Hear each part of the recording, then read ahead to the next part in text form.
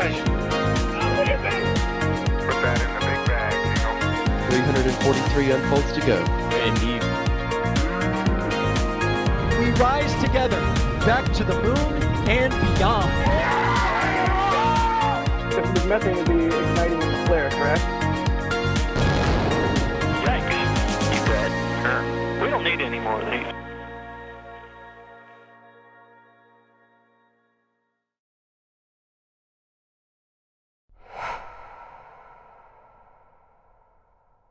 Howdy, space nerds. It's time for another NSF live stream. What is this view? Kevin, what is this view? This is a foggy view.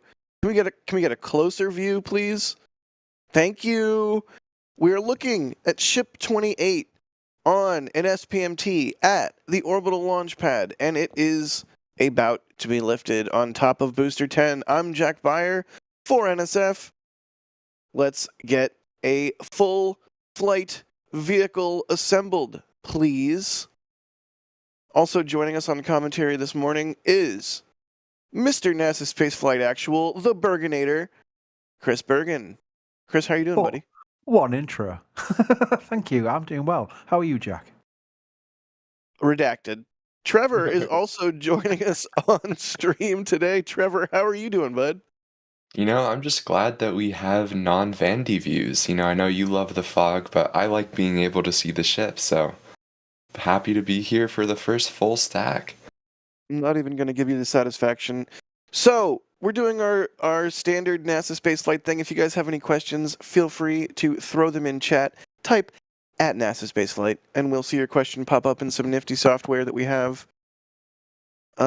I can't even say some nifty software that Michael wrote, because that's like ancient history at this point, and Michael doesn't work here anymore. So it makes me sad. But yes, we have software. We will see your question. Type your question into chat, and we might answer it. But as for a state of play, as you can hear, there is a klaxon going off at the orbital pad. Ship 28 was rolled out last night, if you missed that stream. But now it is at the orbital launch site and ready to be stacked atop Booster 10. Chris, I guess this means they're not going to do another static fire with Ship 28? Now, we've been discussing that. We think there's a chance that they may go full stack, do a wet dress rehearsal, which may include more than one prop load, by the way. So when they do start loading, it doesn't mean it's a wet dress rehearsal. They might be doing a mini wet dress rehearsal. That's what they did last time.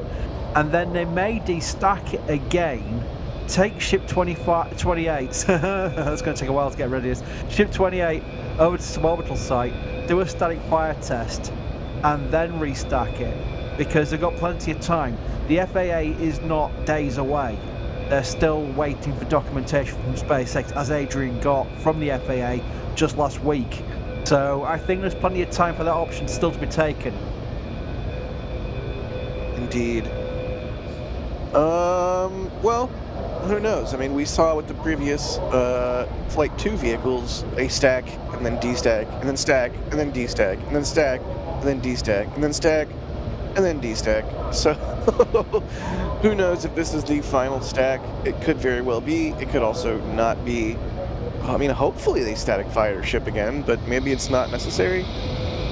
Either way, I do want to say thank you to Sean for rolling out super early this morning and getting this particular view set so that we can see when the ship lifts off the SPMT. Quality view here. Let's do some questions. How about? Because we do have questions coming in, because y'all are asking questions.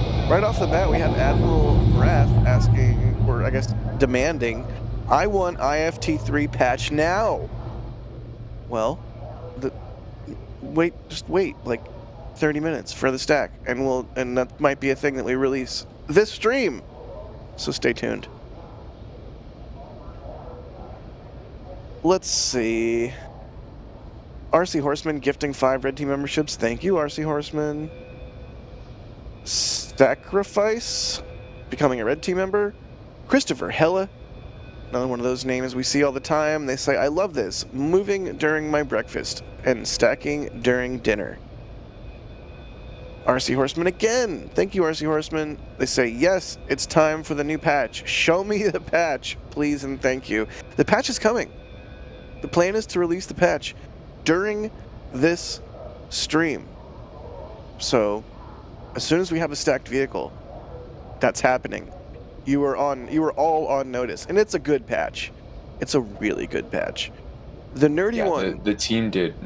When I saw it, I was like, damn. The team did amazing work. If I made it, it would be awful. But Pauline, Adrian, Mark, the whole shop team have knocked it out of the park again. Yeah, in typical Pauline fashion, she did a great job.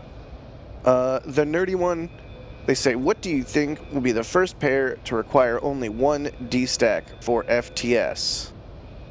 Oh, that's a good question, Chris. Sorry, I was completely distracted. Can you repeat the question? What do you think will be the first vehicle pair to require only one D-stack? Like, they stack it, they do a wet dress, they D-stack it for FTS, and stack it again. Next one, yeah. IFT4, and I'll qualify that. I think that a lot of the pad work we've been seeing going on with the tank farm, all these little, let's say little, big, massive tanks arriving, everything they've been doing has been, let's think about not just Flight 3, but let's think about Flight 4, 5, 6, 7, and 8. Because I think, well, in fact, I know, NASA want to see, on the HLS side, Human Landing System side, which we've got a big multi-billion-dollar contract with, want to see SpaceX ramp up the cadence now. Starship's big selling point is rapid turnaround, not just of the same vehicle, that'll be coming later, but of their ability to launch them, and they need to launch lots of tankers for the HLS program. So I think that IFT3 to IFT4, providing IFT3 goes well, we'll see a gap of about a month. That's asking a lot, but I think that's what SpaceX will be thinking. So I honestly think that IFT4 to be saying, okay, this one, we just go roll out, stack, wet dress rehearsal, send it. And I think that's where we'll see that. Yeah, fingers crossed. We definitely want to see SpaceX get into a rapid flight cadence. I think that's what we all want. And honestly, that's what's necessary to make this system functional for Moon and Mars and beyond. Trevor? Any thoughts, good buddy? Yeah, I'm not entirely sure. I suspect that long term and possibly even in the relatively near future, the FTS won't require dedicated D-stack. Right, we saw this even with Booster 9 and Ship 25. They were able to do FTS work a little bit earlier than they did on the first flight, which just shows that they have a little bit more confidence with the vehicle now that something's not going to accidentally activate or whatever. So I wouldn't be too surprised, if in the next flight or two we see a substantial decrease in number of restacks, and hopefully even this flight could just be one D-stack, but I find that kind of unlikely.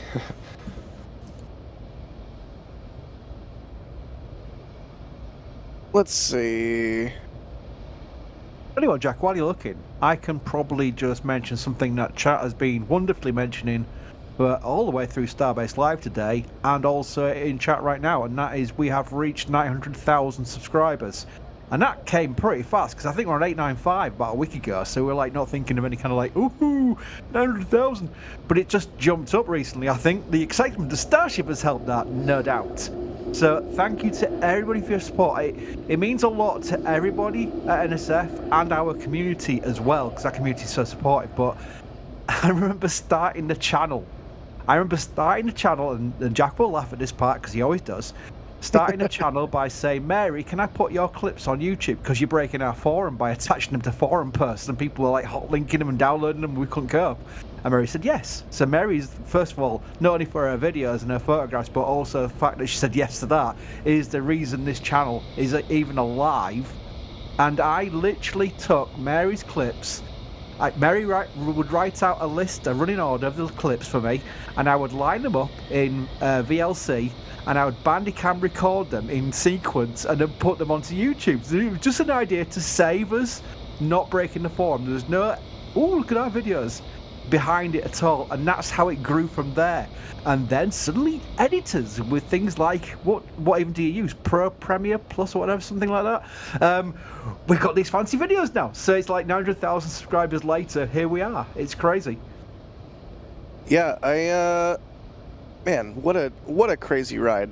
Like, Mary, absolutely the greatest of all time, out there shooting all the videos. And then Chris, you're also, I guess you're pretty good with Bandicam. And then I was like, that was right around the time the pandemic hit, and I was like, okay, look, these videos are amazing. We have to do this justice. We're going to edit them properly. We're not just going to Bandicam. You know what, Chris? Bandicam good. Chris good. I will say, Jack, Bandicam was the best $19.95 I've paid ever for to get the watermark removed from the top where it says bandicam.com. Literally, like that's what I did. I thought, well, we can't have that on there for a start. But I still use it on all. If you look at my posts on X, I still use it. I'll be clipping when this starts lifting. I'll be Bandicamming it and put it on Twitter. Don't advertise that, Chris. Come on. I love too that we're like, we'll show you how to use Premiere. It's super easy, and you're just like, nope, Bandicam. No, you see, I need simple things. I'm at the age now where I'm stuck in my ways, and when anything says, "Oh, why don't you use this new program we've got?" I'm like, I don't want to learn. I'm too old for that now.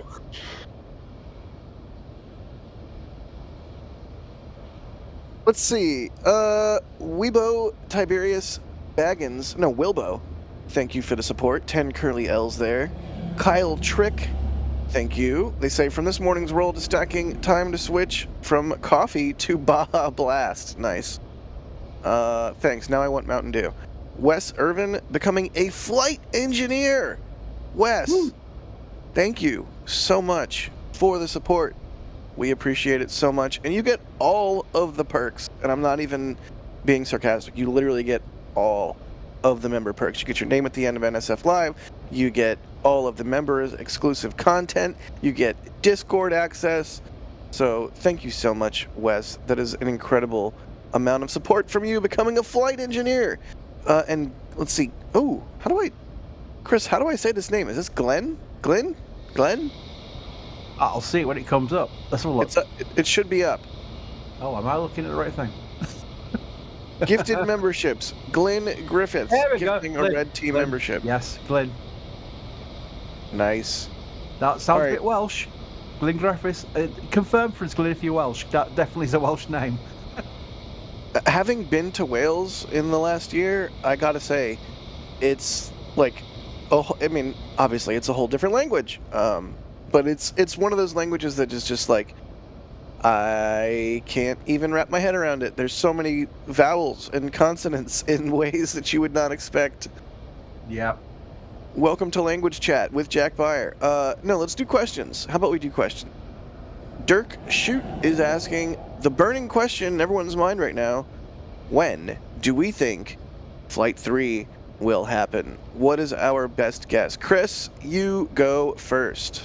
Right, well, I'm ruling out February now. I think it's asking a little bit too much. The cool thing is, when I say ruling it out, it's not like we're going, well, I think about 2 or 3 months yet. We're talking weeks, whatever. That's where we are. I just think that statement from the FAA that Adrian got last week, so it was like the most up to date, is probably the biggest indicator that there's still some work to go. Now, that's fine because it means SpaceX will be ready by the time the FAA is ready. There was a chance before that the FAA was going to be ready before SpaceX was ready. So that was kind of like, you have to really balance these things out. I'm going to say very early March and go from there. If they can get the wet dress rehearsal done, and if they need to study Fireship 28 again or not, as long as their readiness is there, it's a case of just waiting for that day. The FAA go, yes, we've completed our study or investigation or whatever word they want to use, and SpaceX is good to go. And maybe this is the key thing here, maybe this time the FAA will not just say for IFT3, or they actually call it OFT3 for some reason, but they may say for the next 3 or 4 flights. Imagine if that comes back.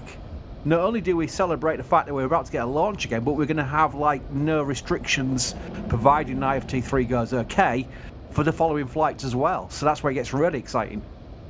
Yeah, fingers crossed. We all want to see this thing the system get tested rapidly and repeatedly. So hopefully that is the case. Trevor, what do you think for Flight 3 dates? My guess is Pi Day, just because the first one was on 420, which seemed fitting. So I feel like what's the other fitting number? March 14th. And like Chris was saying, I think February can largely be ruled out. So, add on a week or two of schedule slips. And, I think you're looking at mid-March. So why not say Pi Day? Yeah, I'm on board. I think a Pi Day Starship launch is absolutely on the table. I know it's upset Trevor. Is that a maths joke, Trevor? With an S? Americans just say math. It's like, to us, that's like, well, that's not right. But when we say maths, Trevor goes, that's not right either. So, transatlantic translation for you there. I didn't know that Trevor didn't like that, but now I'm going to say maths every time just to bother him. No sense, because mathematic is not a thing. So it's not like it's plural. It's just an S on the end of the word that for some reason the British, when they shorten it, just keep. And it's like, that's not how shortening words works. Cope.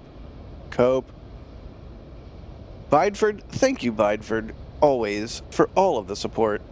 With a super chat coming in, they say, get Adrian on now. I've got shop open to buy, but my patience is wearing down. Please, I'm pleading. No, Bideford, you have to wait for a full stack.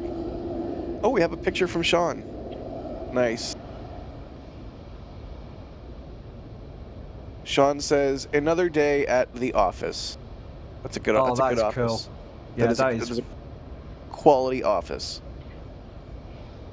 Mick Healy, thank you for the 15 curly L's. They say, what do the panel think are the chances of a successful orbit and re-entry on Flight 3? I reckon they will do it this time. Okay, this is two questions. Mm-hmm. Orbit is one, re-entry is an entirely other one. So let's start.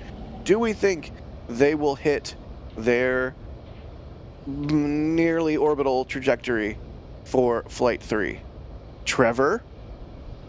Yeah, it seems likely to me. The last flight, IFT-2, went really well, and it seems like if they wouldn't have, or they've said that if they wouldn't have dumped the liquid oxygen, that they would have been able to reach that suborbital, almost orbital trajectory that they were targeting. So I would be kind of surprised, to be honest, if on this launch they didn't reach that trajectory. But then again, look at Falcon 1.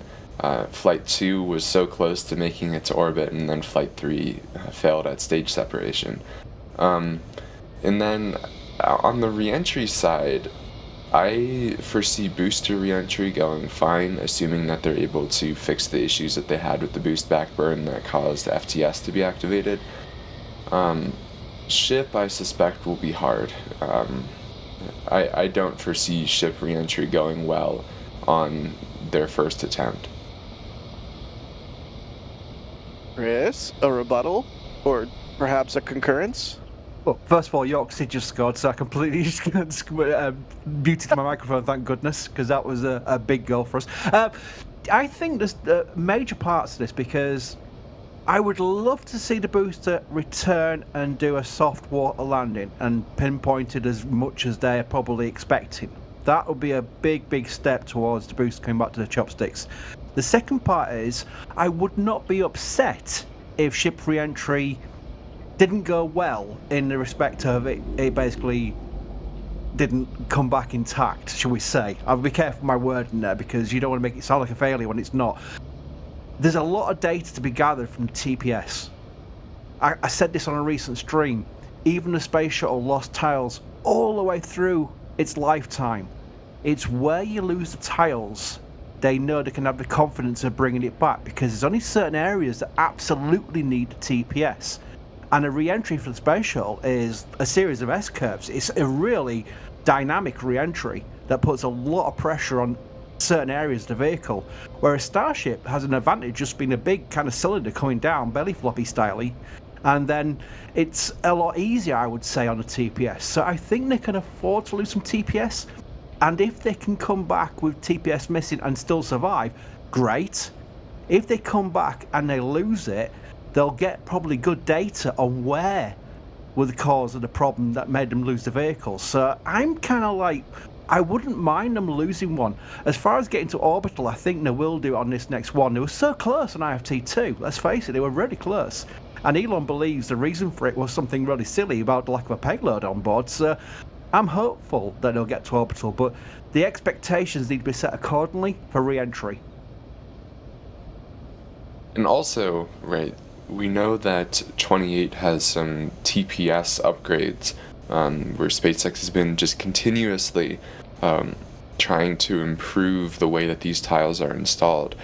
So hopefully we'll see fewer tiles fall off during ascent, which of course would increase its chance of surviving re-entry. Yeah, I think Flight 3 will be successful from a trajectory standpoint. That's my gut. Flight 2 went so much better than Flight 1. It went so well, minus a few minor kaboom booms, to use a technical term. But yeah, as for re-entry, I'm gonna agree with both of you. That's a whole other box of worms, barrel of worm, whatever the expression is. But yeah, either way, they're gonna gather more data on Flight 3, and that will help them inform their changes to the design of Starship in version 2 and beyond. So, as I always say, more data is more better. Bideford again! Thank you, Bideford, for gifting 5 Red Team memberships. You're the best. Tommy Time, becoming a launch director. Thank you, Tommy. That is outstanding. And once again, same as the flight engineers, you get all of the perks. So be sure you hop into Discord and say hi. The Discord is amazing. Like, our members are amazing.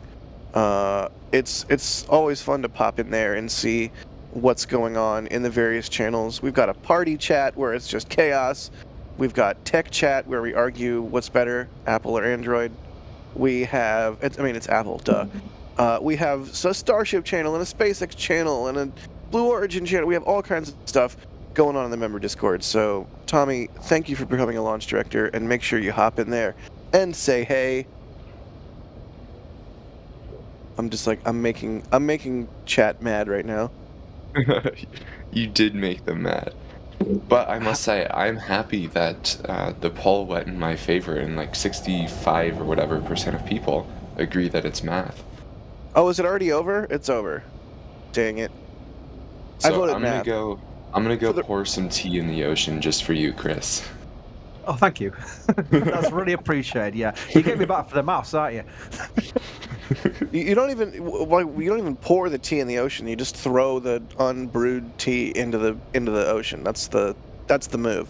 You know, one of our team, I won't even mention his name in case it does, because it is quite sensitive.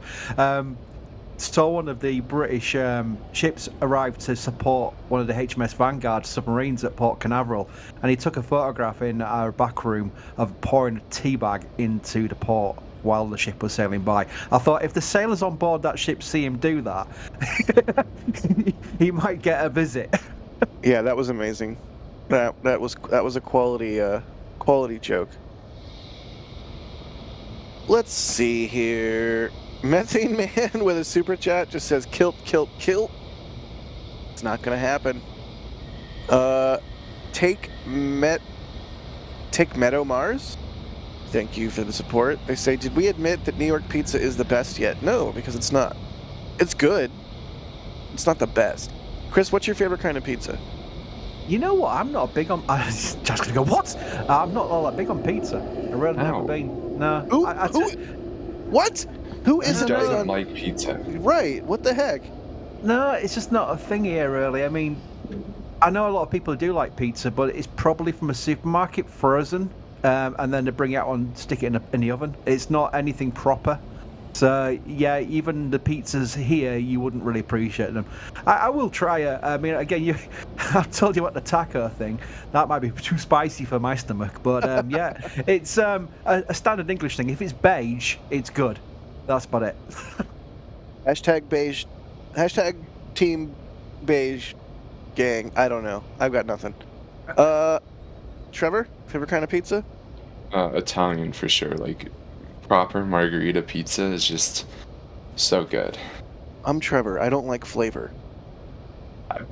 That's like the most flavorful. What are you talking about? There's already tomato sauce on the pizza. Why do you need tomato as a topping? A margarita pizza doesn't have tomato as a topping. Doesn't it? Isn't that like what margarita pizza is? It doesn't have to be.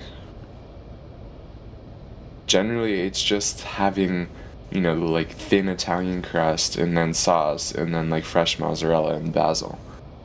Basil? Basil, as Chris would say. Yes.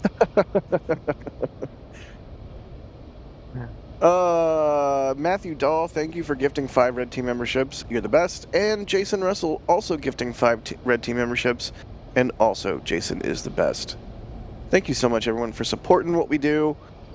And yeah, if you were not clear, or if it has not been made clear, there is a special announcement coming that is store related once we get a full stack. Probably something to do with a patch for Flight 3, maybe? Question mark? So stay tuned for that. But as of right now, the stabilizers are not in, and the press lines are still attached to the ship, so it could be a little while before lift yet. However, we did have that klaxon going off for about an hour, and the klaxon has stopped. As you can hear, it is no longer going. So maybe lift soon, question mark? Ian, Chris, how do I say this last name? Let me Biswinger? Biswinger. Oh, that's what I'm gonna go with. It's there in the ticker. Can you see it? Oh yeah, my internet is playing up. 1 second. Also, my eyes. That's the thing. Ian, oh god, yeah, you need an Adrian for that. Best winger, I'd say. Best winger. Yeah. We gotta get Adrian in on this. But yeah, good call. Best winger. They ask, do you think this one is going to make it to orbit? If you put orbit in like air quotes, yeah, because it's not actually going to orbit. It's like nearly orbital, right, Trevor? It's like a few. It'll be like basically a cold gas thruster puff away from orbital velocity. It'll be very close. It's so close that I believe even Jonathan McDowell counts it as an orbital trajectory. With like, I think he then, of course, since he's so pedantic, in the best way possible, has like an asterisk saying like, oh, it has a super low perigee, so it doesn't make a complete revolution. But he classifies it as an orbital launch attempt, so close enough, I would say. And yes, I think that it's going to make it to orbit. Yeah, I mean, if the orbital police himself, Jonathan McDowell, classifies it as orbital, I think we can just put that whole entire thing to bed. It's orbital, fine. He says it's orbital, it's orbital. Yeah, he certainly knows way more than I do, so... Yeah. And me as well. So yeah, I think it'll make it. Chris, you think it'll make it? Yes. All right. Holy cow. Wow. You see Mats, I assume? Yeah, Mats Gosselar. I hope I'm not doing too bad at pronouncing that. Holy cow. 50 Red Team memberships gifted. Mats, that's insane. Thank you. Thank you so much for that. 50 people. 50 people now have Red Team membership that otherwise would not. And if you got a membership, make sure you thank Mats or whoever gifted it to you. That's outstanding. Because we do. We put a lot of work into the membership program. And by we, I mean mostly Chris. But also Yeah.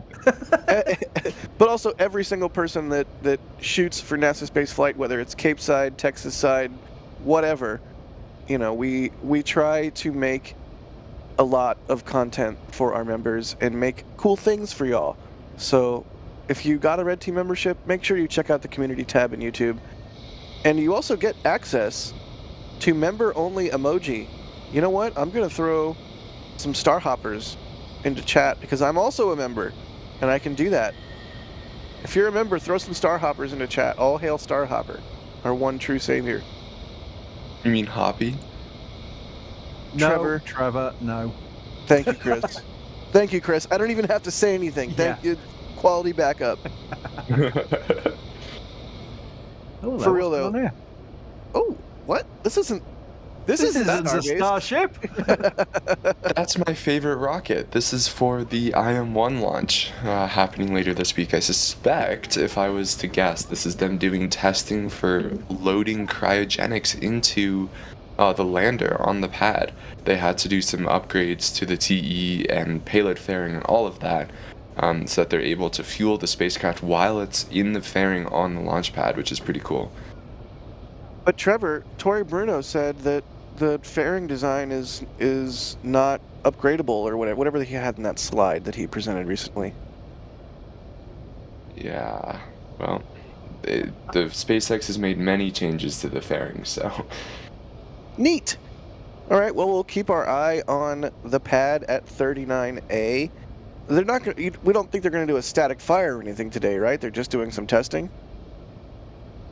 I don't think so, but I'm not 100% sure. I don't follow the static fires super closely since, you know, Falcon launches so often now. Right. Well, if you want to keep your eye on what Falcon 9 is doing at 39A, don't worry. Just get another screen, and you can watch this stream and Space Coast Live, our 24/7 live stream from the Cape, at the same time. For real though, Mats, thank you. 50 Red Team memberships. That's insane. That is an insane amount of gifted memberships. So thank you so much for that. Let's see. CJ Howell is asking, is the profile for Flight 3 the same as the last one? As far as we know, right, Chris? Yeah, as far as we know, but I reckon they'll probably tweak it a little bit. They keep talking about this potential demo. It's not. It's about tanking, but it's about refilling, I should say. But obviously, they're not going to launch a second Starship. They're not going to launch another one at the same time. It'll be more about an internal transfer between header tank and main tank, things like that. I think it's been to and fro. We've seen a few that they're going to do it this year, and a few that they're going to do it on this flight. Now, if they do it on this flight, they may go for a different kind of profile, where they just basically loiter almost for a bit, and maybe they've got the time to do that before they get to Hawaii, because that's another objective they're going to do. I think the orbit burn might be on the cards if they're going to make Hawaii, or rather than just come straight back down. So there's lots of things to watch out for. The fact that we've only seen IFT2's full burn nearly, and then boom, means we can't really have anything to compare with just yet. But it's going to be a fun thing if we get to that point where they cut down on the Miko main engines, they shut down the Raptors on the second stage, which is chip. And then in that position to then take the flight further, then it's exciting times because it's the first time ever. Yeah, I'm so excited for Flight 3 just because seeing this behemoth of a rocket fly will never get old. It's insane. But I'm especially excited for Flight 3 because when and if they do get to a nominal engine cutoff on ship, like I can just imagine the sheer just joy of everybody in the control room, of everybody watching, of everybody that wants to see this thing become what has been prophesized in terms of a rapidly reusable game changer of a rocket. If they get to a nominal engine cutoff on ship on Flight 3, I think everyone at that moment is just going to absolutely lose it. I mean, I know I will. It's going to be quite a milestone. So, fingers crossed that they do, in fact, get there.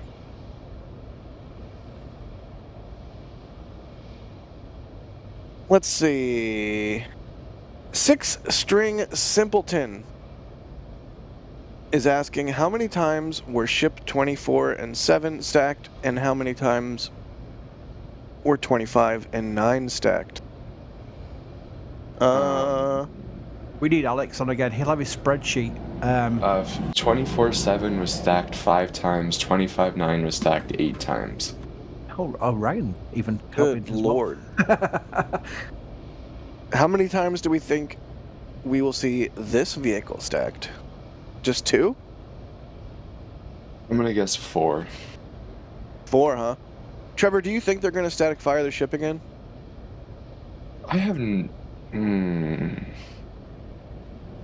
I feel like if they were going to static fire the ship again, it would not have gone straight to the orbital pad.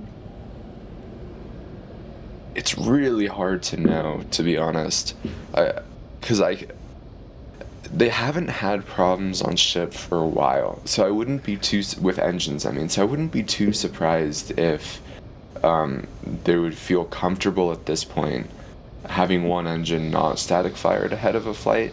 But then again, I know I just cursed it, so SpaceX, please do a static fire.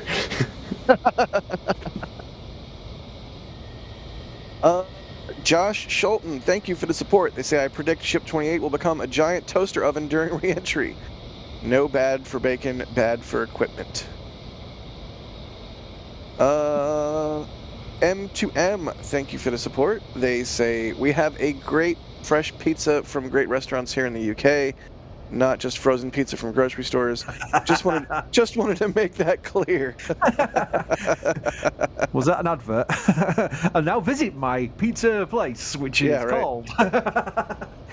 Nigel, thank you for the support. They say, make jokes about the English language or our tea, and we'll start making jokes about presidential elections. All right. I'll stop. I'm sorry. You're right. We have no ground to stand on. Like 5 prime ministers within like 2 years. Yeah, I know. We're moving right along. Yeah, we can't joke about Americans when we've got our own problems. Oh, God, everything's broken. Everything's horrible, but not Starship. Starship's not horrible. That's why we love it. Christopher Hilla, thank you for upgrading the red team.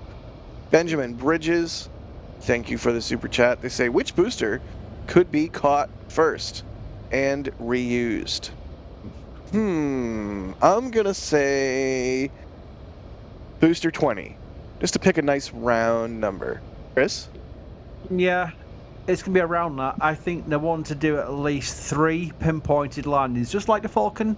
With all the successes we've seen now with the Falcon booster came after soft water landings and multiple drone ship booms.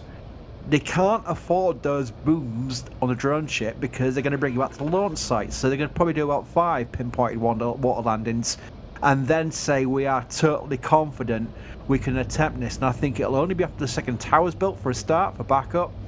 And I think we're looking at maybe booster 20. That's probably a good call. Trevor? I honestly have no idea. Don't be Alex. Don't be an Alex. Come on. Yes. I see SpaceX probably wanting to do it before booster 20, because, these boosters take a lot of work to build, and if they want any chance of significantly increasing Starship launch cadence, they'll need to start reusing them pretty soon. So I'm hoping it's more like, B15 or something along those lines. Of course, who knows, they may scrap more boosters and skip more serial numbers like we've seen in the past, but I hope it's in like 5 flights or so. And I know that's optimistic. No, I mean, it's optimistic, but I'm with you. I do hope it happens soon. It's something that is sort of critical to the Starship system. It's not just about launching. Right now, that's what all of our focus is on, of course, because we're only on Flight 3. But in order for the system to be fully realized, they need to be able to catch these things, and they need to be able to turn them around rapidly. So, fingers crossed, we get there soon. Mr. Rich Texas, gifting 20 Red Team memberships. Y'all, you're coming out in force with us. Mr. Rich Texas, thank you. 20 red team memberships gifted. If you to Rich, Texas, or anyone else, you now have access to members only emoji. Look, I'm gonna throw more star hoppers into chat. Bam. If you want to throw star hoppers into chat, do it. If you're a member, and if you're not a member, become a member. And if you want a gifted membership, chat more, because I think that's sort of how it is decided who gets the gifted memberships. Miguel becoming a PadRat member, thank you for that. Edders574, thank you for the super chat. They say Jack Kilt Fund. It's not going to happen, but thank you. Burgufu? I have no idea. Thank you for becoming a Capcom member. Pop into Discord and say hey. I'll give you one-time irrevocable permission to @ me on Discord while we are on stream, because I want to welcome you appropriately to the Discord, which means by posting a Forrest Gump gif. Trevor, not you. Trevor, I did not give you permission. What am I supposed to do with that? It's distracting. Stop it. I just said hello. I'm mad at you now. I mean, I'm always mad at you, but Austin Skirvin... Everyone is booing me in chat. As they should. As they should. Chat, find Trevor on your favorite social media of choice and send him a DM that just says boo. Austin Skirvin, thank you for gifting $5 to tips.nasaspaceflight.com. If y'all don't want to go through the whole Google rigmarole, you can also go over to tips.nasaspaceflight.com like Austin did. Thank you so much. They say, when Jack in a kayak in a kilt? Never. Never. I'm putting my foot down. Kanan Copeland, who has been, like, asking great questions left and right on all of our recent streams, is asking, what kind of things do you think can be done to limit the refurbishment on the orbital launch mount between flights? Trevor, I'll let you go first. More data. It's really what it comes down to. Right, we've seen this as on Falcon pads, that as they launch more and more, they just have a better idea of what refurbishment needs to be done. And also, when you know exactly what refurbishment needs to be done and what areas get hit the hardest, you can go reinforce those areas or whatever. So the more times they launch this thing and the more data they're able to get, the more that we'll see the turnaround time of the pad significantly decrease. And this has been really fun to watch, both at Slick 40 and Slick 4 East on Vandenberg. Right, Slick 40 is now launching a rocket every 4 days on average, which is frankly just remarkable, given at the beginning of last year it was more like a rocket every 10 or so days. And then Slick 4 East is now, they've had their quickest turnaround of 5 days, 5 hours and 22 minutes, which was down a lot from the previous records last year, which were all in like the 8 to 14 day range. So it's just the more they launch, the more they'll learn about how the pad and vehicle synergy works. Couldn't have said it better myself. Good answer, Trevor. Chris, any thoughts? No, Trevor covered it. I do think the water deluge system, which seemed like a crazy idea at the time of it being announced, the upside down shower head, has made a massive difference. We've seen the difference with the pad, with the difference between IFT-1s digging a hole to China compared to IFT-2s. Oh, that tickles. So I think really that has helped the base greatly.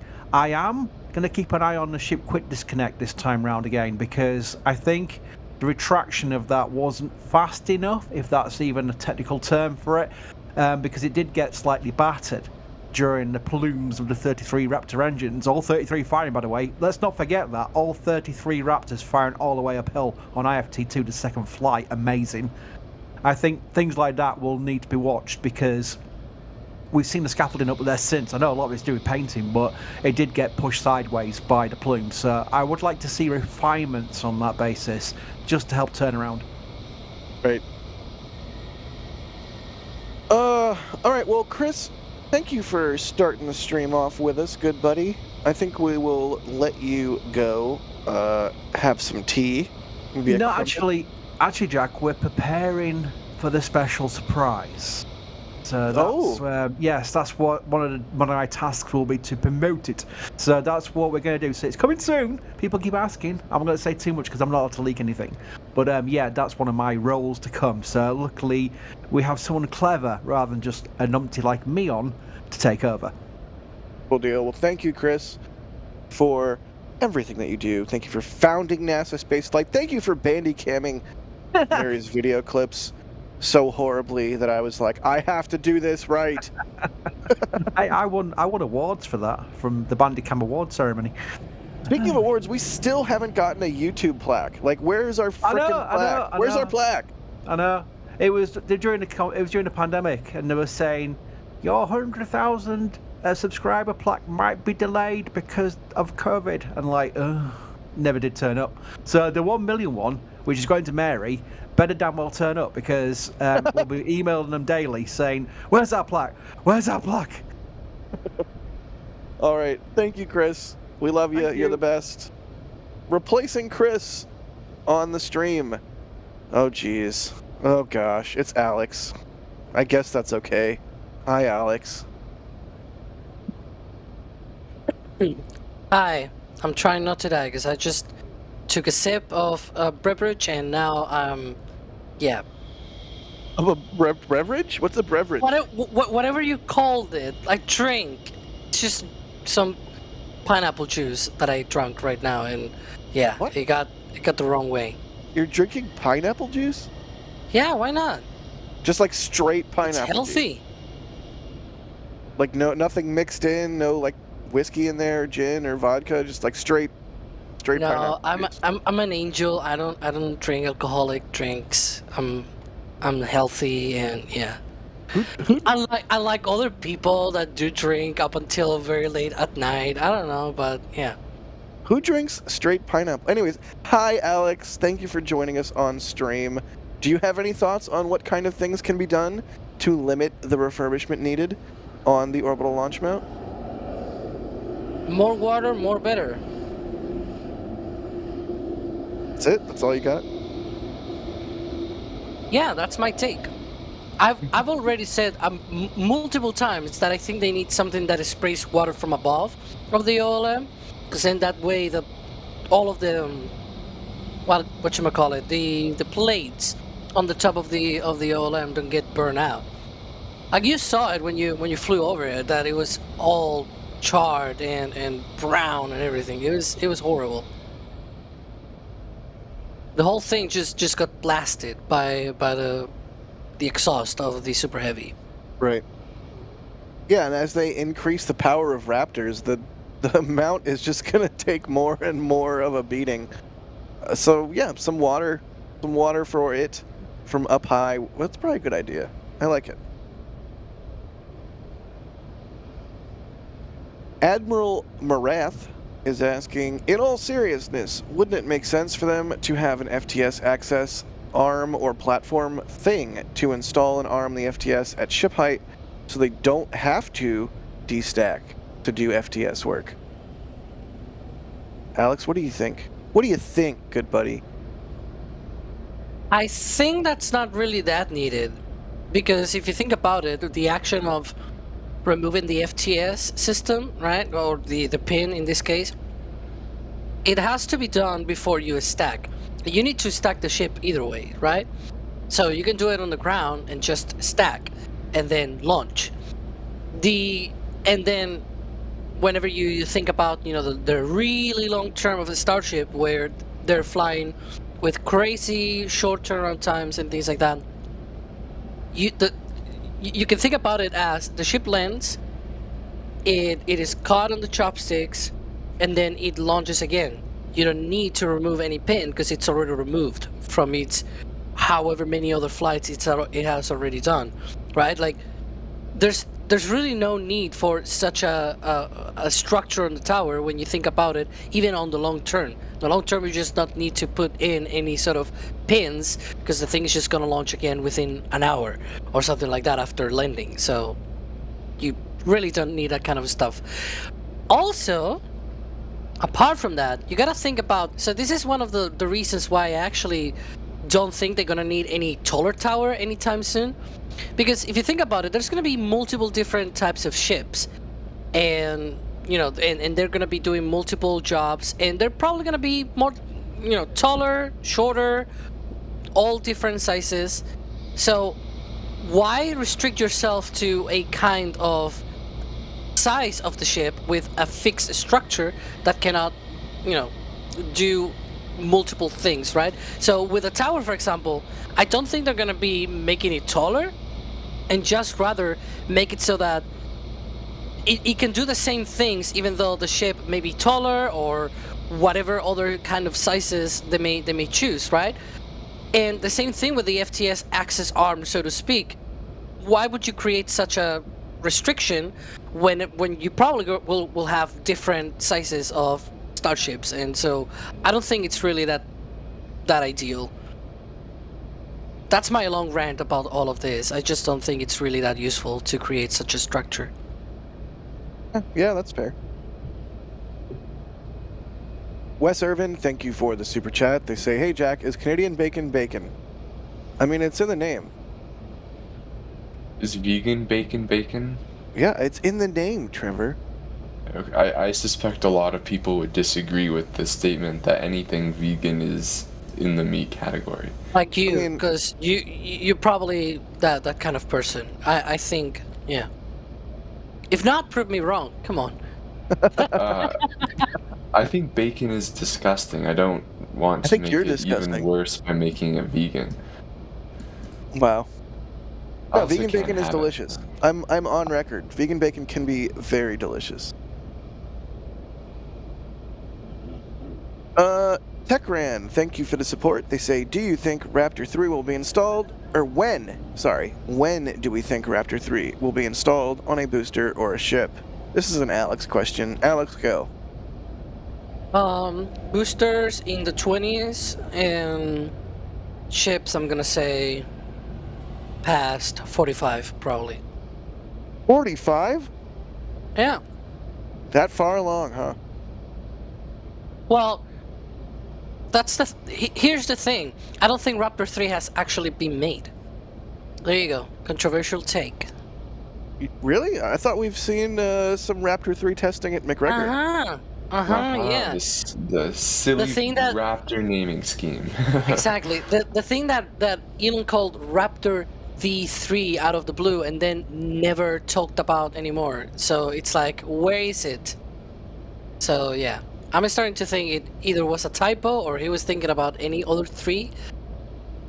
Like say Raptor 2 Block 3, because they are very used to doing blocks. Stop. Even for engines, like even Raptor 1, hang on, because Raptor 1 even had its own blocks, if you think about it. Because the Raptor 1 that flew on a Starhopper was not the same one that flew eventually on SM-15, if you think about it. That there's no way those 2 Raptors were the same, even though they were Raptor 1s. They were not the same, like, whatsoever. I refuse to think those 2 Raptor 1s were the same in design, even. Like, there's no way. So there could have been multiple variations as well with Raptor 2. We already have one difference with this ship in particular. This ship has electric TVC. The booster had already electric TVC on Booster 9, but the ship, this is the first one that is gonna fly. I say that because Ship 26 was actually the first one to have electric TVC, but this is the first one that is actually gonna be flying. Sorry, Kevin, but that's the truth. And so, I don't know, like, that's already a difference. That's already a change in design. So who knows, maybe there's other types of Raptor 2s being developed, and that's what Elon referred to. Plausible. That's my take. Plausible. And that's why I think it is a little bit later down the line. Brianna Matthews, thank you for the super chat. Very generous of you. They say, do you think they will be able to orient booster on landing that precise to where the chops can catch it, i.e. booster oriented with pins rotated in the right direction? Well, they have to. They literally have to.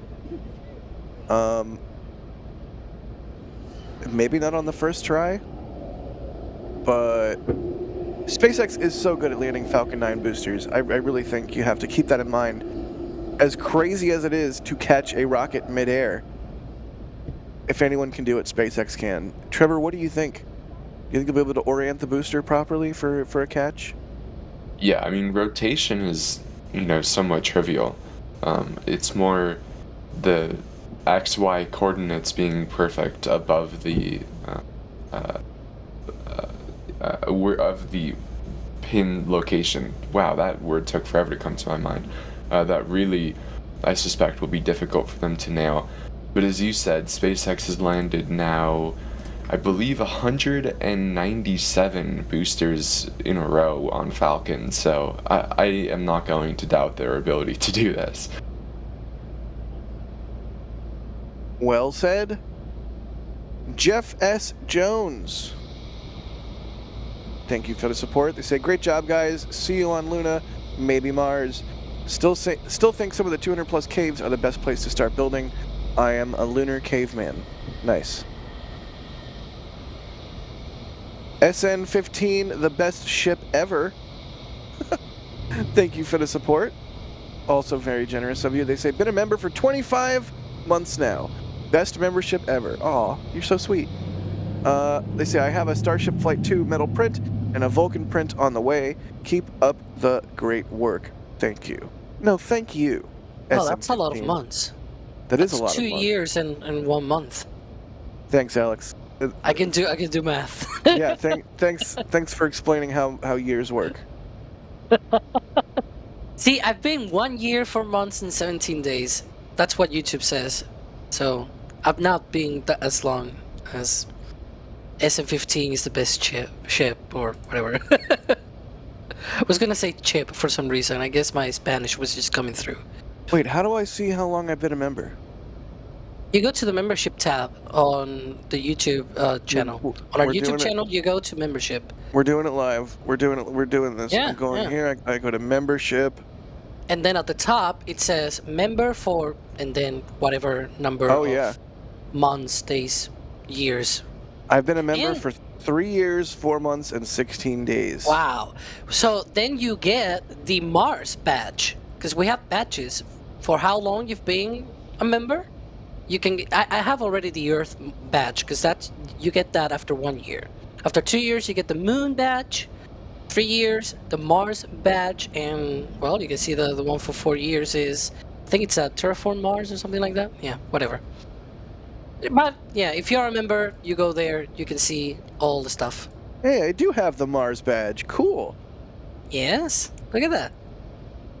Shout out to Matt Z in chat. Terraforming Mars is a good game.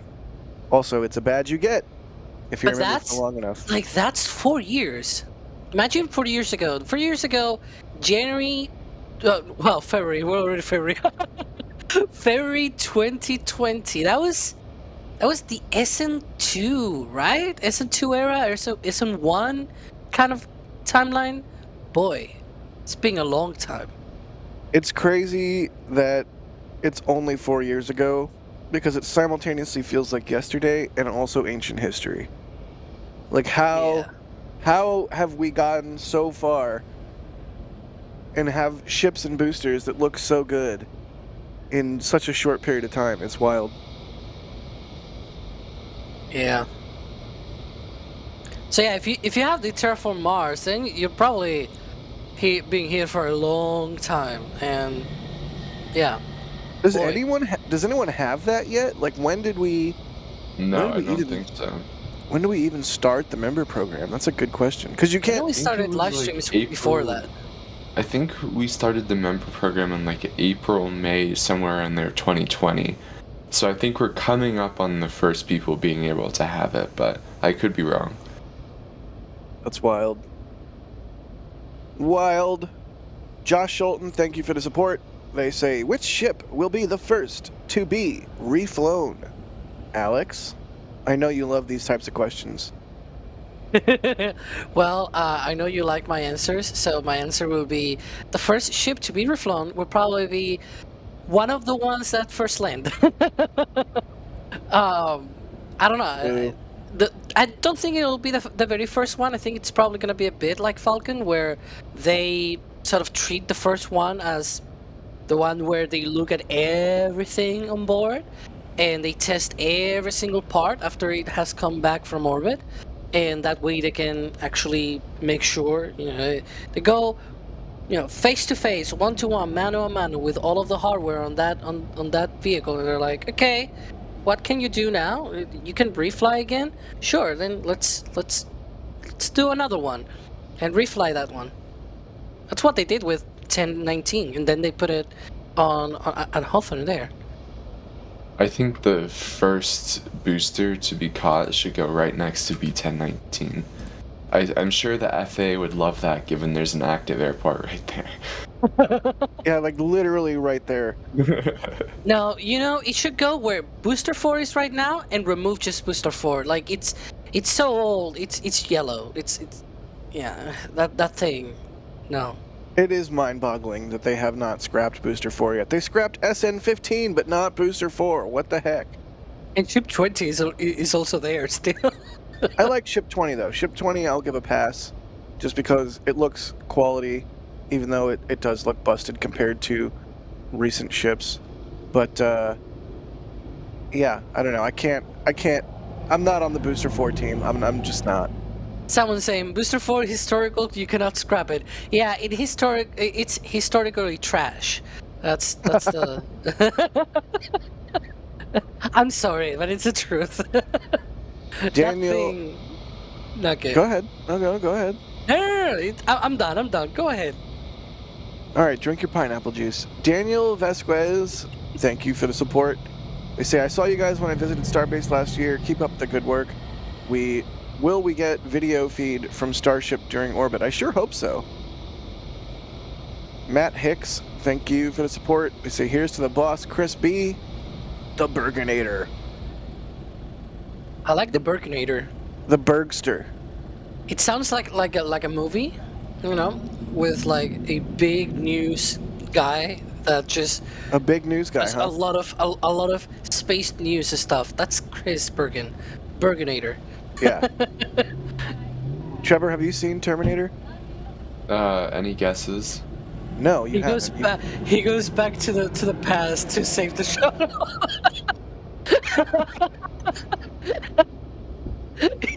He goes back. I'm already making my movie. Give in them my to brain. me. You know, I'm on board. I am fully on board for this. I'll be back. Trevor, watch the Terminator. It's a classic. What's wrong with you? What is wrong with you? I was just raised this way. Well, no, I've never been one for movies. Like, I don't know. Is it because their frame rate isn't high enough for you? Okay, first of all, for your precious little fragile eyes. 24 FPS is so stupid. I will never understand the argument of why people think that lower frame rate is better. Like, I don't want to see choppiness when there's like a pan or whatever. It just looks atrocious. Who looks at a movie played in 24 frames a second and goes, ew, this is choppy? Literally, who does that? How could you not do it? It is so choppy, and it just is like, there's no reason to not be recording at least 60 FPS these days. There's plenty of reasons. I can't think of a single good one. Well, you're dumb. See, the thing on all of this, folks, is that these two are, you know, they're having their fight, and I don't really care too much because I'm a paleolithical being, and so I'm like, I don't care if it's 24, 60, because I don't understand about frames per second and all of that stuff. So, yeah. But just to be opposed to someone, I'm opposed to Trevor. Trevor, you deserve to be muted. There you go. Here's the thing. I'm all for higher frame rates for a subject that is warranted, like, you know, sports or rocket launches, for example. But for a film, there's something magical about 24 frames a second. And I know, Trevor, you're an idiot and you don't agree, and that's okay. But so I'm honestly But no. curious. Let me finish. So when there is a frame rate such as 24 frames a second, and there are gaps, you know, there's a bigger gap in between frames because it's not 60 or 120 or whatever, your brain is forced to fill in the gap. So there is a certain amount of processing that takes place on your own internal hardware that changes how you perceive the image in a good way. You know, it's like jazz. Sometimes it's about the notes they're not playing. Sometimes it's about the things you don't see. But why would I not want that to just be there? And by the way, I see Kevin is saying that the eye can't detect over 60 FPS. That is just blatantly false. You know, I will bet you money, Kevin, that in a blind test between 60 and 120 FPS, if you let me use a computer, I can tell every time. When the whole thing with the Apple stuff on the phone went out, that you said, oh, it's 120 something. Hertz. You were saying, oh, it's so fast. It's so I didn't really notice anything. You're the only one that really sees that stuff. I think Trevor might be an alien. Yeah, I think so, or like a robot or something. That's Right. why he's only focused on math. Right. 'Cause Yes. robots are like focused on doing calculations and Trevor things like that. is a robot, confirmed. Alex, have you seen K-Pax? What? Have you seen K-Pax? No. It's a really good movie. You should watch it. Okay. Is it at 24 FPS? It's lovely how you don't blame me for not watching it, because you know I do watch other things. Yeah, you are a So- cultured individual. You watch Exactly. films. You know about. I can make Simpsons references like, Oh yeah. you know, I don't. What's a Simpsons reference? It's just a little. It's just a little wet. It's still good. It's still good. It's still good. It's still good. It's just yeah, a little fly. K-Pax is a good movie, and I bring it up because the main character in that may or may not be an alien, and could see things that humans couldn't see. And I'm using that as evidence that Trevor might be an alien. Oh, Matsy. SMRT. I mean, SMART. I used to be with it, but then they changed what it was. Now, now what I'm with isn't it anymore, and what it is seems weird and scary. It'll happen to you. You used to be cool, man. What is this live stream? I don't know. We're waiting for this thing to lift. Which, it doesn't seem like it's gonna happen like right away, right? The press lines are still connected. Oh, yeah. What is your take on the state of play, Alex? Well, like, what's the state of the press lines? Because can we see them with this camera? Maybe some other view. There we go. There we go. It's moving. The- We are tilting down. The camera operator just heard me. Ooh, I have controls. Hey, what? They move it down. Okay, well, the press lines are still on, so we're obviously waiting on that. Boy.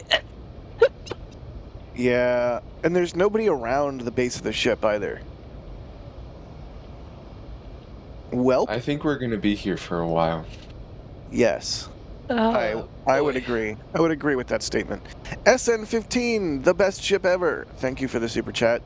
They say I'm not allowed to get another metal print. I have 5, but it's not enough. Where do you think Tower 2 will be? I have whiplash. I have whiplash from this super chat. Alex, where do you think Tower 2 will be? At the launch site. Wow. Quality commentary here from the NSF stream. Hey, you complain when I give a long answer, so there you go. You always say that, but no, I don't actually complain. I enjoy your long answers because they're typically good, unlike Trevor's. Okay, well, I'll give my long answer. The problem of having it on the south, as previously stipulated on the whatever plans they had with the Army Corps of Engineers, is that we haven't seen any movement to the south of the complex. And so the thing that comes to mind when that happens is like, okay, what are you guys gonna do? If like where's it gonna go, right? And so the other option is to put it on a place where they don't need any clearing because they already have cleared it and it already has stuff in it. Now, there's a theory out there which now my Siri somehow just thought that I was talking to her.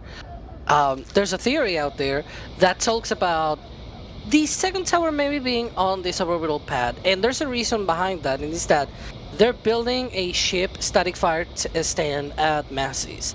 It's still though underway, like it's not really fully built yet, and so that suborbital pad is still needed probably for the next ship, for the next vehicle, ship 29, or maybe ship 28 if they actually do a static fire test of it before the flight.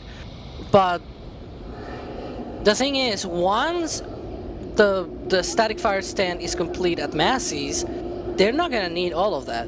They're not gonna need that suborbital pad, and so they can just remove all of that, bulldoze everything, and build a second tower there. And I mean, it makes sense as long as I don't see any movement to the south. I can agree more with that theory than the theory that it's gonna be on where the plans from the Army Corps of Engineers, like that was the plans of like 2021 or something like that. It's 3 years ago. So and we know that SpaceX plans they change a lot, to say the least. That's probably an understatement actually, but yeah, that's my take.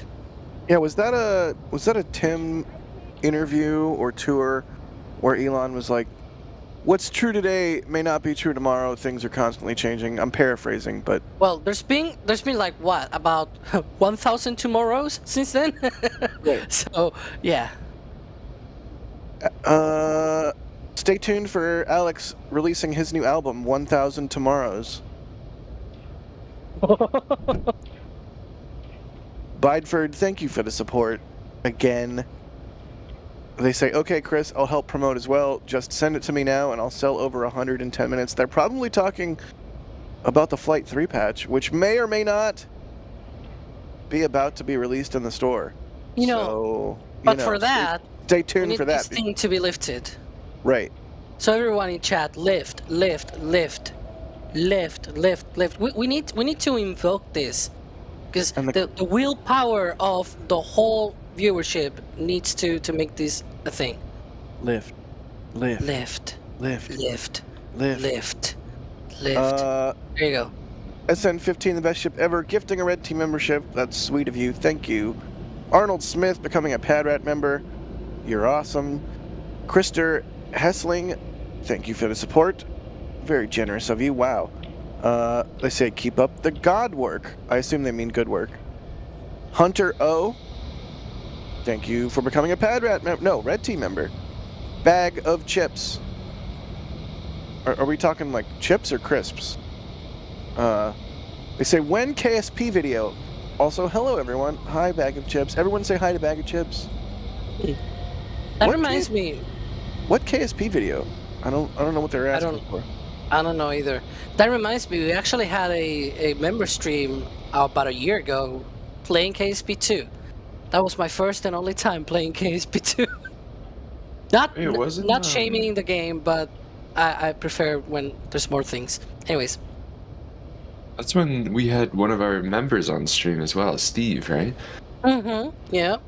We have had, I mean, to be fair, we have had videos where Das has been doing some KSP stuff. Like, I remember after the first flight, he sort of tried to explain the power slide of the booster and the ship, you know, when the first flight, and it kind of power slide to the side, because it was doing the pad avoidance maneuver, but it was also moving to the side, and you could see it on the drone shot of the liftoff from SpaceX, where it went to the right of the view, and it was obviously because it was missing a couple of engines on one side, and so he was trying to, you know, sort of recreate that on KSP.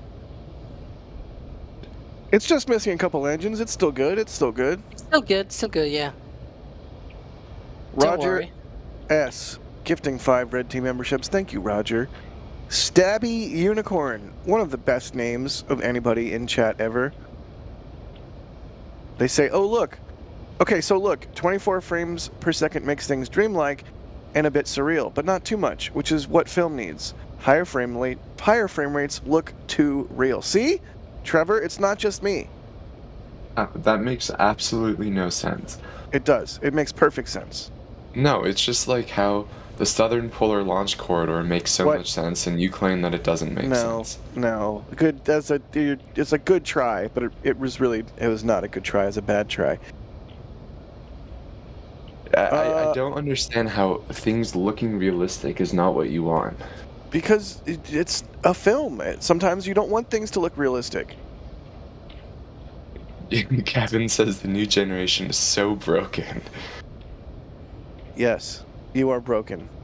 Seriously though, Stabby Unicorn, thank you so much for the $50 tip. That is extremely generous. Super appreciate it. Max whoa. is with me. What? Siri, hang on. Somebody talk. I mean, Max is also new generation, to be fair. I have to say, I love Apple, but it is truly remarkable how Siri has not really improved since it first came out, and there are still so many accidental triggers. It's remarkable. Yeah, my HomePod just started yelling at me. I had to mute myself and yell back at it so it would stop. I have no idea what was going on there. Max E, thank you for the support. They say, I'll take what are rails for 500, please? We don't have rails. Michael Maxey, thank you for the support. They say the first super heavy booster in Starship to return, chopsticks caught, will be museum pieces, like the first successful cargo dragon. Every about them will become blueprinted. That is why every Falcon 9 works the same way. I do hope they preserve, milestone ships. But they scrapped 15, so who knows? At least Starhopper still exists, which I, for one, am. Yeah. Hey! Don't jinx it. Just, well, I was gonna say before. I didn't say it because I didn't want to hurt people. But if they build a launch tower at the suborbital pad, Starhopper is nearby. Just saying. I mean, they could move it. They could just move it. It's a water tower. It's a necessary piece of ground support equipment. I don't know. No? How dare you? Who knows? You never... Look, with a SpaceX, you never know. They can hurt your feelings in such a way. Like, yeah, SM-15 went away. It's... You gotta come to terms that maybe if that happens, that could be an outcome. We can have a group theory here, if that happens. You say group theory, Alex?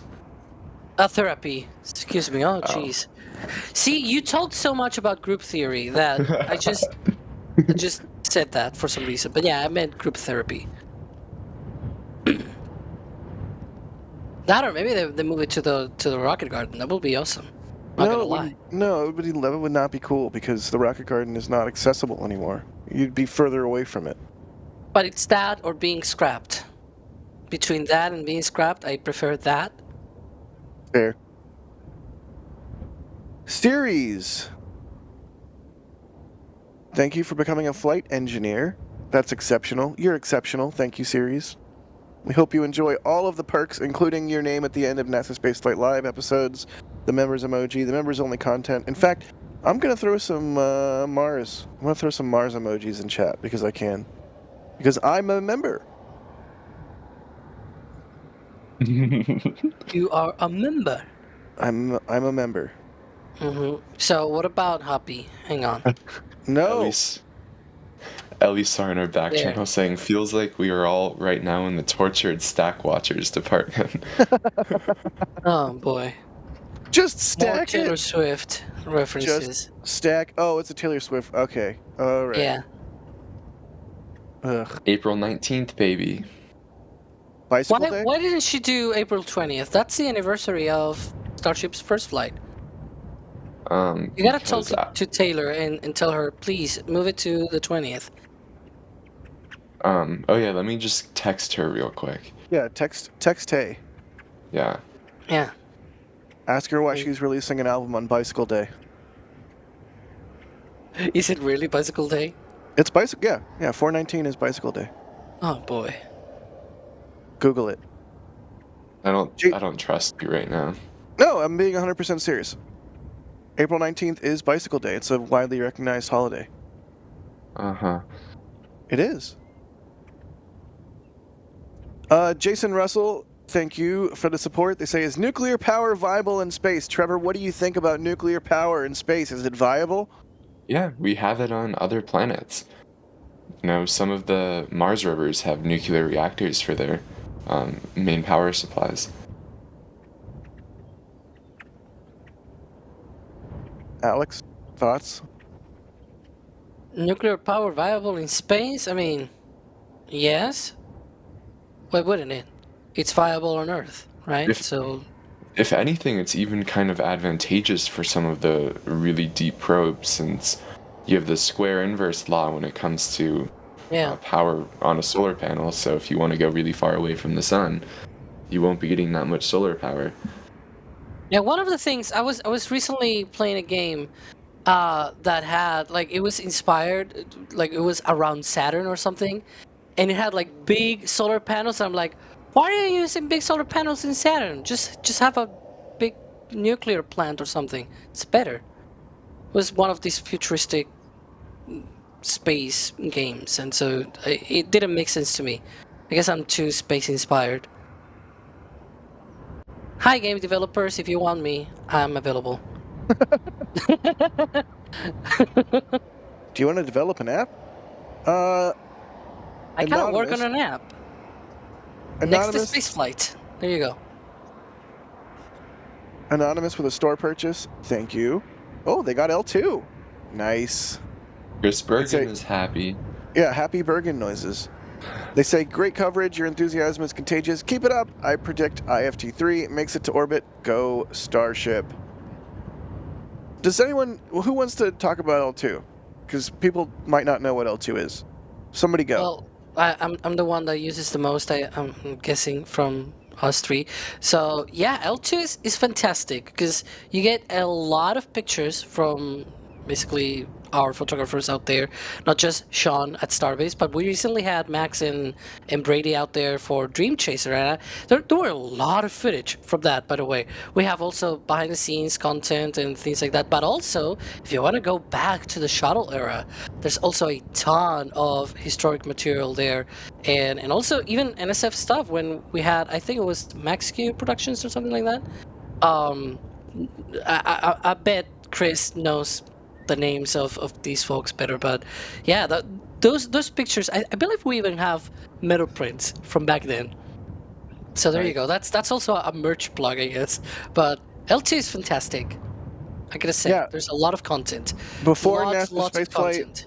was a YouTube channel, it was and still is a news website with a forum, and then there's a part of the forum that is a paid portion of the forum where all kinds of goodies get posted, and that is L2. So if you're interested, check it out. Lionel, Yeah, and it's probably good to emphasize, by the way, it's more than just pictures Oh, of, yeah.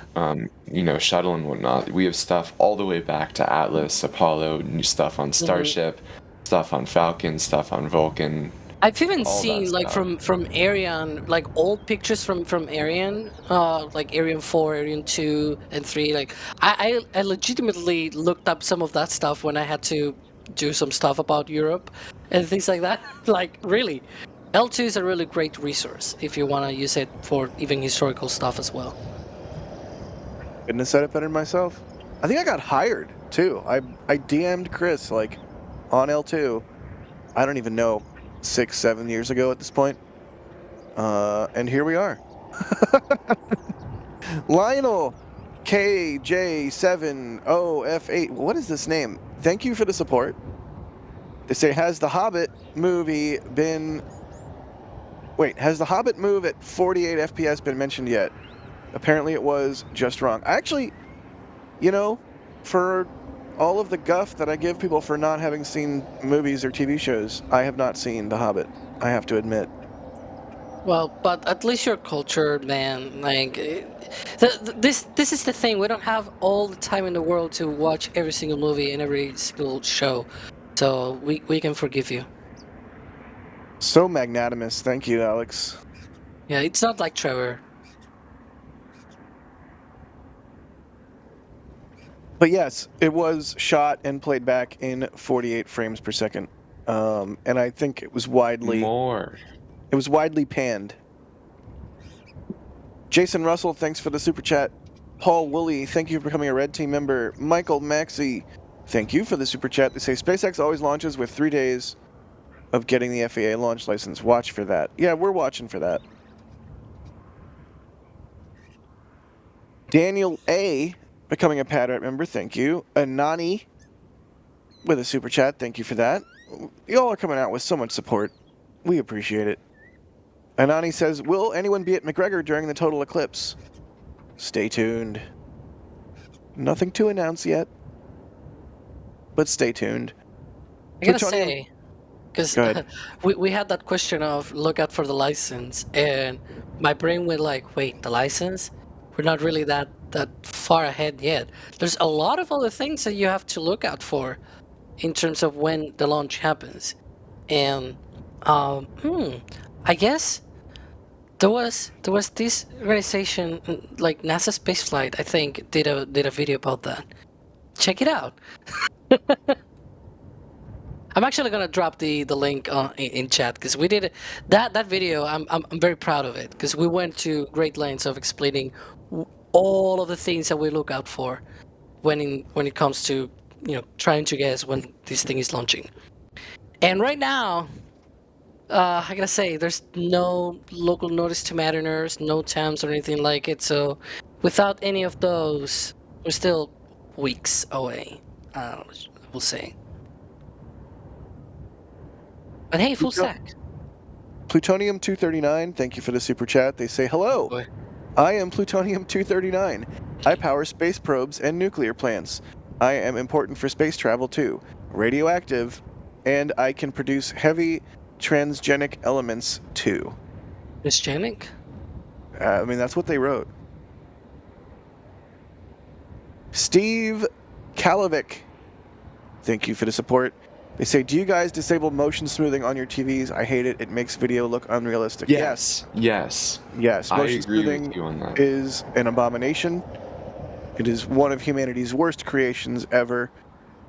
If you ever go to somebody's house, or like you go home to visit your family or whatever, and you see that they have motion smoothing on their TV, I give you permission to just snatch the remote out of their hand and go into the menus and turn off motion smoothing. It's a travesty. I agree. It needs to be proper high frame rate. Like, I want all recordings to be in 240 FPS, not this like fake 200 and 120 FPS where they make up every other frame and it just looks crap. How do you really feel, Trevor? It's so bad looking. It's so bad. Yeah, it's one of those things, it's like sandpaper for my eyes. Like, I don't understand how people can see that and think, oh, this is good. Why would you put sandpaper in your eyes? I wouldn't, but, motion smoothing is a similar experience. The non-video nerds in chat are like, what are they even talking about? Jacques Oliver, thank you for the support. They say, do we know if they made any changes to the hot stage ring? Alex? I really haven't seen any differences. If that's an allowed answer. It's allowed. Okay. DMHMT, thank you for the support. They say, on the latest Starbase video was a clip of a liquid nitrogen delivery. Why was the truck itself venting? P.S. Loved Sean's coverage of Booster 10 in that video. I mean, that's a normal thing that we see. Like, either when they're done offloading, they'll vent any residuals out of the out of the tanker truck. I suspect that's what you're talking about. Well, they need to bend also all of the boil-off stuff. And also, as you drain the whole thing, you probably want to keep the pressures in check. So you probably need to... I guess you really don't need to vent if you're draining the tank. Rather pressurizing it so that it keeps... Anyways, I'm thinking too much for it being 7 p.m. So yeah. Michael Maxey says transgenic elements have mutagenic properties, like turning a Galapagos iguana into Godzilla. Yes, this is science. That's how science works. I take it there's a reference there. Trevor, you've never seen Godzilla? What's wrong with you? Nope, I have not. I don't even know. I don't even know what to do. Why? Why would Kevin stop it? Stop it, Kevin. Stop it. Bruce Stoff, becoming a Padlet member, thank you. Joaquin asking when Jack bacon cooking stream. That could be arranged. I mean, it would be 20 minutes of a camera pointed at an oven, but oh, they also got L2. Nice. Oh, I think we need. It's a bummer Michael doesn't work here anymore, because I want a Michael and Jack cook bacon stream. That would be quality. Does Michael even eat bacon? I don't know. I suspect he'd be like, ew, bacon's gross, just like you, Trevor. I think he, like me, does not eat any non-red meat. Or doesn't eat red meat. And pork is like technically red meat, so. Angry noises. Plutonium-239 says, sorry for misspelling, it was transuranic. No worries, thank you. There you go. Because transgenic was like, wait, transgenic, that's the food stuff, and, well. Ninja Decimator. Thank you for the support. They say, grabs remote from friend, changes motion on smoothing. Quote, what are you doing? Jack Beyer gave me permission to do this. You'll thank me. I love it.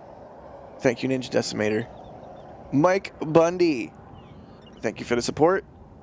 They say, it's about all we perceive, period. I'm not sure what they're referencing. Let's do some questions. How about we do questions? What say you? What say you, Alex and Trevor? Should we do questions? I suppose. Or what's that sound? All right, Adolf Rickenbacher is asking, what would be better, or what would be funnier, a Starship-shaped guitar, or a guitar-shaped Starship? I'm gonna go with guitar-shaped Starship. Trevor? Starship. I don't know. You're just gonna tap out? I'm gonna tap out. You can't. That's not allowed. I forbid it. Answer the question. A superposition of both. Okay, I'll allow it. Alex? Alex? Star guitar or guitar ship? A Starship shaped guitar will probably not be that bad when flying. Wait, hold on. It's the other way around, right? My Spanish brain. So yeah, the thing that is like a guitar flying that is a Starship, then that would probably be funny, and maybe not that aerodynamic, but it will still fly probably if you strap some Raptors on it. And then the guitar shaped like a Starship, you know, you could use the sort of like the pressure lines on the raceway as the strings. So that's funny as well too. I don't know. Like what else am I gonna say? I don't know, but I'm on board. There's a lot of things going down the highway, I guess. Mr. Pink. Excellent movie reference. They say, how can a guy that doesn't watch movies have an opinion on movie frame rates? Yeah, Trevor. Yeah. Because lower FPS is objectively worse. False. Just It's like Kurt. saying lower resolution is worse. No, Do you it's want not. worse dynamic range? It's not. It's not. And resolution is not dynamic range. Those are two different things. Yes, I know. I'm using that as two different examples. Well, you're wrong. Okay, go back to your LCD displays that look horrible and are at 24 FPS. I didn't. When did I ever say LCD was good? I'm an OLED man. Well, if you like 24 FPS, then you should like LCDs. I don't. You're wrong.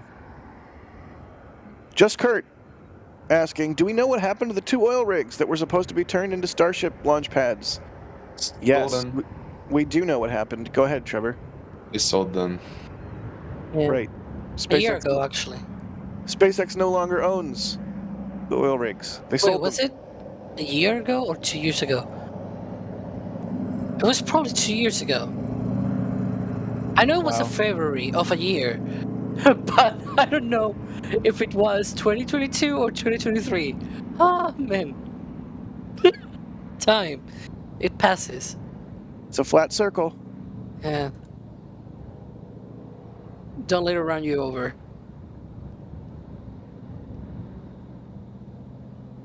JP Burned is asking, are the next chopsticks smaller so that there's less leverage forces when the booster touches down?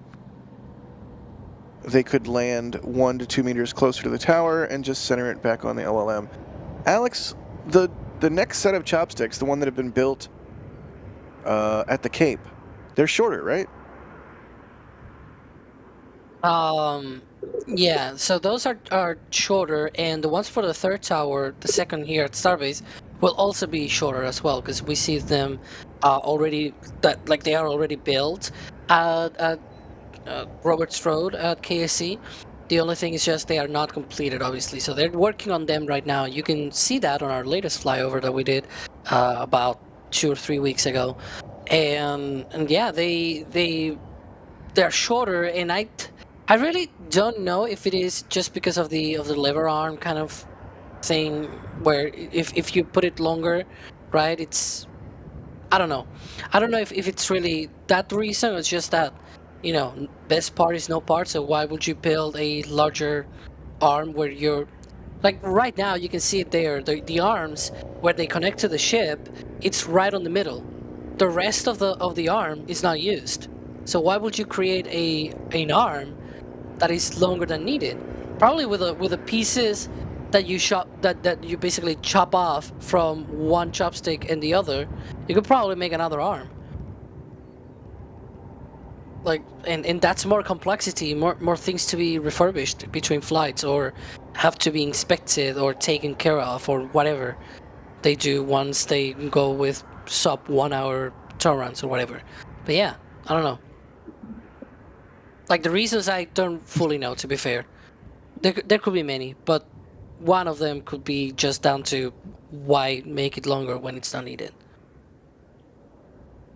Makes sense.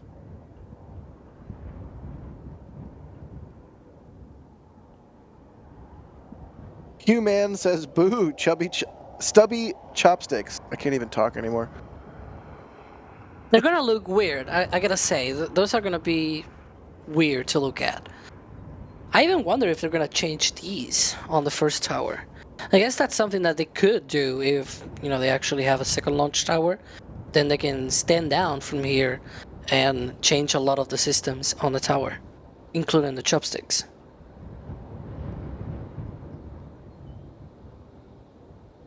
And then Copeland with another question. Some good questions from them recently. They are asking Falcon 9 question, so this one's for Alex. Starship will go to the Cape, but Falcon 9 won't go to Boca, right? The only reason I can think of is that it's better for geo launches due to it being farther south. Alex, no plans for Falcon 9 at Starbase, right? No. I mean, it will be cool, but let's be honest. I I wouldn't be mad if they put a Falcon 9 launch pad at Starbase, or Falcon 9 more better, but no, I don't see that happening.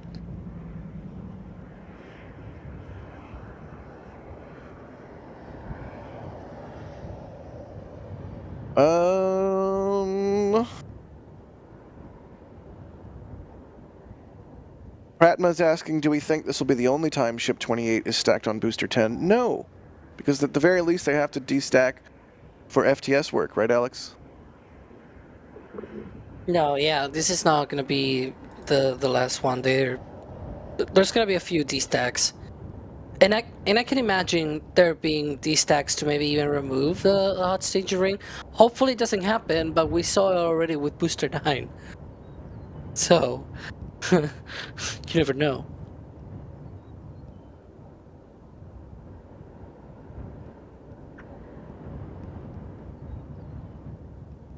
Michael Maxey, thank you for the support. They say catching chopsticks need to be longer than stacking and launch chopsticks. Do they, though? I don't think so. SRAM, I don't even know how to say this name, but thank you for the support. Oh, it's Gateway to Mars backwards. They say there's a few aircraft carriers available cheap. One is headed to Port of Brownsville to the shipbreakers. Elon should buy. The nuclear parts are gone. Could they? I wonder if they could land a Starship on an aircraft carrier. I guess it would need a catch tower, though, so that probably rules it out.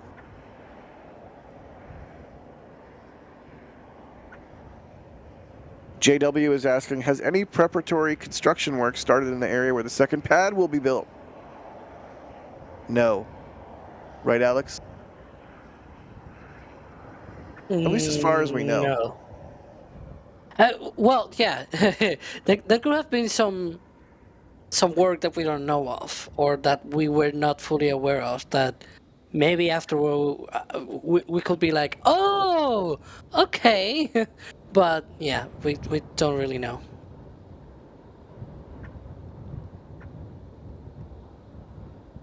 Dizzle, thank you for the support. They say, do you think the first booster catch will happen at the original orbital launch mount? Do you think they will have a sacrificial tower if anything goes wrong? No, I think it'll happen at this tower.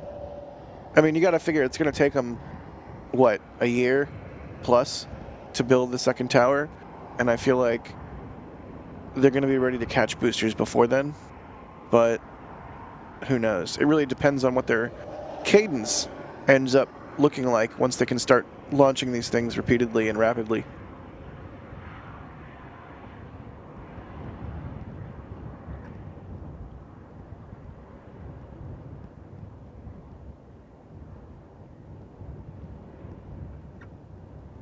Paul Woolley says, guys, go us Brits have active astronauts at the moment.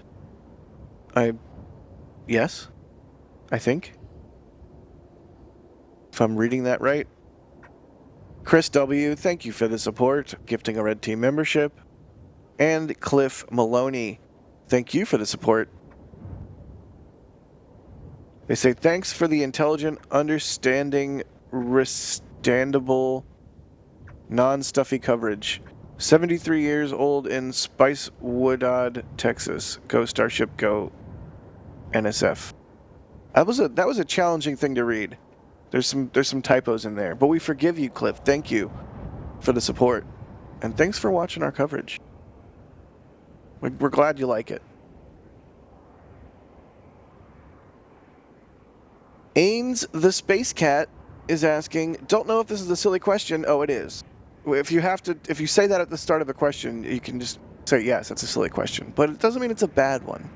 They're asking, after seeing Artemis and Vulcan launches, are there any chances of SpaceX being able to use SRBs on boosters in the future? Alex, what do you think about a Super Heavy with SRBs? Oh dear God, because Super Heavy with SRBs, yeah. It reminds me of yesterday's, well, or I guess this morning's stream of Ship 28 rollout, and Trevor doing a full physics lesson on stream. It's not happening. Let's be honest, right? It's probably not happening. That's my answer. I'm not gonna do any sort of webinar on the physics of solar rocket boosters on rockets, but yeah, that's my take. No solar rocket boosters on Super Heavy. Unless you're multi-space and you're making it in KSP.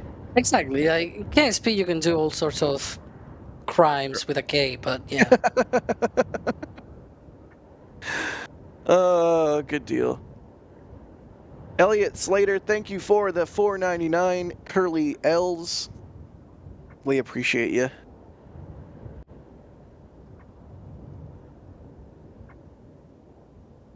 Flight of the Bicycle is asking, any bets on when we will see the first 2 launches of Starship on the same day? Maybe one from Florida and one from Boca Chica. Year and quarter. Maybe a poll question. Alex, when do you think we'll see Year and quarter? Yeah, they're asking for specifics. So Alex can't weasel out of this one. How about just what day, Alex? Yeah, give us an exact day. October 27th, 2028. 28? Yeah. All right. I mean, that's actually reasonably plausible. So that's actually a good answer. Okay, what is your answer for that? Because you threw it at me, and now you gotta say it too. So say it. Why don't you say it? Say it. I'm about to. Say Will you let me Answer say it. Can I say it? Can I have a second? This is you when you throw me a question. Can I finish? Can I answer it, please? Yes. Go ahead. I'm gonna say March 26th, 2026. Okay. That's 2 years from now. It is. December 13th, 2026. Nice. Very ambitious. But okay. I feel like we should notate the times with which we just said, and like see who's the most right in 2 years or 4 years or however long it takes. If it takes them 4 years to launch 2 starships in a single day, we just need to ask Michael what his guess is, and then we'll know the day. You still talk to Michael? Why would you do that? I still cannot believe he managed to guess the day of Starship's first launch, like, months ahead of time. Well, he is a robot, so... John Klein, thank you for the support. They say 24 frames per second means more movies on my hard drive. Yay me. Hard drive? I mean... Hard drive? Yeah, what? What's your problem with hard drives, Trevor? Why does a thing need to spin? Because it's cheaper than SSDs. Yeah. I have SSDs have come down a lot in price for traditional SATA. Yeah, but I have 50 terabytes of hard drives within arm's reach right now, and that's not even enough. You're telling me to buy 50 terabytes of SSDs? That's way too much money.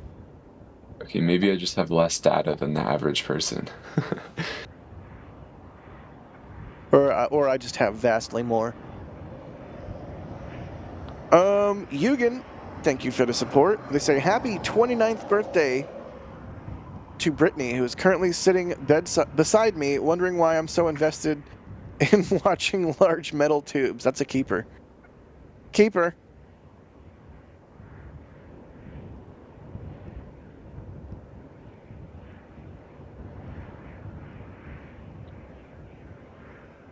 Let's see.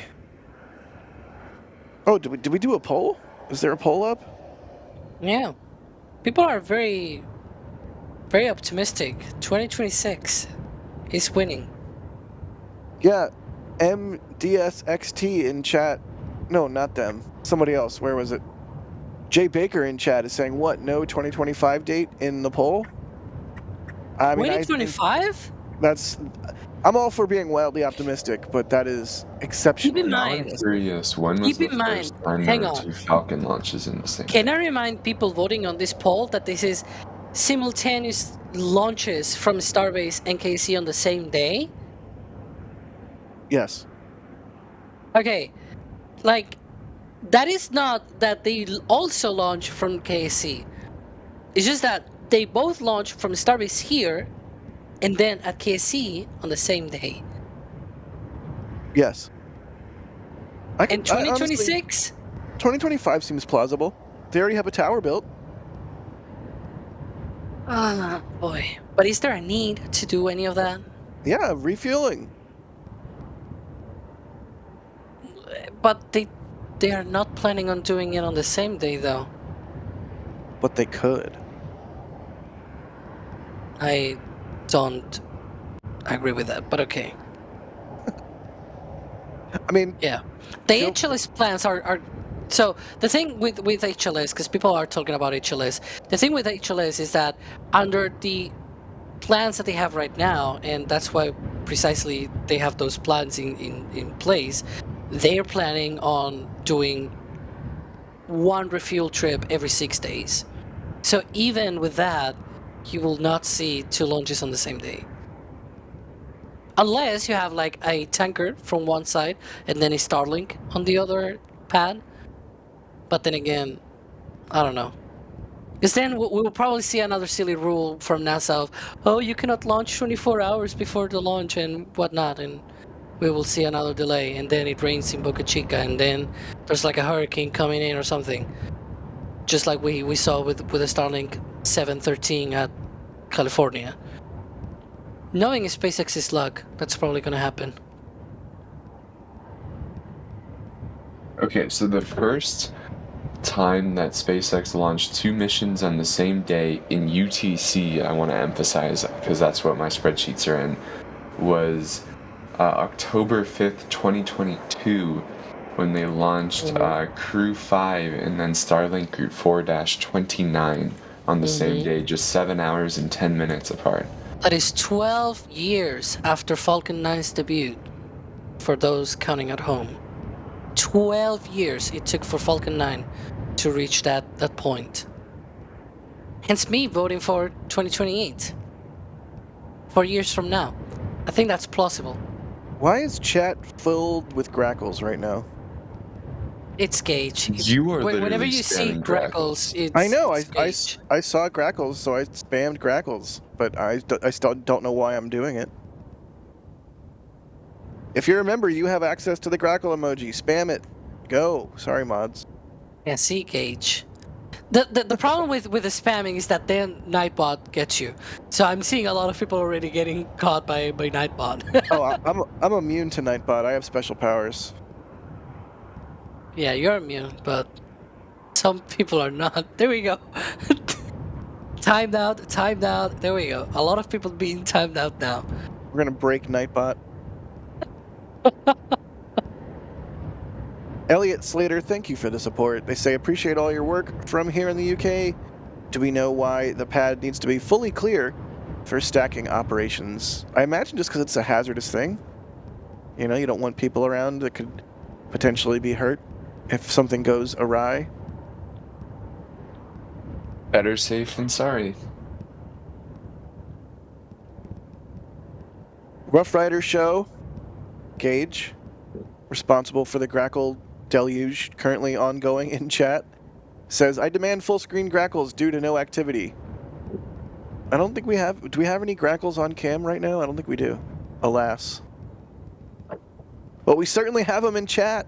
We could do a tour and see if there's something, but then we will miss them. Putting, removing the.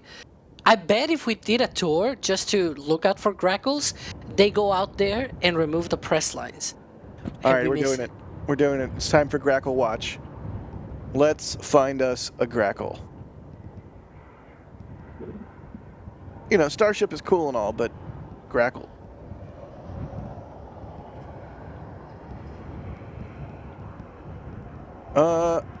Mr. Jono? Thank you for the support. They say, are grackles edible? I mean, yeah. It has wings. It's probably edible. Does that mean Starship is edible? Does that mean the space Yes. shuttle is edible? Yes. Do not eat. Burns. Do not. Yes. Yeah, I heard you. I heard the burns. Yes. I can tell when you're doing the Simpsons burns. Yes, I know.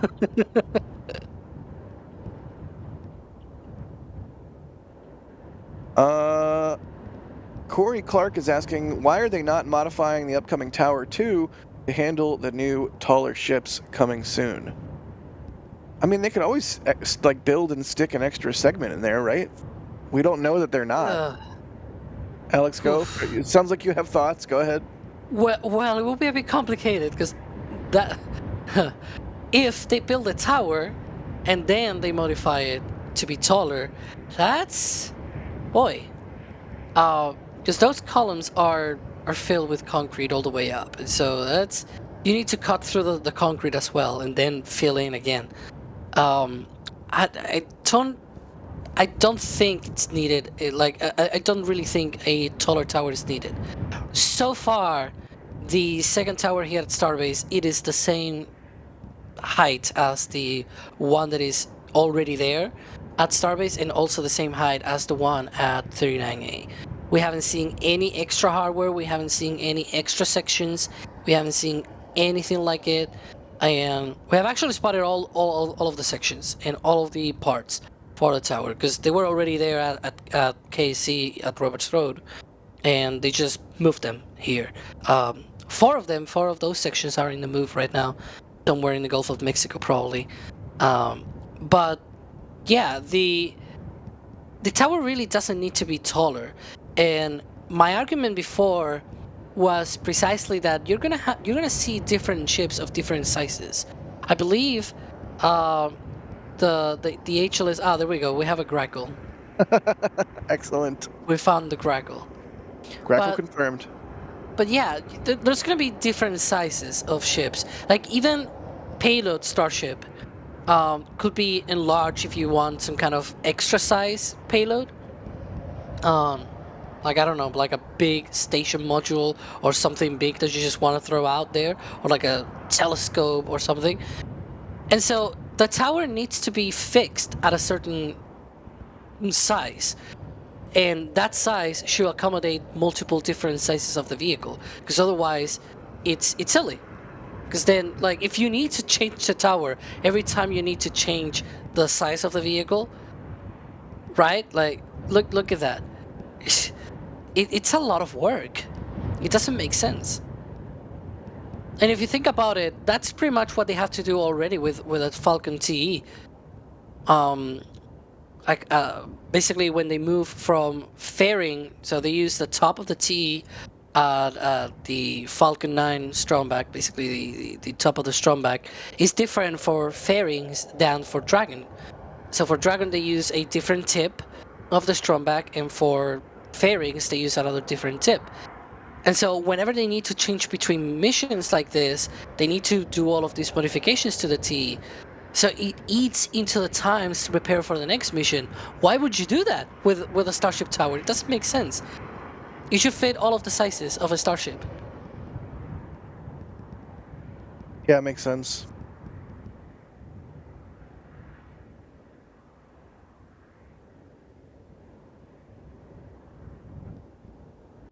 Yugen is asking a very serious question. They say, if they cover the exterior of Super Heavy with trash, could they theoretically coax a horde of Grackles into catching the booster in an emergency? I mean, maybe. Grackles do love trash. Kanan is asking, any updates on lift progress? Alex, what's our give us a sit rep. Well, we are pretty much how we were about 2 hours ago when the stream started, with the press lines still attached. Well, when the stream started, the klaxon was going off. Right now, there's no klaxon. That pretty much ended a few minutes after we went live. But yeah, right now, we're just waiting to see what happens. There's not even people at the pad right now. I haven't seen a soul around the ship or the OLM, I really haven't seen anyone. So what is going on? We're just waiting for them to do something. Those press lines need to be removed. Then the chopsticks are gonna be basically the stabilizers. There's the triangle things there underneath of the chopsticks. They're gonna go into the ship. They're gonna carry the weight of the vehicle, and then the stand will be the clamps on the stand will just disengage and let the vehicle fly free. But yeah, there's a lot of steps in the whole process, and we're just waiting to see more progress.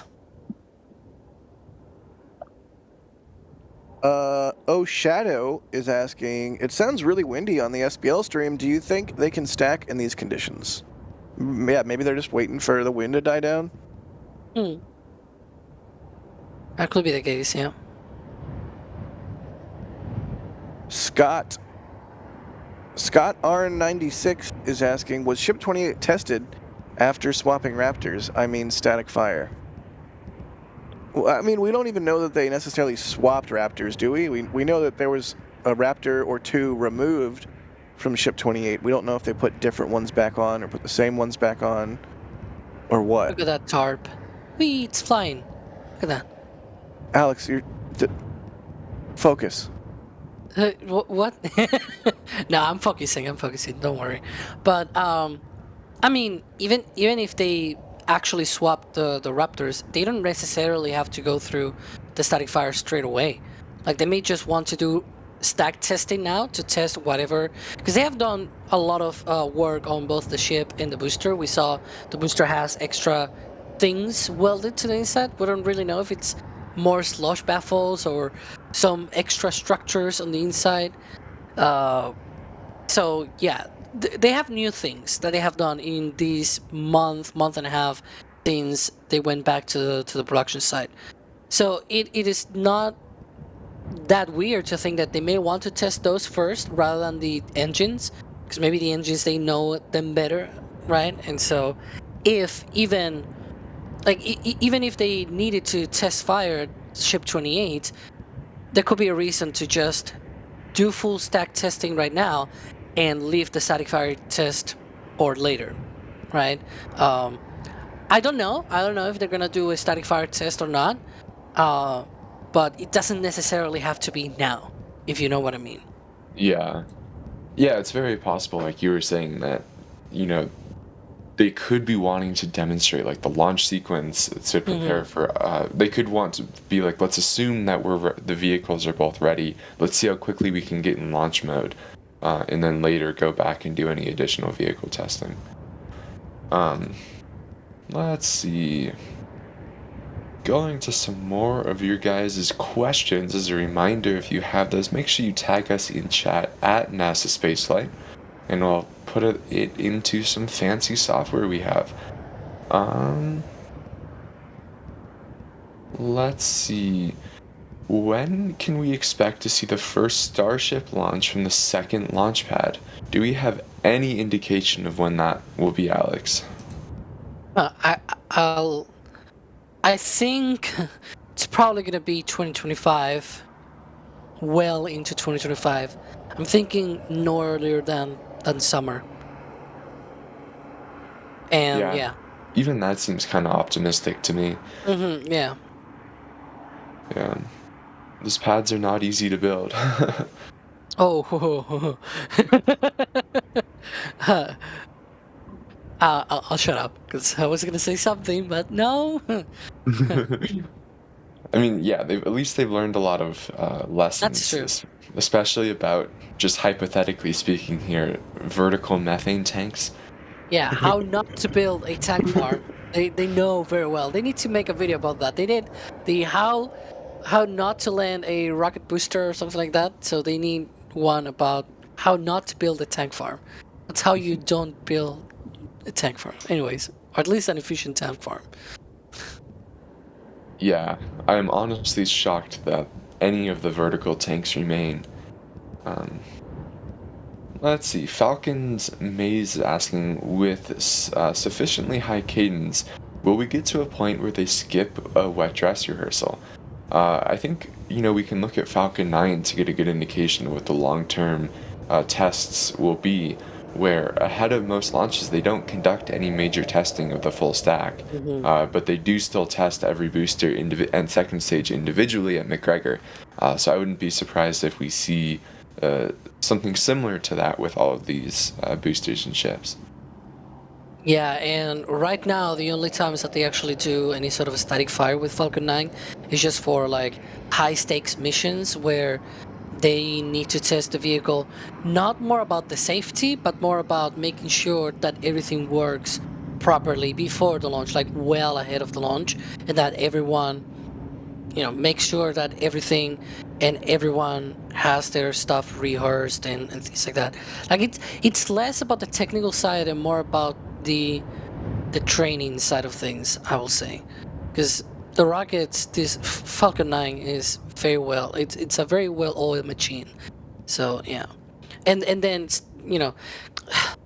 I saw before a few comments about why don't you think the launch from Starbase and Case is going to happen so soon, and I pointed out the whole thing about the cadence and how Falcon 9 took 12 years to get to that point, and it's like the reason why I think it's going to take at least 4 years for a Starship is because they have a lot of things to learn with a Starship.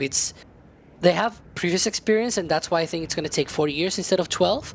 But still, that's a lot of things to learn in 4 years. Yeah. They still have to learn how to get to orbit.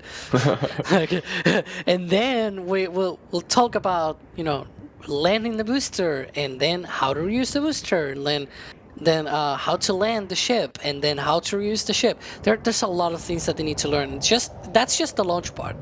Then it's like cryogenic management and refueling in space, landing on the moon. There's so many things, and that's the cool part. I should say that once things are done and they've been done for hundreds of times, it's like, okay, well, it's already been done, right? It's cool the first few times, so we should enjoy it while it lasts. 'Cause I remember the early times of Falcon 9, and boy, I miss those times. I wish I was there for them. Kevin, can we go back to Space Coast Live for a second? So I have a question for Alex. Oh dear. So we saw earlier, I think it was right before you joined stream, there was some venting coming from the TE, and I was talking about how this is for the IM-1 launch, which has the new infrastructure to load cryogenics into the payload fairing for the spacecraft. But do we know, are they planning on conducting a static fire or any form of WDR ahead of launch? Well, of the Falcon 9, no, but they are planning.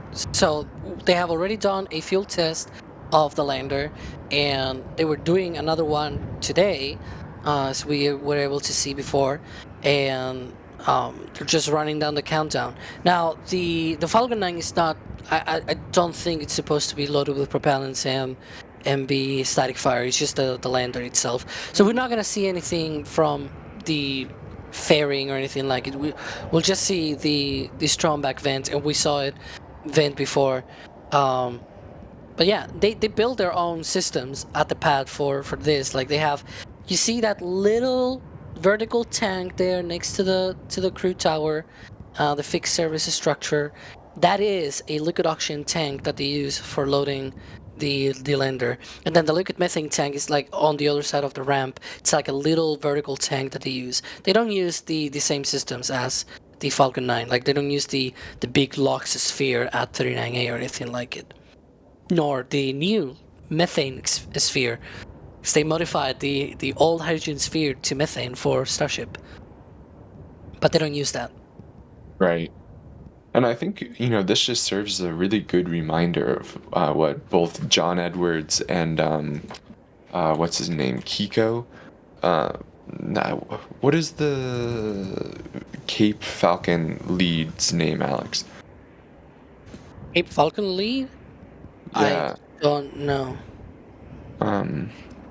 It's one of the SpaceX affiliates. Gosh, how am I forgetting his name? There's John Edwards and Kiko Donchev. That's Kiko Donchev. Thank you. Yeah, but I Um, don't think they are restricted to the Cape. I think one is vice president of Falcon launch or something like that, and the other is like Falcon VP of launch. Yeah. VP of launch. Yeah, and the other. See, they have these silly names that they have at SpaceX that I never get, but okay.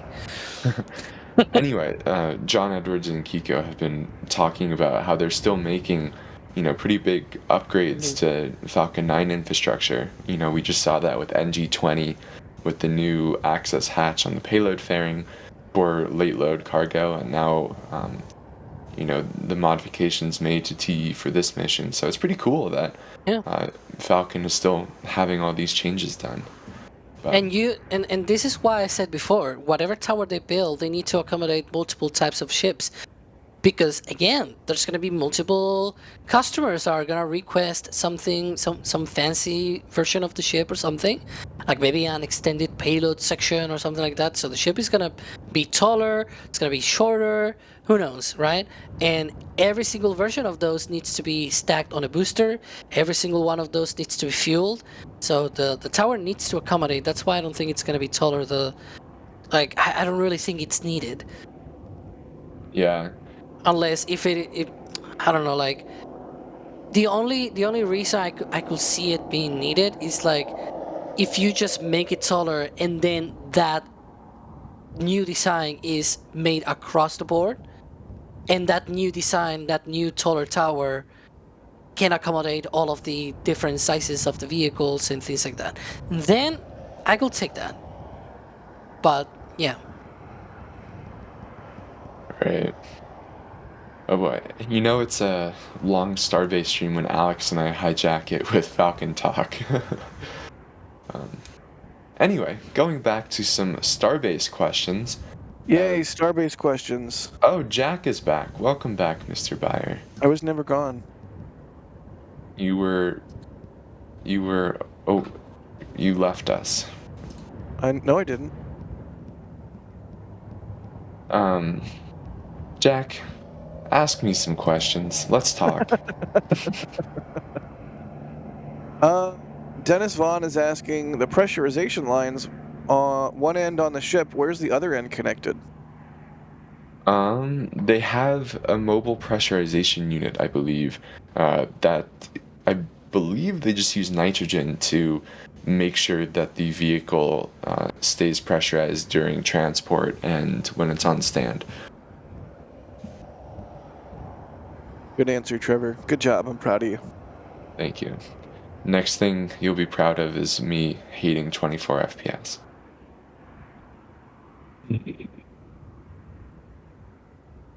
Justin Beer, thank you for the support. They say, will they just not vent oxygen or have less oxygen?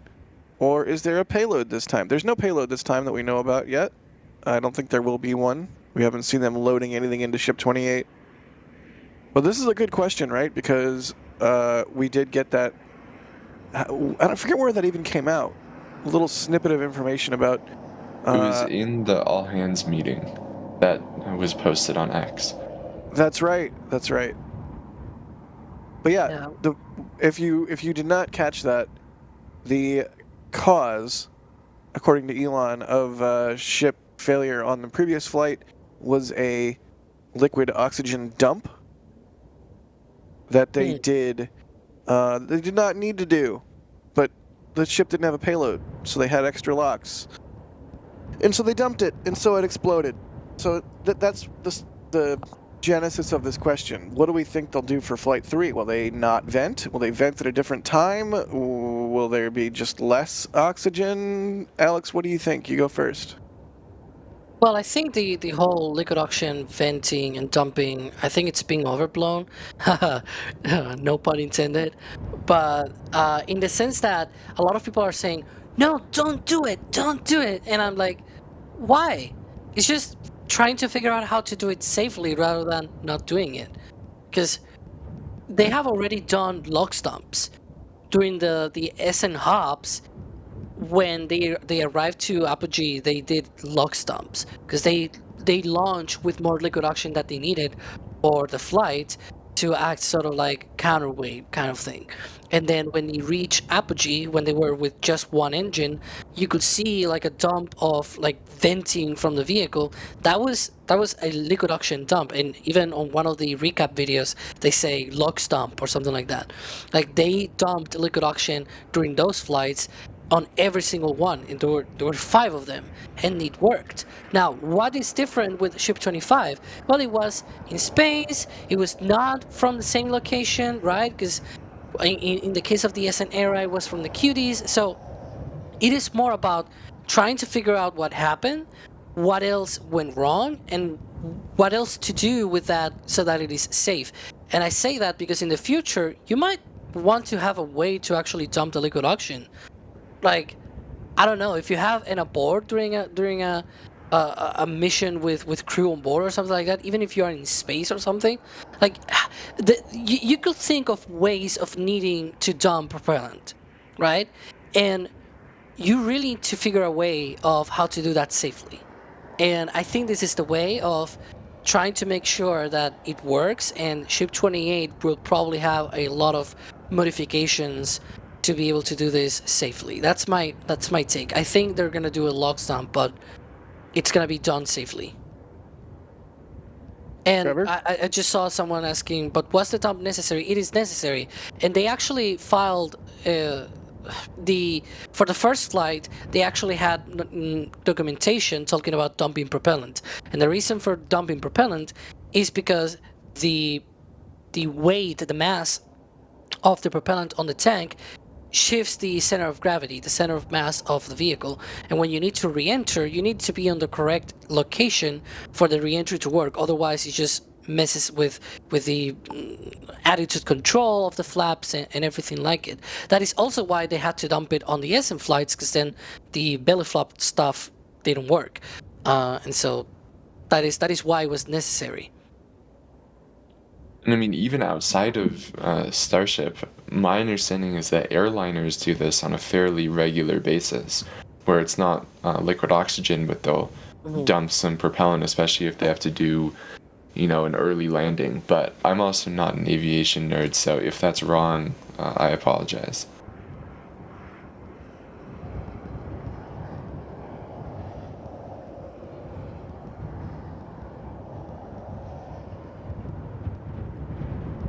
Joel M is asking, why did the letter Q get added when talking about the max dynamic force on the ship?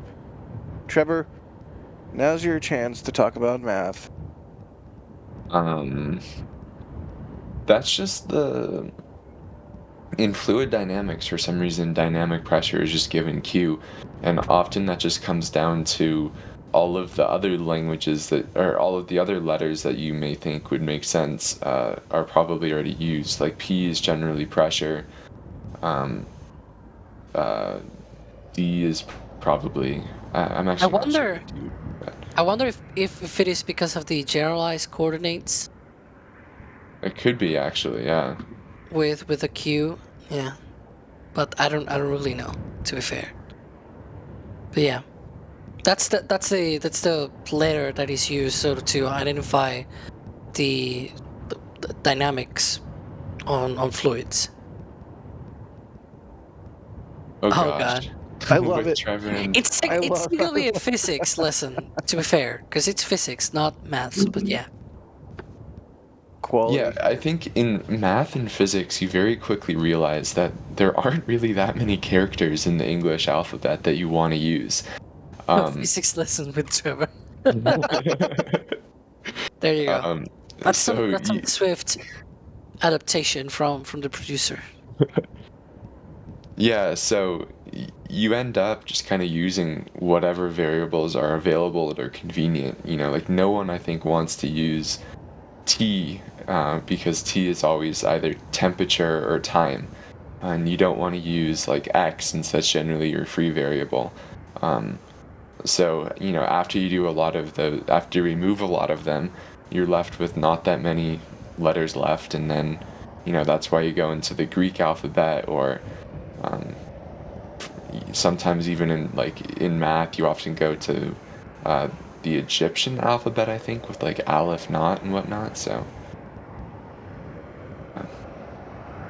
We need a tone that you can play when you're done talking about math or physics or whatever, so that I can know when to tune back in. Because as soon as you start talking, my brain just leaves my head like Homer in that one episode where they go to the apple cider place. Some kind of chime or something like. Yeah. Yeah, like you can pay attention again now. Trevor's done talking.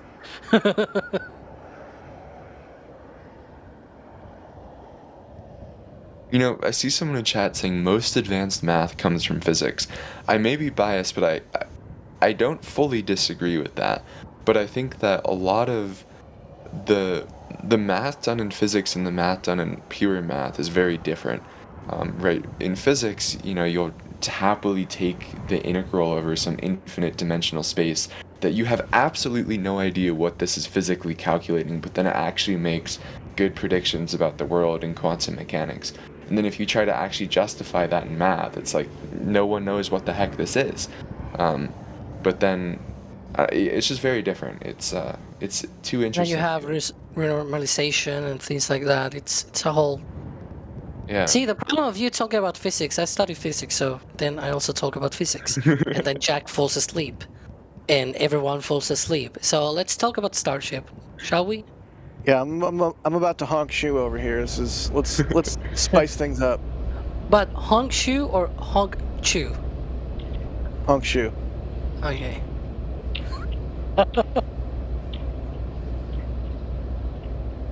Balls is asking opinions on how Ship 28 will hold up during re-entry if it reaches that point. Trevor, go first.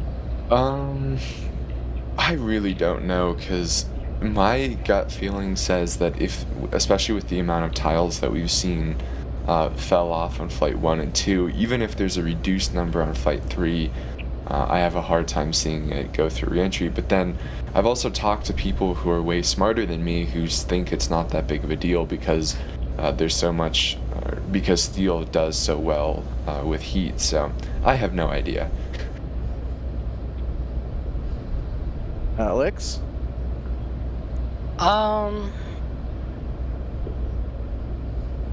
Boy, I think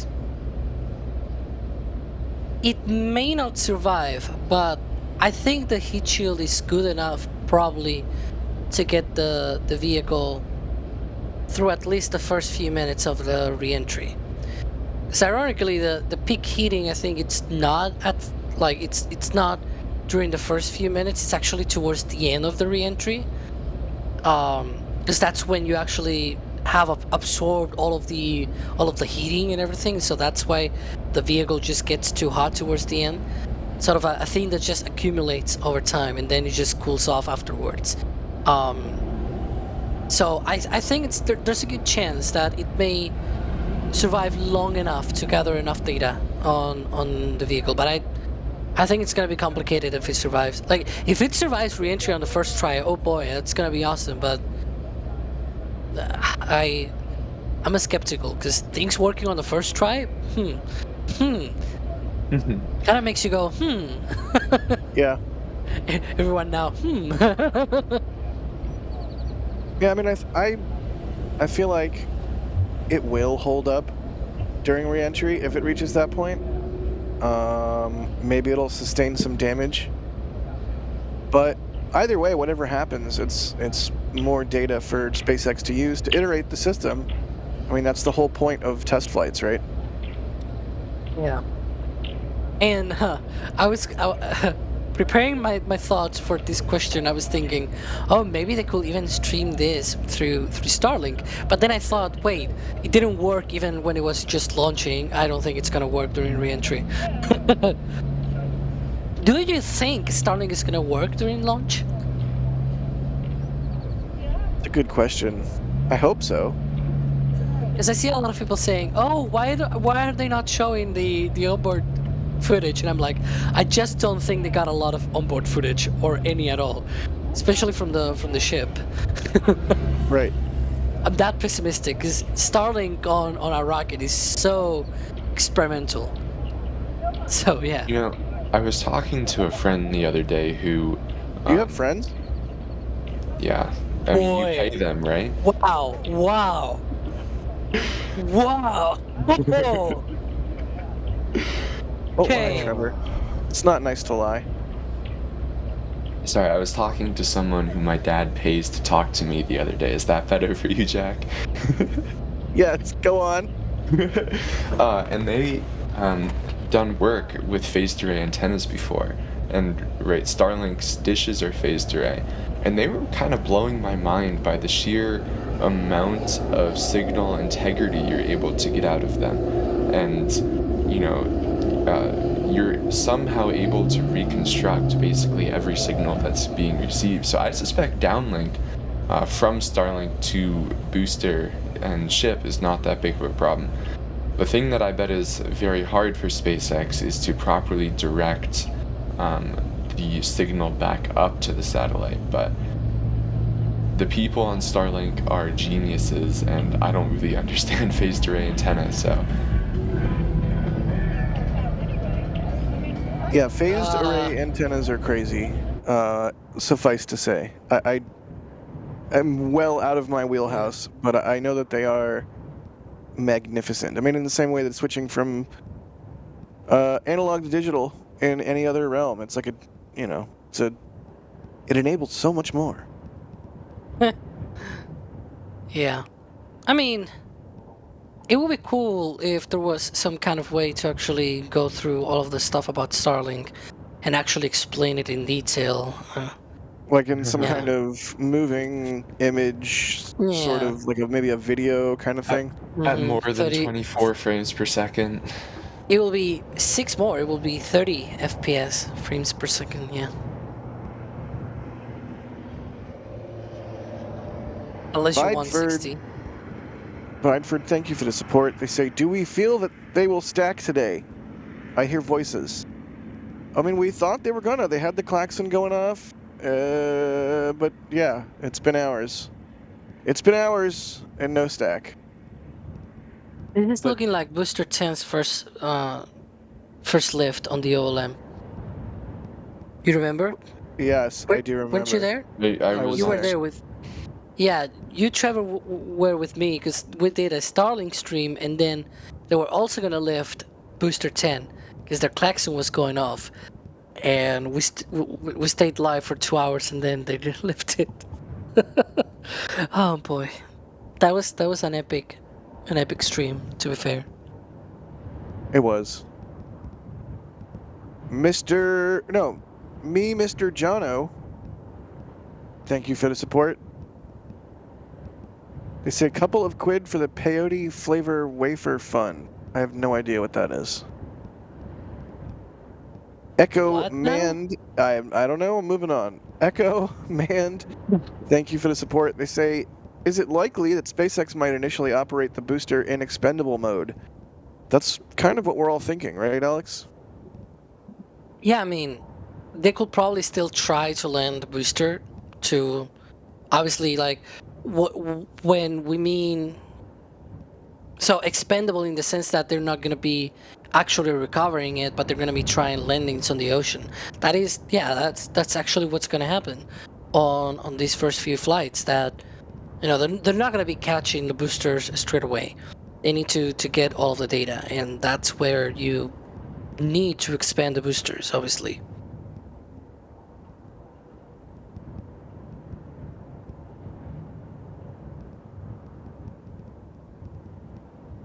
Speaking of, Bruce is asking, for Flight 3, what do we think the plan is for the booster?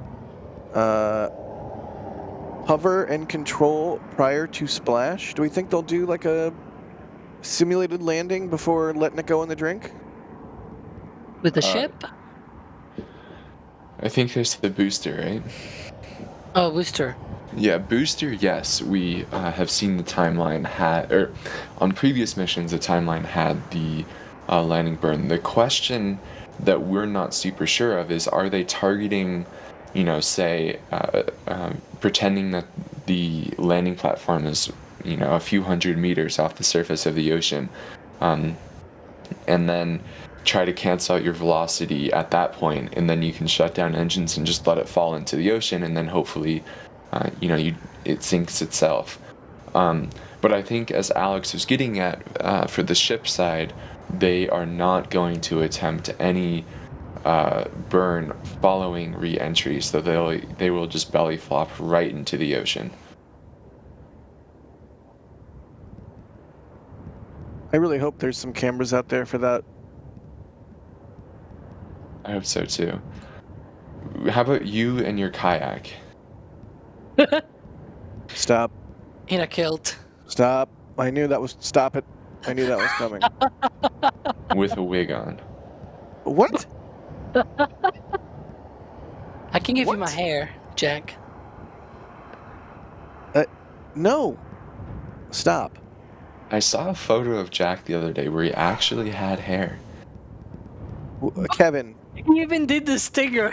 Kevin. Stop it. Why? Why is this a thing? You know it's been a long stream when Kevin starts showing me on a kilt on stream. 2 hours and no movement. You can see the ship. It's on the SPMT. The press lines are still attached. Why did they even do the klaxon if they weren't going to lift?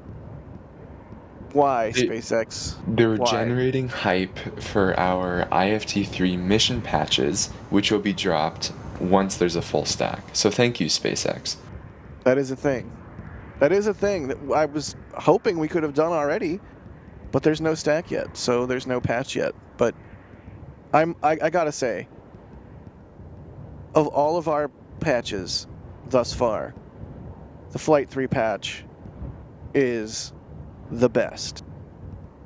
And I would show it to you right now if I could, but there's no full stack, so I can't. So you're just gonna have to wait. But it's amazing. It is very good.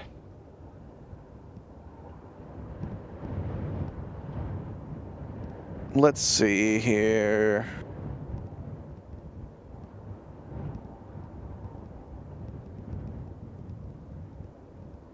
Grisu 19840 says, here's some cash for the Jack Kilt Fund. Make it happen. It's not going to happen, but thank you for the support. We can get Jack to wear a kilt. Nope. Nope.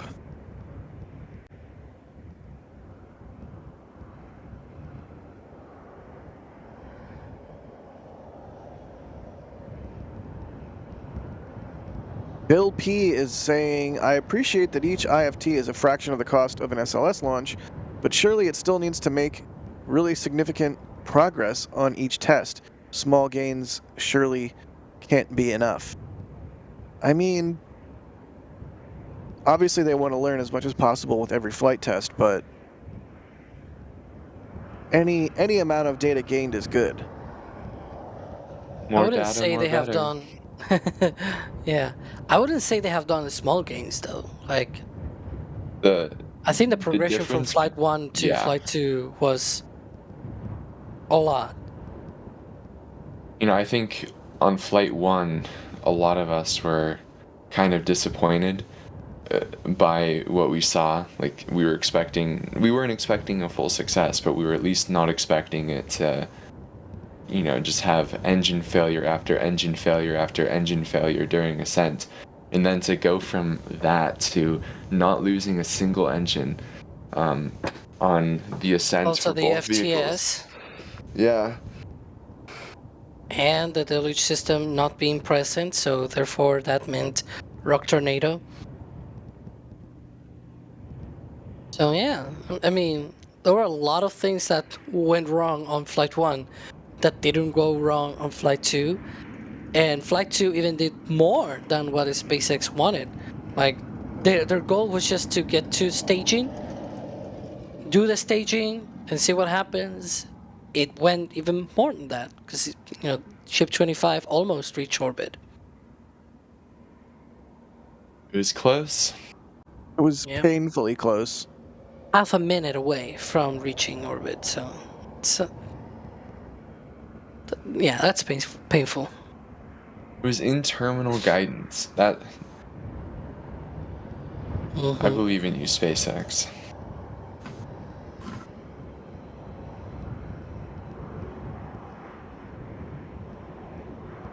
Scott is asking, will SpaceX be beefing up the orbital launch mount when they build the second tower? What do we think? What do you think, Alex? Yeah, most likely. Or just, or I mean, both beefing it up, and also you could maybe simplify a few things here and there and not make it as complex. Or just try to make things in a different way, perhaps, that doesn't need as much refurbishment and as much work. But definitely beefing it up. We've seen already the tower base, for example, has gotten metal shields for the concrete to be protected during launches, so that's another thing that they have added.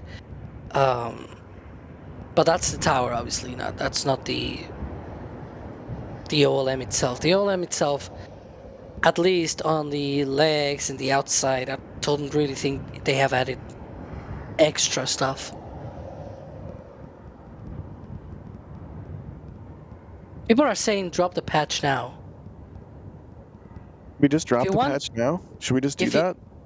If you want to drop the patch, or rather, if you want us to drop the patch, you gotta ask SpaceX for this thing to be lifted on top of Booster 10. So, them the rules. I'm sorry. We don't write the rules.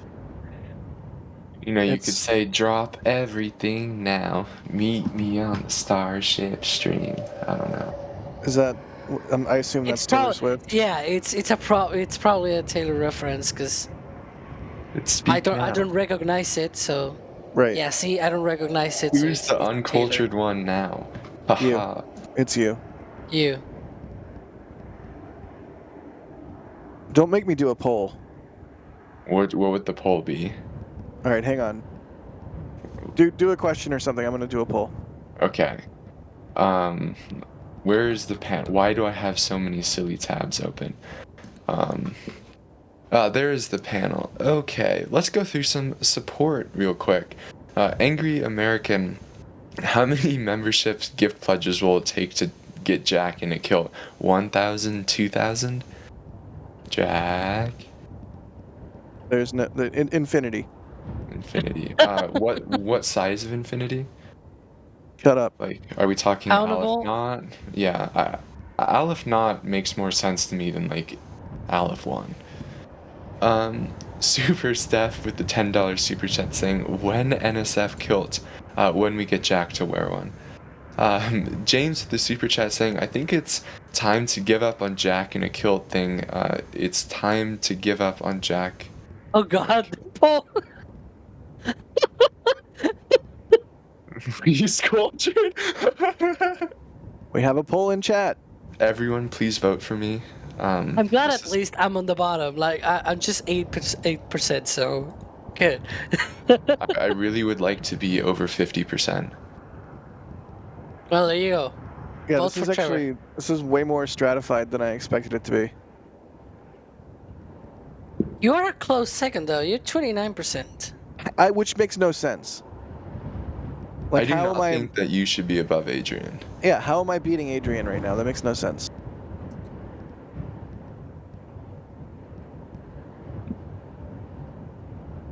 Let's see. Bideford says, if Kevin can make Jack wearing a kilt, Kevin can make Ship 28 stacked atop Booster 10, then I can get my patch.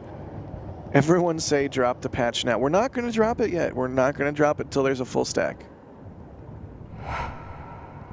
Stop it. Can you I love stop it? I love that he does that with a sticker, with a push. Like every time. Stop it.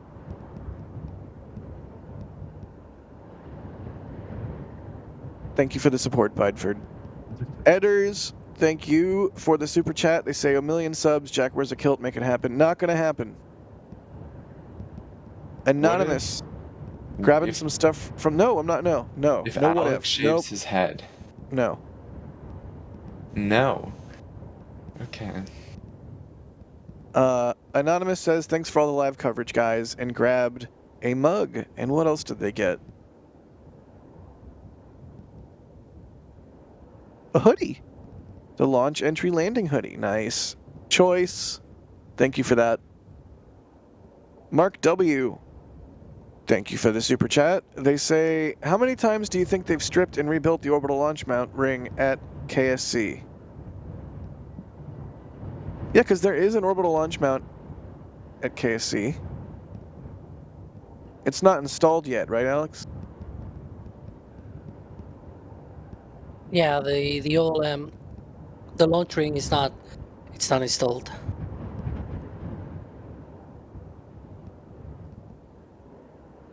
We haven't even seen it transported away from Hangar M. Hangar OLM, am I right? That landed really well, didn't it? It went great. I don't regret a thing. Oh god. Oh god. Blake Alexander says, can we at least get a Jack in a kilt sticker in the shop? You know, I don't run the store. That's an Adrian thing. But no.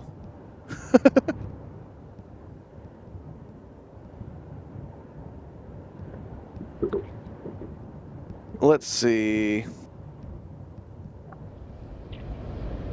SpaceX Gamer is asking, how will the RTLS of Super Heavy differ from a Falcon 9 booster? Launch profile, time, and other considerations. This is an Alex question. Alex, go. How will it differ? Well, no entry burn, right? Yeah. That's one way that it would differ. I don't really know too much, to be fair, about things like the profile and things like that. It's gonna be earlier, because Super Heavy fires for. It's not that it has less oomph, but more like it just fires for less time because the Raptors are hungry engines, I guess. But yeah, it's just the burn time of Super Heavy is shorter than Falcon 9, so it returns back to land earlier. And actually, Elon a while ago said something along the lines that he ideally wants to eventually have Super Heavy burn for only 90 seconds and be back on the pad like within 5 or 6 minutes instead of 8 to 9, which is what happens with Falcon 9 when it does an RTLS. So those are basically the differences, where it doesn't have an entry burn, it returns a bit earlier than Falcon 9. I don't know, again, I don't know if it does like a lofty trajectory or a flat trajectory, because we have only seen one launch where the trajectory was normal-ish. Because the first launch, that trajectory was not that was not a trajectory. That was like I don't know, someone with the shakes trying to draw a line on a graph or something. But anyways, yeah, I don't really know what else is different in any other terms. I mean, you use a Super Heavy instead of a Falcon 9. That's a difference. Wow. Wow. Yeah. That's deep. Rihanna Matthews, thank you for the support. They say bacon kilt. What is even happening? Hop Hayes also thank you for the support. They say, is it a catch tower or kilt tower? Hey from Indy. What is it? Can we stop with the kilt thing? Like, really? I gotta say, this poll is already over 1,000 votes, and Trevor somehow is going down. He went down from like 42% to 37%. How am I at 31%? That makes no sense. I think we need another poll that's doesn't include Jack. Stop it. Wait. Okay, here we go. I'm gonna do another poll. Trevor, vamp. Okay. Let's go back to some more support. When is when? With $20 super chat saying Jack looks like he would be an excellent bagpipe player. Stop it. And Is he showing the kilt? Stop it! I believe Jay said that he agrees, and he probably knows better because, you know. Whoever made this Photoshop, can we add some bagpipes to Jack? Then Mix Moto is asking if we'll ever do a tour of Starbase. if we ever get the invitation, absolutely, like, we would absolutely love to do that. Yeah, sign me up. Max Evans was saying kilt fund engage. Yeah, I think no one wants wants to see that more than Max. What are you doing, Max? Stop it. And then Angry American with the super chat saying, how many people will pledge member gifts to get Jack in a kilt? I'll do 50. And then Micah saying, I refuse to vote as I think you are all cultured. I must say, I think I've proven that I am not worthy of the term cultured. Speaking of, we have a new poll in chat. Least cultured person. I think it's missing something. What is it missing? Another Trevor and another Trevor. Yeah, you're right. 4 Trevor options. Yeah, I really blew it. Well, still no signs of lift.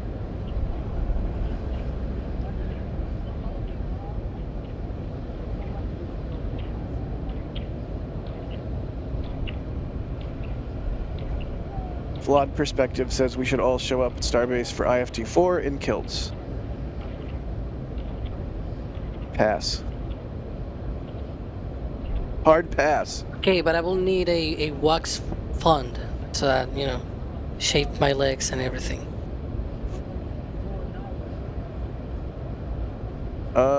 Jonathan, thank you for the support. They say, Saints be praised, I'm from North Kilt Town. Quality Simpsons reference. Daniel Hogben, thank you for gifting 5 Red Team memberships. Blake Alexander, thank you for the super chat and saying that you would gift 50 Red Team memberships if I wore. I'm not going to wear a kilt. I'm just not. Caitlin Lindsay, thank you for the support. They say, but what clan is Jack a member of? Bacon clan? I don't know. Bama Bacon Mike. Mafia. Yeah, there you go. Bama Mike, thank you for the support. They say if the Starship and booster lands in the water, will key components like the engines be recovered, or would it all become a new reef? Great work, guys. This is an interesting question. I suspect they won't go through the trouble of recovering stuff, but I also feel like it's kind of crazy to just leave what is some of the most advanced spaceflight hardware sitting in the ocean for anyone to come snoop on. I don't know. What do you think, Trevor? Hey, look, a nitrogen truck. Yay. Every other company does that. Like, keep in mind, SpaceX is very much the exception, not the rule, about not throwing their stages in the ocean. Yeah, So- and it's very complex to recover something of that size that is several miles away and things like that. A lot of people always bring up the Falcon 9 that landed in the water and then was towed into Port Canaveral, but they don't realize it was like, what, 1 kilometer off the shore? Like, it was just right there. It was next to Cape Canaveral, to Port Canaveral, I should say. So it was like a really short tow, and it still took like 2 or 3 days to make it to the port, because it took at least 1 day just to rig it in the right way, and then another 1 or 2 days for port to approve the thing to just come through, because there's other people, right? And that thing was still potentially a hazard, because it has the FTS, it has a lot of other things that could be a potential hazard. And so it took a while until they actually brought that thing in. And Falcon 9, the booster only is 3.6 meters in diameter. It is, I believe it is about 42 meters tall. Super Heavy is way larger than that. It's about 70 meters tall.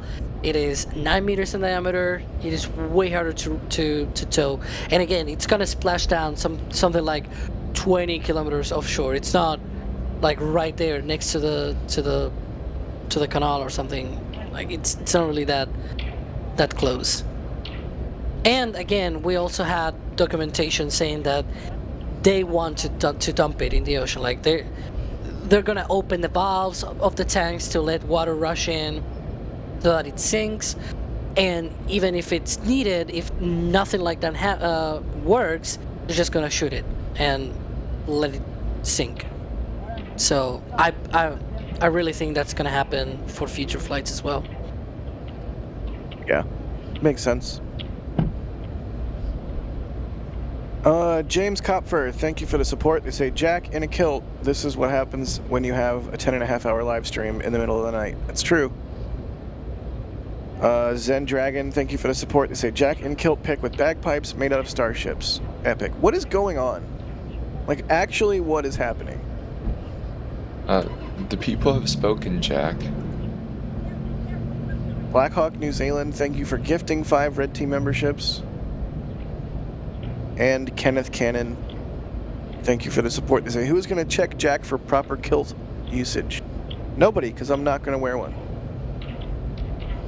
Oh. Yeah, I saw it. I saw it. I know. Yes, I'm sure Kevin's going to put it on screen in like 30 seconds. Caitlin Lindsay is asking, how long ago did they start building Booster 10 and Ship 28? Alex?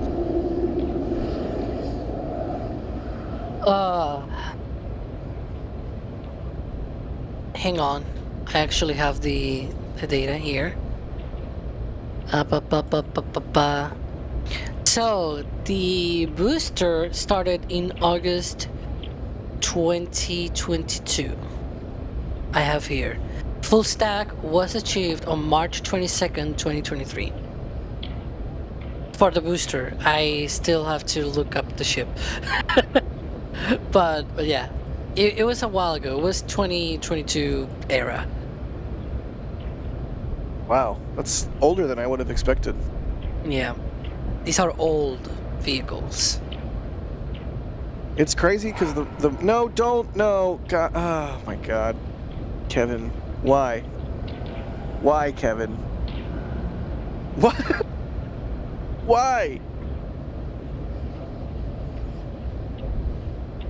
All right, moving right along. I'm just gonna ignore it.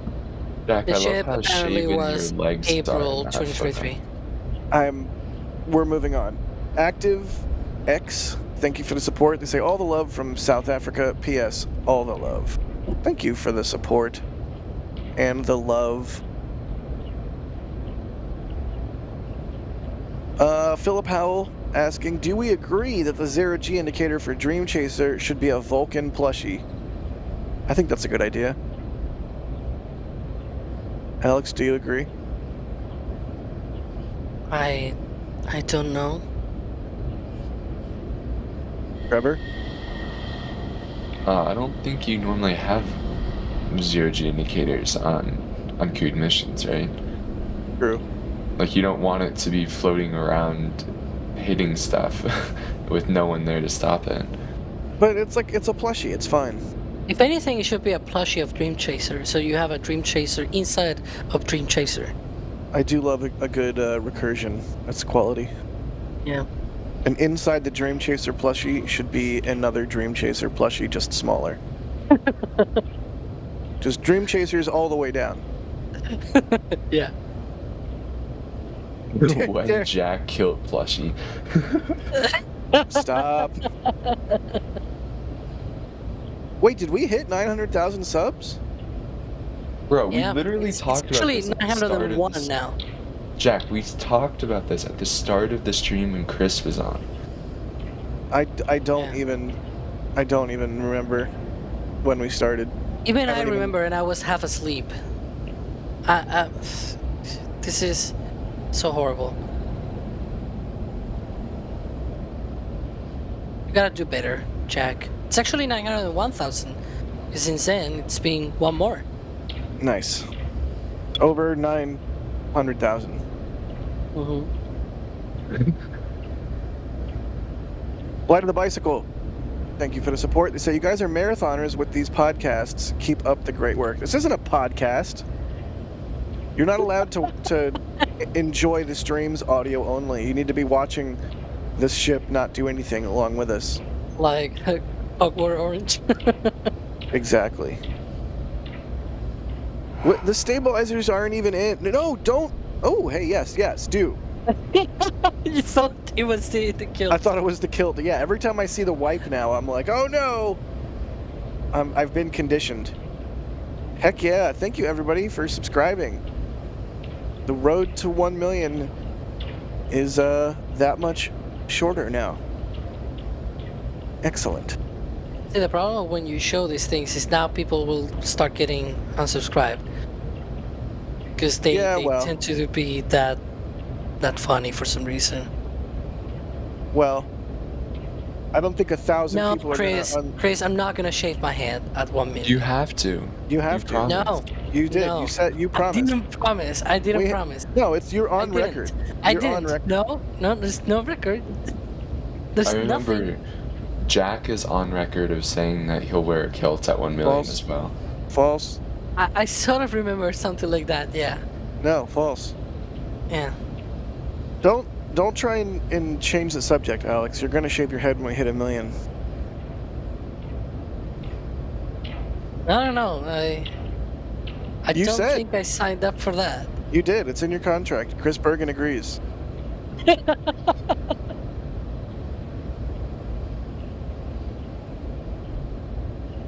Let's see. But thank you, Flight of the Bicycle, for the super chat. This is the thing. You cannot force me to do it, though.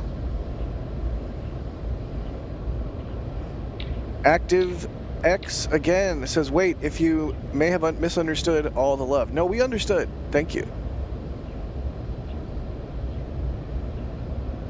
I'm not even going to read this super chat from Angry American. Angry American, I see it. I'm deleting it. I'm not going to read that on air. I'm not going to show that on air.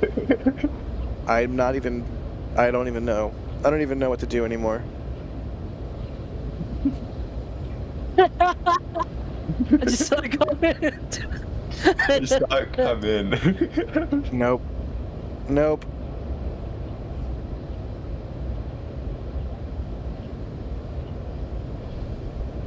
Let's see.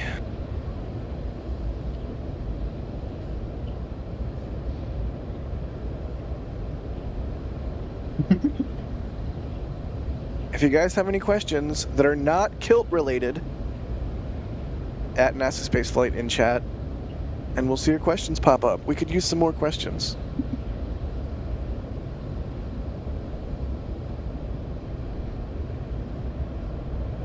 You know what we should do for 1 million subs, though? What? Shuttle stories.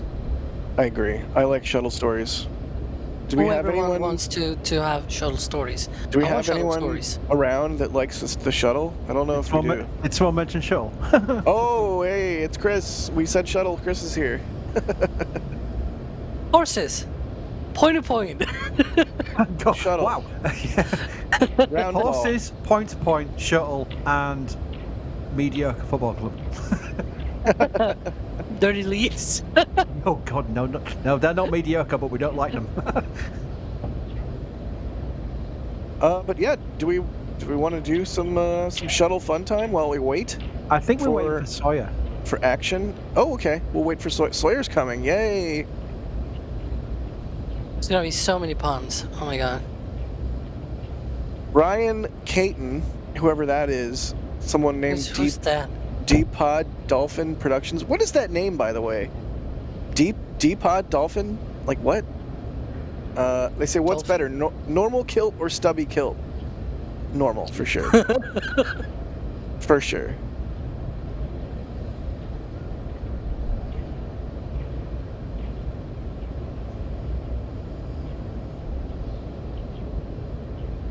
James Kopfer says, this is actually true. Jack said he would wear a kilt if you guys rent him an Ember for Flight 3. That is, I did say that.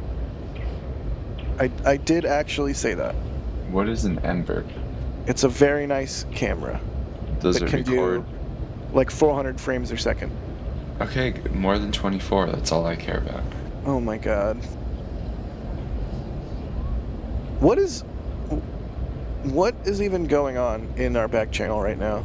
Oh yeah, I was just thinking that's actually the reasoning behind the potential shuttle talk is because if he starts putting kilt pictures on, poor Jack's getting kilt renders being put on screen. I Yes. thought, well, if it comes to it, I'm going to just start leaking L2 historical and just showing shuttle pictures for half an hour. I am so on board with that. That's Anything- actually a bonus because we got 5,500 people still in here, and there's not a lot been happening for the last hour or so. So I thought, why not? You know, if they're loyal viewership, I might as well just put my OBS on and just take them a little tour of L2 historical and show some pictures. Bit of a bonus. All I can hear is Trevor in the background giggling at the backroom killed pictures. I'm Yeah. sorry, but Giggle is the right word. Like, Trevor is absolutely a giggler. Trevor, will you stop adding me? Can you stop it? I didn't do anything.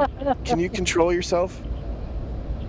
I was just asking you a question.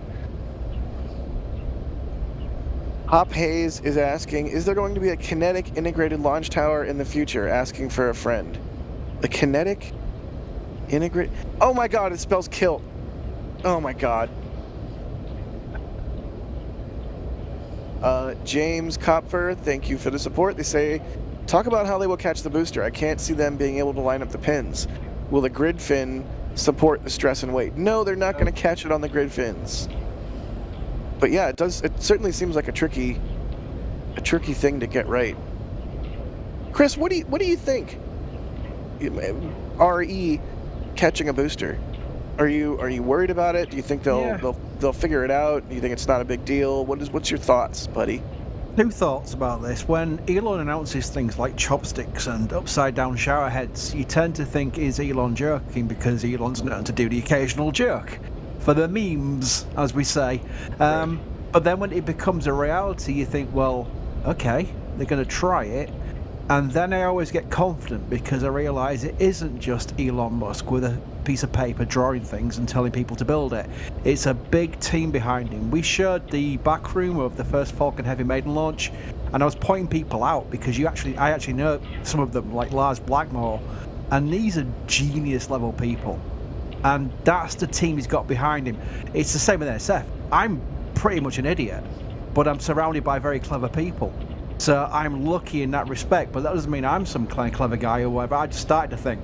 So Elon's in the same sense. I'm sure Elon's a clever guy, but he's surrounded by super intelligent people. So things like catching boosters on chopsticks is probably going to work, because I guarantee you he's and his team have thought this up and worked it out, done all the due diligence, used their experience, because like Lars Blackmore was the guy involved with the Falcon 9 landings, so look how that's worked out. He's now working with Starship. That's his job role now, Starship. So I've got every confidence that they'll give it a good college try, and I think it'll work out. After a few probably close calls, but it'll eventually work out. Yeah, I don't really have anything to add. I think you're right. It will eventually work out. Wow, John Petit upgrading to launch director. Thank you for that.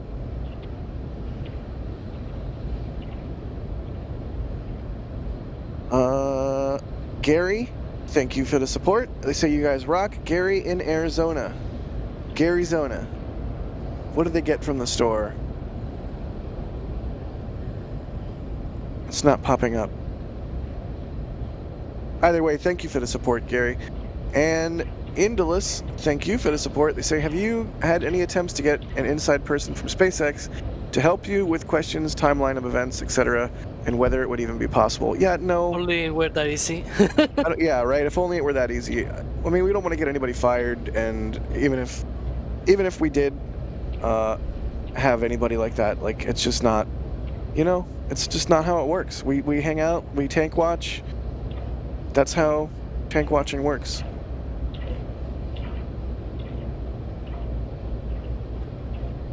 Speaking of which, Jack, it's a little segue there to that we don't fire people. We've actually lost people, but all to SpaceX. I mean, that's a claim to fame to start with. For a start, our main people we've lost. They've not gone, I don't like working at NSF anymore. Or we've not gone, you're fired. They've literally been offered like a dream job with SpaceX and gone for it, and all the best wishes in the world to them. You know, it really is an amazing thing for them, and it's also quite cool for us, let's face it. But on that point, we are always looking for new talent. So if you've got a skill set, and really something you can sort of like show off and say, look, I'm good at this. This is the sort of thing I do. Send it to us. We've got a contact form at the bottom of the news site, just saying contact us, or join the team, it's called, in fact. I'll show it on OBS when I do my Shuttle show and tell. And just say Shuttle? Yeah, hello, Sawyer. Yes, we did. Hey, Sawyer's here. Hello. But yeah, Sawyer, seriously, if you've got a particular skill set along the kind of things we do, as you mentioned, like graphics, you might be a real cool graphic designer, something like that. Just send a message. You never know. And the good news is we pay money for people who do work for us. So there we go. It's well worth just giving it a punt. I mean, it's no guarantee. Don't get upset if we go, we've had 5 people ask and we've seen 2 are really good. Just try it. And that's how it works. A lot of people who've joined NSF have just tried that, and it's worked out really well. That's what I did. You pay people real money? Why am I getting paid in pun tokens then? Oh, sorry. So, well, that's what you asked for. You said, when you did negotiations, you said, I want at least 3 pun tokens a day. I went, we can go to 2. And you went, deal. There we go. Okay. That's the pun token. There it is. Right on screen. Perfect. All right, well, with Sawyer in place and Chris B here, ready to talk about Shuttle, and no action from Ship 28 just yet, how about we do some Shuttle fun time? I'm going to hand you the keys. I'm handing you the keys, Sawyer. Take the keys. I have the keys. I'll be back before midnight. Also, Chris. Yeah. Chris, you also get keys. Thank you very much, yeah. I wonder how we're going to do this. I think we want to keep Starship in screen, obviously, and then we'll completely stop the show if something does actually happen with Starship. That's the priority coverage here. But if we can put maybe present up, let me just see if I can get to my screen where it shows it. There we go, that might help. I will just give you a quick idea of what I'm doing here, because I'll start with this screen if that's okay. Thank you very much, I see it now. This is when you're in the forum, right? You probably most of you know the forum. We've got a massive forum. And that is basically all free, by the way. And the reason we could have a big free forum back in the very early days of the site is that we had a lot of industry people on, a lot of shuttle people, as you can imagine, because it's mainly shuttle at the time. And we thought, well, we've got lots of content we could put on there, but that would actually kill the site because it'd be so much content, we wouldn't be able to sort of like do it on the servers. The servers would cost too much. So we did an L2 thing where it's a subscription play. I think I had like 1 section at a time. So when you join L2, your username, which you're logged in with, automatically gets access to this area here at the top. Now, I won't show too much because obviously a lot of it is L2 and it'll be giving it all away, won't I? But one of the cool things, the main one is obviously SpaceX. That's massive, and that's got like 401 topics in there, which are mainly... I don't care. Let's show people. Right? So we've got all these special L2 sections, these like massive photo collections. I'll do last month's photo collection for a start. Right? You can see the other months as well. These are all our photographs we take. Literally all of them go in here. So you see some go out into like videos and stuff, but these all go out. And if you click on any one of them, they go like that. And then they go like that. So the full screen, full massive resolution, and what have you. But quickly moving back on to what I was going to be talking about, which is Space Shuttle. 1 second. Back again. There we go. L2 Historical is one of my favourite places because Shuttle Sunday and Saturn Saturdays and things like that I do like that take from this area here, which has got absolutely boatloads of historical photographs. And a lot of them are actually donated by people who worked on the programme. I'll find one that worked on the programme. 1 second. There we go. This guy here, he worked with the Shuttle programme and he took these photographs himself, so that's how we know they're exclusive, because he took them and passed them on. And these are cool because literally, look, this is right up and close with Atlantis, the best shuttle. Endeavour, in fact. Oh, yeah. Yes, you're right, the best shuttle. Why didn't I get an Atlantis It is one the up? best shuttle, all right, yeah. But these are cool. This is a good example of like people who might have just got into space through spaceflight with SpaceX and Starship and things like that. They'll know about the space shuttle, but they won't appreciate it for the challenges it was. Let's face it, it wasn't all sunshine and roses with the space shuttle, but they get to look at stuff like this, which kind of reminds them of the historical nature of it. We can go back, in fact, to the really early days. As I've opened up some threads already, just on the preempted side. This is what was back before the space shuttle flew in the 70s. Loads of these like drawings, they were rendered because the computers were around in that respect for artistic views at that point. These are what they envisioned the space shuttle to be like. It really was. I mean, you saw here that this was rapid reusability. This is what SpaceX is going for with Starship. Shuttle was going to be that, but it never was. This is what they envisioned it would be. A typical shuttle mission. Here we go. Let's go across the top. I made this too big. I'll go down there. Have a look at this picture here, Sawyer. Look at that. That was the OPF. Wow, I love it. Oh my gosh. Just roll it in after the mission, roll it in, put the next payload in, roll it back out to the launch site. Yeah, a couple stairs up next to it as opposed to encapsulating the entire thing in walkways. Yeah, it never came to that situation. The OPFs were like a massive gantry, so you could never even see the space shuttle inside it. Just look, land there, back into the hangar, and done. And of course, that never happened. That's the selling point they used for the space shuttle program. So when they said, look, we're going to give away going to deep space, we're going to go back to low Earth orbit and concentrate on that, the selling point was this would be so economical to get so many satellites up there to be able to just reuse these vehicles every week. And it never became the case. You can see actually how old these designs are. Look at that. That is not really a space shuttle, is it? Look at the pointy end of the external tank.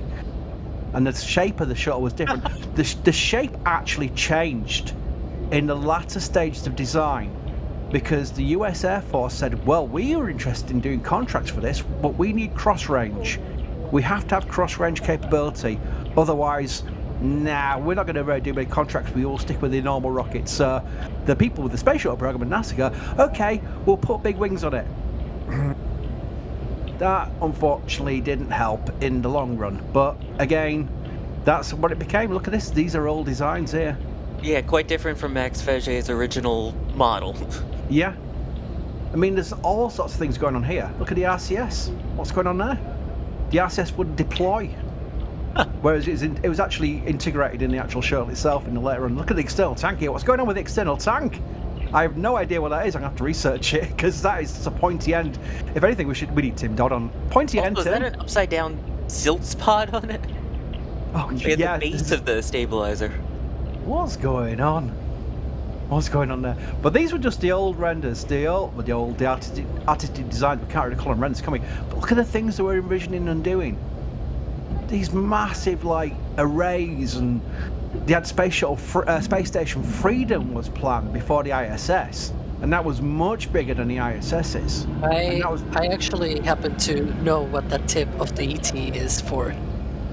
Go on then, Alex. Give us a shuttle fact. So very early on, the concept of operations to launch the shuttle was to leave the external tank in orbit and have on the tip they will have like a mini solar rocket booster, a little deorbit solar rocket booster. So that tip there that you see, it's weird, that's the early concept of having some sort of deorbit kind of booster to be able to, because that way they could launch more stuff into orbit. Eventually what they did, and you probably know that much better than me, but they just basically dumped the orbiter in a sort of suborbital trajectory, and then the OM's engines, they will just basically circularize it into a proper orbit. And so that's what they eventually did. There were also proposals, even late, so that's a concept very early on, but even later down the line, there were concepts to include like a propulsion system for the external tank with its own hypergolics and things like that, so that it could stay in orbit and, you know, be refueled and things like that. It was a mind-boggling set of concepts later on, but yeah. Because really cool. You gotta think about this in the sense of it was a shuttle to do a lot of like look at those concepts of building stations and building stuff in orbit. And so one of the concepts was actually refueling that external tank in orbit and sending more shuttles out there and sending other stuff out there. Like you can see all of that. See, like that's to another big stage there, like doing some stuff in there. So, the size of and that. Stations. Yeah, look at that. Look at that. Look at all the amazing concepts, amazing stuff that they had planned for the shuttle, which never came to life, but it will have been awesome to have been able to do all of that eventually. But yeah, there were big plans for the shuttle. Anyways, I'm out. You two are the shuttle people, but yeah, just voicing out Thanks for your things. factoid, No, Alex. fine, And the thank fun you. thing about the suborbital trajectory was because there was actually quite a challenge with the external tank. They had to basically dump it so it would re-enter over the Indian Ocean. It was a case of they had a corridor for it. It was a pre-planned corridor because there was every chance that some parts of the external tank would survive re-entry. In fact, that segues me on to this cool thread we've got in L2, which is the Mashoud thread. One of our MAF, they call it Mashoud Assembly Facility people, sent us a bunch of photographs, and I'm going back historical here. A lot of these are new ones at the time, not anymore obviously. I'm going to find some cool things because this thread goes on forever, but I just noticed some really cool photographs in it. This is now being converted, these cells. In fact, we've got a video on our channel somewhere, I should have linked it up, showing what it looks like now via Philip Sloss, who did a tour of Mashoud just this year. Where was it last year? I think it was. End of it was last very year, recent. End of last year, yeah. And it showed the cells have been converted to SLS core stages now, but that's where the external tanks were built for this. But I've got some better. In the height of the space shuttle program, these cells were always busy. They were in fact, tanks at one point were one of the long poles of basically the shuttle flight cadence because they had to build so many of them. Remember, this is single use. A reusable. The space shuttle was classed as reusable, but the external tank was one use, and that was pretty much a bulk of this. I'm going to find a photograph if I can find it, spraying on the Sophie foam. The Sophie foam. Yes. Don't breathe this. Yeah. Oh, there's a throwback. Isn't it? Yeah. This is a cool photograph. All the shuttle guys always had these amazing t-shirts. I've got a few of them, but they were very much just for the space shuttle program. They had so many cool photographs. Lockheed Martin were the main contract for the external tank. Just there's pad wrap t-shirts. I've got sent a pad wrap t-shirt. It's awesome. I'll bring it out one day and take a photograph of it. There's a photograph down here. There's such an L2. You see, you'll find it's a fire hose. Here we go. This is the one I like. Look at this. They held an old hands. They held an old hands at Mashoud one day, and they rolled out. They had 4 external tanks in the building. Just basically put them in the old hands, and that is just like one of the rarest times we've seen 4 external tanks together ever. Amazing. Isn't it? I'm going to take a closer look at these tanks. You can see different various stages because it's still not got the LOX gaseous hood tab on the top of that one. Right. This one has, yeah. People thought the fuel I actually had a DM from someone. It was a fair question as well because, you know, people don't know until they ask. People always thought they fueled the external tank from the top. The beanie cap would go over the top of the external tank on the launch site, but actually it was filled via the MPS on the Space Shuttle Orbital on the aft, via the tail service mast. The top part there, Sawyer, as you'll know, is where they would vent the oxygen, but it would come out the beanie cap and then get vented away from the stack. So it was called a gaseous hood tank, yeah. Yeah, the actual name was the gaseous oxygen vent hood, which got the nickname beanie cap, yeah. Yep. So we've got 2 with them in, and 2 still waiting for theirs. You can see some of the plumbing there, actually. That's quite cool. I didn't realise you could see some of the plumbing. But that's just that cool photograph there. Let's go down. This is a cool one as well. This is a render showing the internals of an external tank. And this is not far off what you'll see on a lot of rockets, including probably to a level Starship where you've got your 2 tanks. You've got your LOX tank, you've got the hydrogen tank in this case, for obviously the Space Shuttle was a Hydrolox vehicle. But that was the internals of it. It's all isochron type aluminium. They were specially brought from California. You got your bipod ramp there, which is the Space Shuttle. The top end would go on, the bottom end would go on there. And that's where they would fuel it from. The Space Shuttle would come through, the MPS, the fuel would come through, and it'd get pulled into there. And there's the intertank as well. Lots of little things we could go deep diving on there, but we'll keep going with the photographs, because the photographs go white external tank.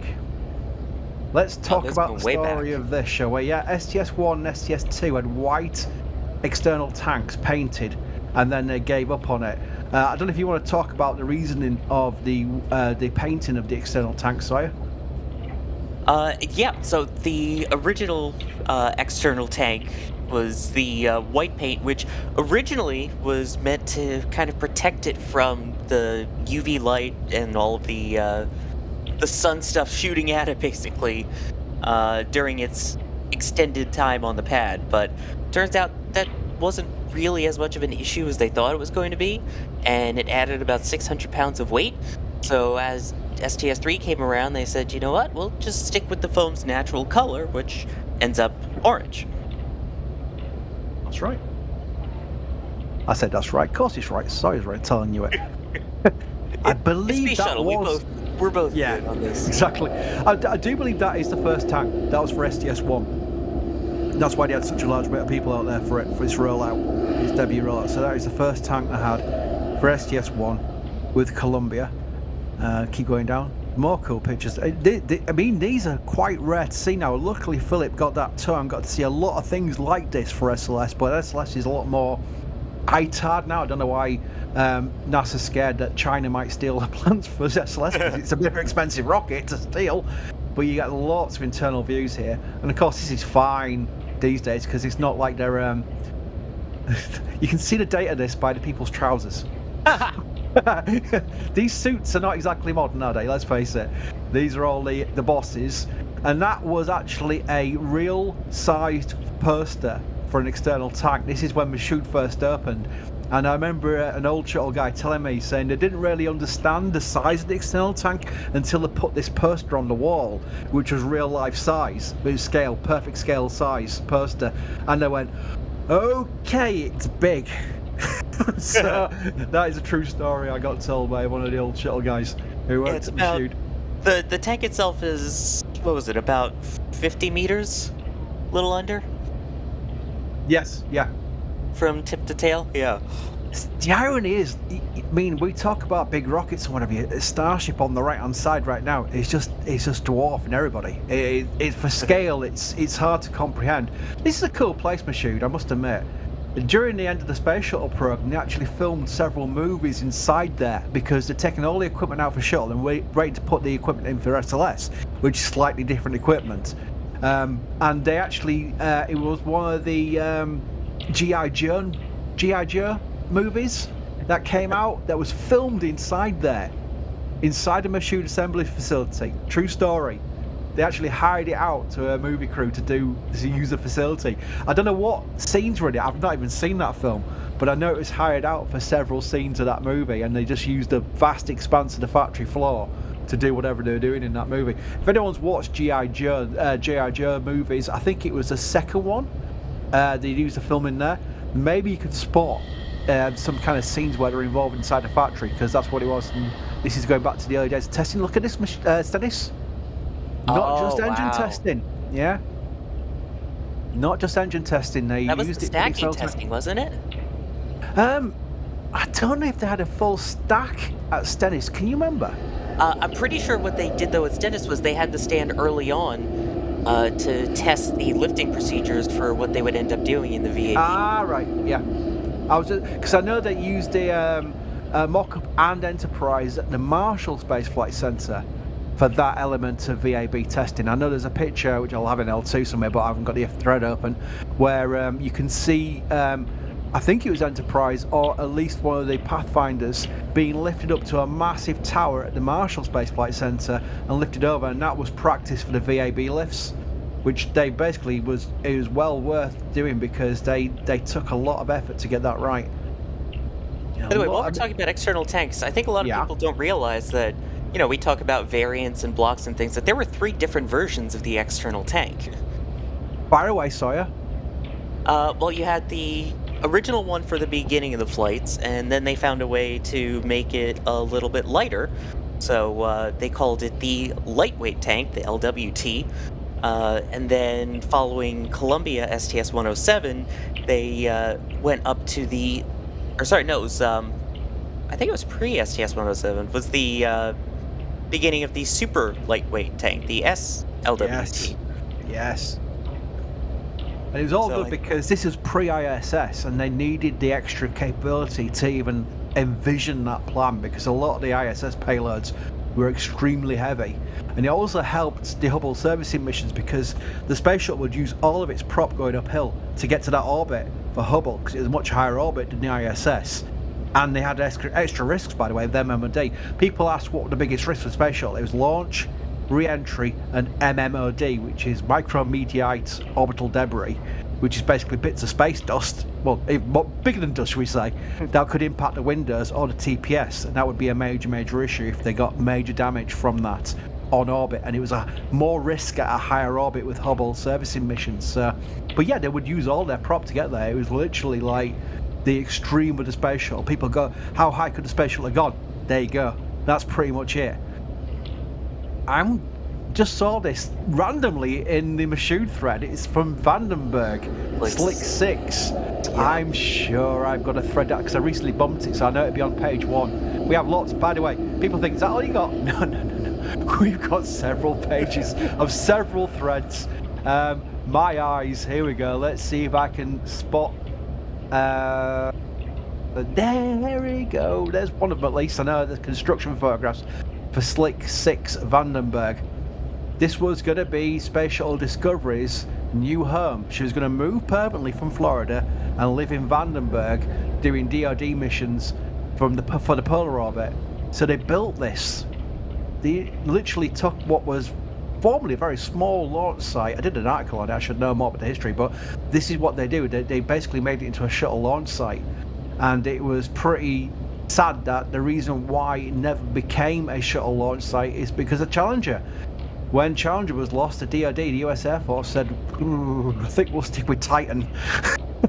Plus, if I recall, they needed to modify the solid rocket boosters given the polar trajectory out there, so they were trying to make them even lighter and less material, and as a result, since, Challenger had a major role with the O-rings and the solid rocket boosters, that was another reason behind scrapping it. Yeah. I mean, this is cool because they took the lessons they learned from 39A and 39B and made this pretty much a very modern version of the shuttle launch pad. It looks like it's a little bit different, but you can see here, there's what would be on normally on 39A and 39B, the rotating service structure. That's where they would basically encompass the vehicle and do weather protection, but also for payload installation. So whenever you saw a space shuttle on the pad, once it had arrived, you'd then eventually see the rotating service structure. I'll find some pictures of it rotating to close around the vehicle.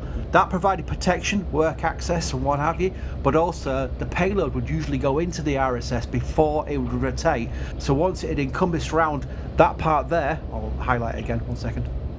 That part there would match the payload doors on the Space Shuttle orbiter. So the orbiter doors would be open. By the way, fun little tip for you, the Space Shuttle payload doors could not open on their own on Earth. They can only open in space in 0G or micro G because the motors on them weren't strong enough. It's a true story. And that's why whenever you saw a Space Shuttle on the pad before launch, it usually had those like orange bars on the side of it, and they'd use the orange bars to pull the payload bay doors open on Earth.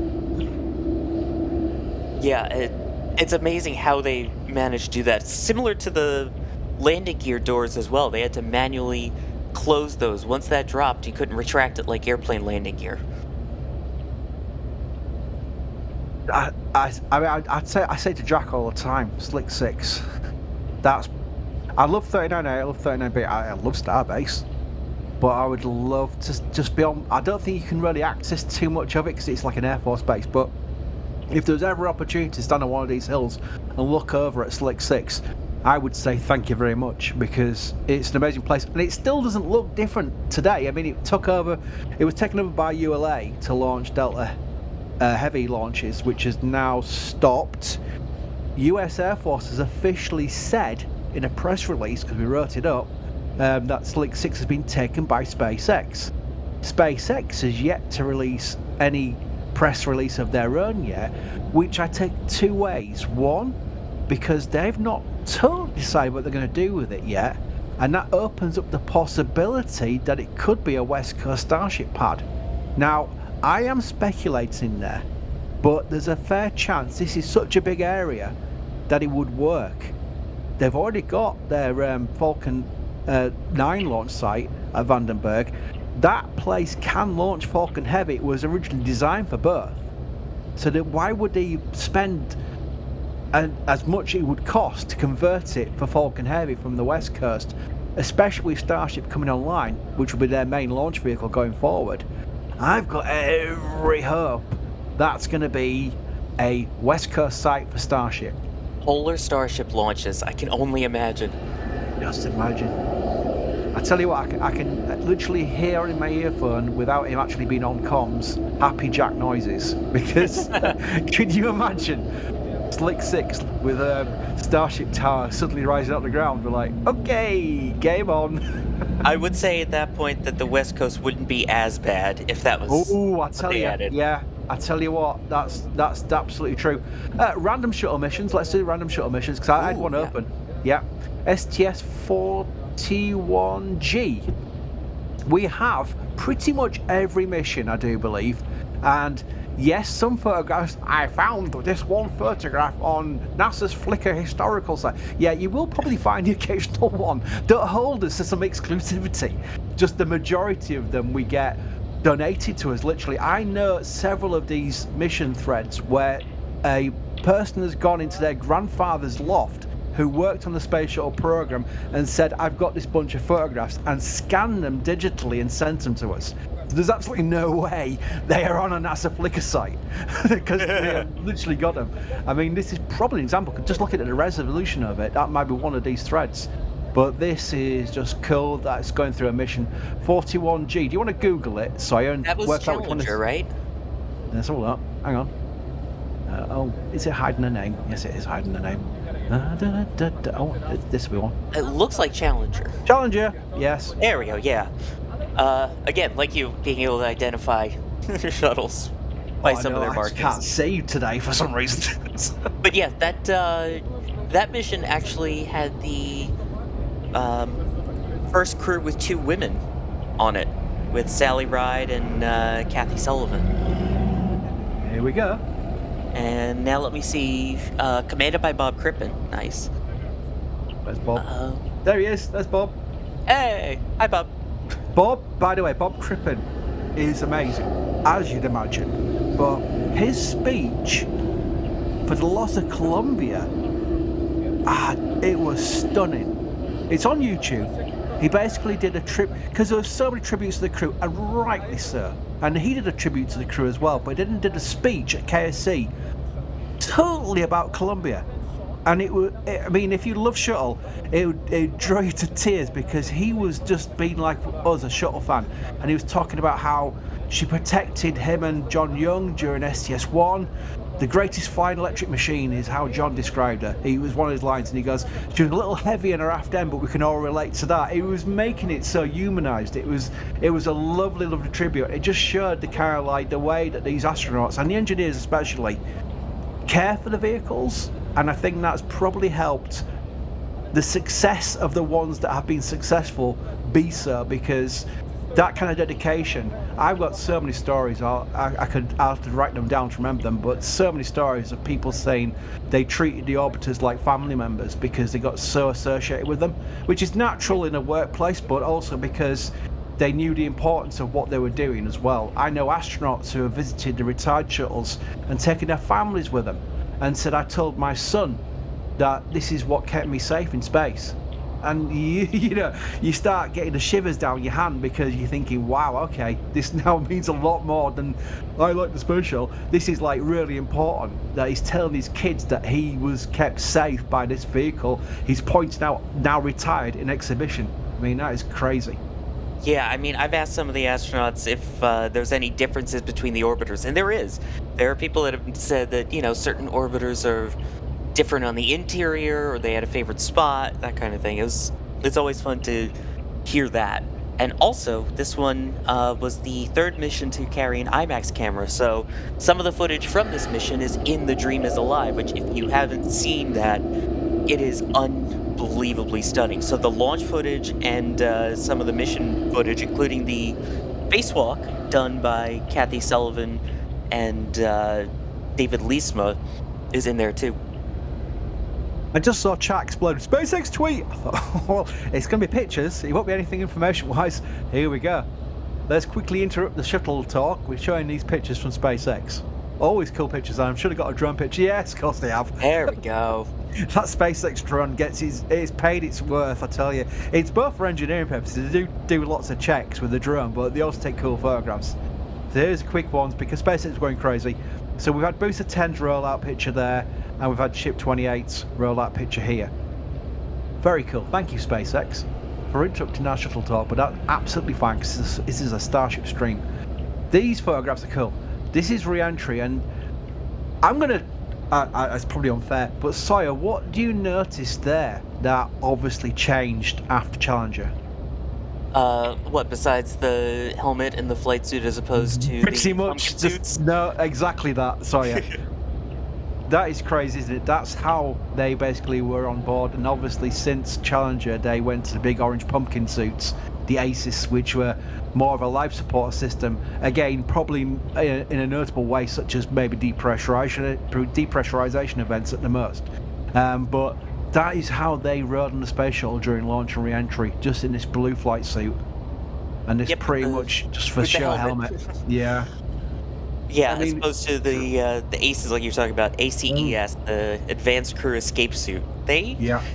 Even though they would never be used, they really came up with some creative attempts to try and save the crew in the event if needed. I mean, most people don't realize that later on in the program, the shuttles were equipped with like slide wire, basically, a little piece that sticks out that you would attach to and slide out of the shuttle like a fire pole almost to get away. That's right, yeah, it literally was a pole. And people always go, well, hang on a minute, Chris, you can't say first stage was pretty much, they're terrible, because they had the option to turn the space shuttle around and land back at the landing site, the shuttle landing facility. So they'd been all right, wouldn't they, Chris? And I go, well, I think the chances of actually getting back to the landing site were absolutely very minimal, to say the best. I mean, the actual goal of return to launch site for the space shuttle was to try and get the shuttle back so they could bail out with that pole near the two SRB recovery ships, Freedom Star and Liberty Star, and they'd get picked up out of the ocean. There was very little chance they could bring the space shuttle back and land it at the shuttle landing facility, even though that was technically the plan. But he always said the main goal was to try and at least get the crew to bail out over the SRB recovery ships and then get picked up. And that's fine. You lose the orbiter, but you get the crew back, and that would have been fine. So, but RTLS would have been seriously bad. Oh yeah, I think someone said there was like a maybe 15 or 20% chance of them actually making it back in that event, but it's because you keep in mind you still have the solid rocket boosters that you got to get rid of, and then the whole maneuver of dropping the tank and flipping the vehicle around and keeping that momentum, hopefully assuming that there was no damage. It was quite involved. Can I do a pun? Of course. There's 20% people said they didn't want this shuttle show and tell. By the way, 80% is really high, so I'm quite happy about that. Space shuttle's looking down her nose at you. Now you got 20%. Hey, there we go. Thank you. There's a shuttle landing facility photograph. Absolutely crazy. They came back the descent. You come back on a plane to an airport, you're thinking, wow, we're coming down quite fast. Oh, wait till you go on a space shuttle. I don't think you ever will, but the space shuttle's descent was like dropping. It dropped. It really was. I mean, they said it was like a flying brick, and literally that's what it was. It was coming back in the last few seconds. It would flare up and then come back quite at a good descent rate. But wow, 7 times steeper than a commercial airliner. 7 times steeper. Wow. And then the other crazy thing is the gear drop there. They dropped it at about 400 feet. There is no go around, so it had to work, and it worked thankfully every time. It's amazing that a lot of things worked every time. I mean, the other example is launch with the bolts that basically the space shuttle was sat on a pad with the bolts of the SRBs to the pad, to the mobile launch platform, and they would explosively break those bolts at T0, and if that hadn't worked and the SRB had fired, then they're going to rip the aft skirt off the SRBs, and that would have not ended too well. That all worked. The TSM umbilicals retracted every single time. The gup, which we all hate because it always leaked, would always retract. Things that could have been pretty bad always worked. Landing gear is a great example, because that is, like Sawyer said, there's no go around, and the gear always dropped. And they had several backups, but again, as Sawyer was saying, didn't have much time to go to an alternate system. They couldn't start winding a gear lever down to try and make a manually drop. Luckily, it was like a gravity system, so it kind of like would always guarantee to be dropped. But it was something that always worked. And locking in place, I think, was probably the biggest thing, because the gear would probably always drop, but locking in place was the big deal. And again, they're coming back quite fast, 230 knots, I think it was. they would land Yep. on, and if that gear was like falling off, you're gonna have a Dream Chaser first test scenario Oh. winding off the side of the runway, and that was much slower landing pace. So I mean, you can imagine it would not have been a very good day if that had happened. But luckily, it always worked. So a lot of things we can be blessed for.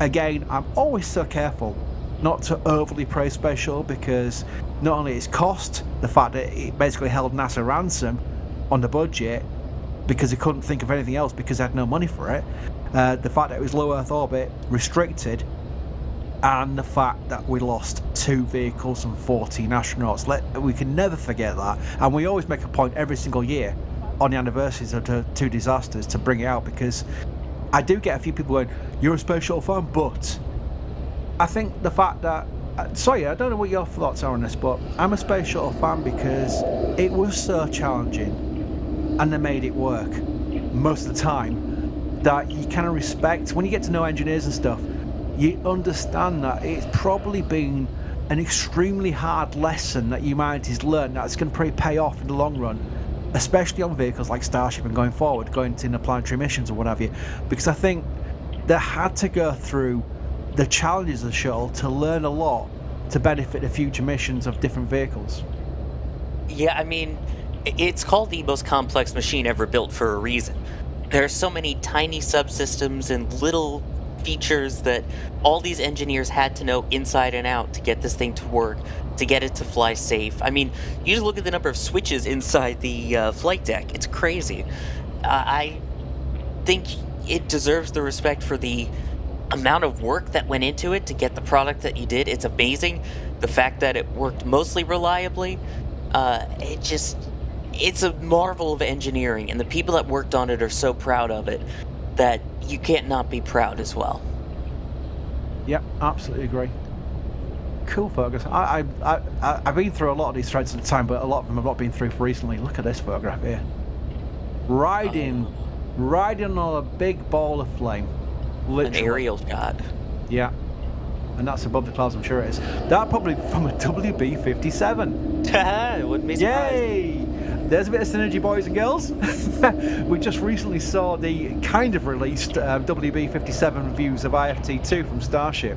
They redacted, for some baffling reason, the staging and the rudder of the booster, but it was still cool views. And the WB-57s, the Canberras, I think they're a British plane actually.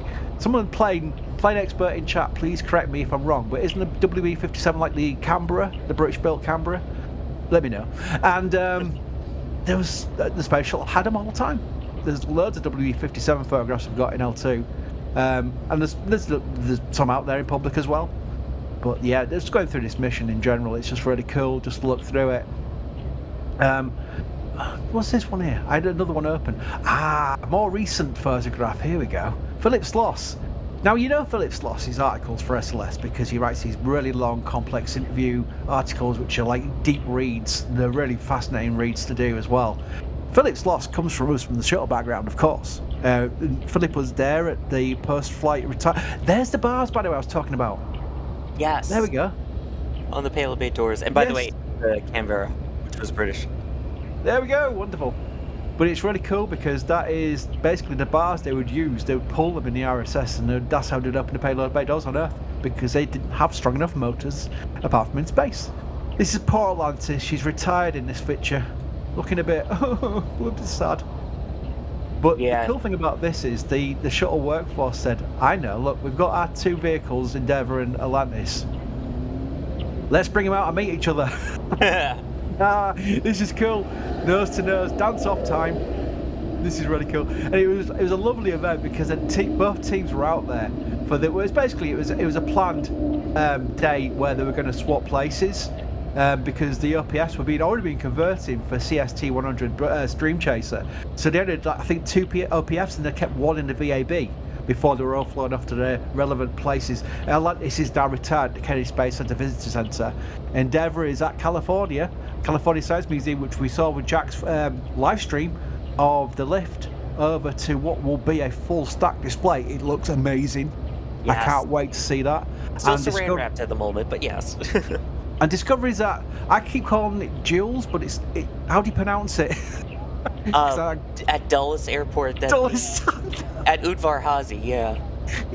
I know. It's like me when I said Macy's. Masses. Oh, dear me. And that's not the only time that we had nose-to-nose shuttle. It's the same thing actually at Dulles. They originally at Udvar Hazy had Enterprise, and they ended up getting Discovery. So once Discovery landed, they had Discovery and Enterprise nose-to-nose too. That's right. It was cool. It's the only 2 times it's happened. And there was a hope they'd get all 3 out together, but it never actually happened. I mean, again, you can think, well, it's a nice thought, but unfortunately, it's not always the case where photo opportunities work that way. I'm trying to find I know I've got a picture of it somewhere. Maybe it's on the first page. Let's have a look through. Yes, I consent. Go away. The old. You've got to do these on websites, by the way. You can probably get fined if you don't do these properly. Do you consent to cookies? Right, I'm just looking for. And chocolate chip and raisins. They put these special wheel trims on the hubs of the Space Shuttle, and they all signed it. And I know one of the team people who decided that, and they got into trouble with the NASA manager involved. He goes, "This is a flight. This is a proper NASA vehicle. You can't do this."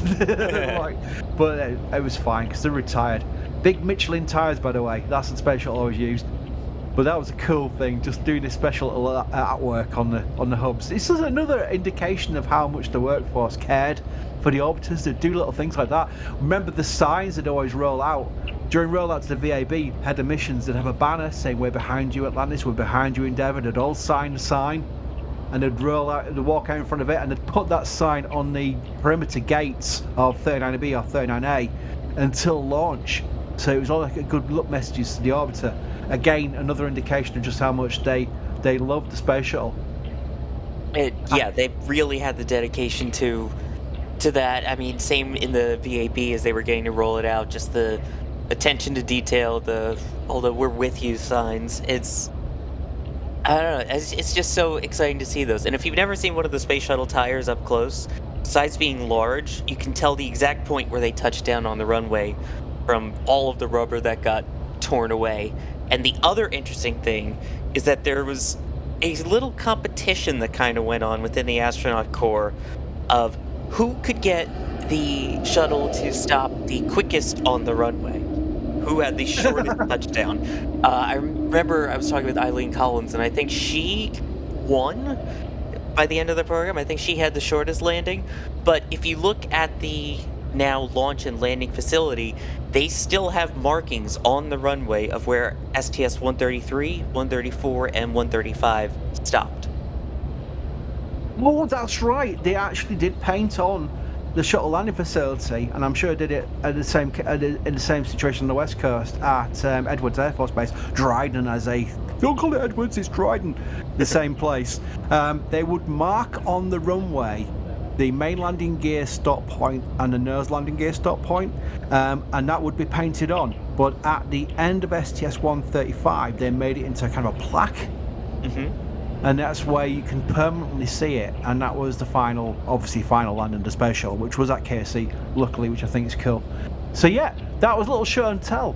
We're planning to do a special kind of Shuttle Sunday sometimes. NSF Live is now on a Friday night, and I know we will do NSF Live on a Sunday in a regular slot when we've got an interview, special guest on, or we're doing an Intrepid museum show, which is against Shuttle, because that's where Enterprise is. And if we have a spare Sunday, because we might not have a guest or a museum show, but we're doing NSF Live on a Friday, we'll have the opportunity to potentially do a more presentable Shuttle roundup for an hour. I'm sure myself and Sawyer will be on it. Oh, yes. Absolutely. Oh, yes. And I'll have a lot more lined up, because I literally just thought, well, for half an hour I could just show some pictures from L2.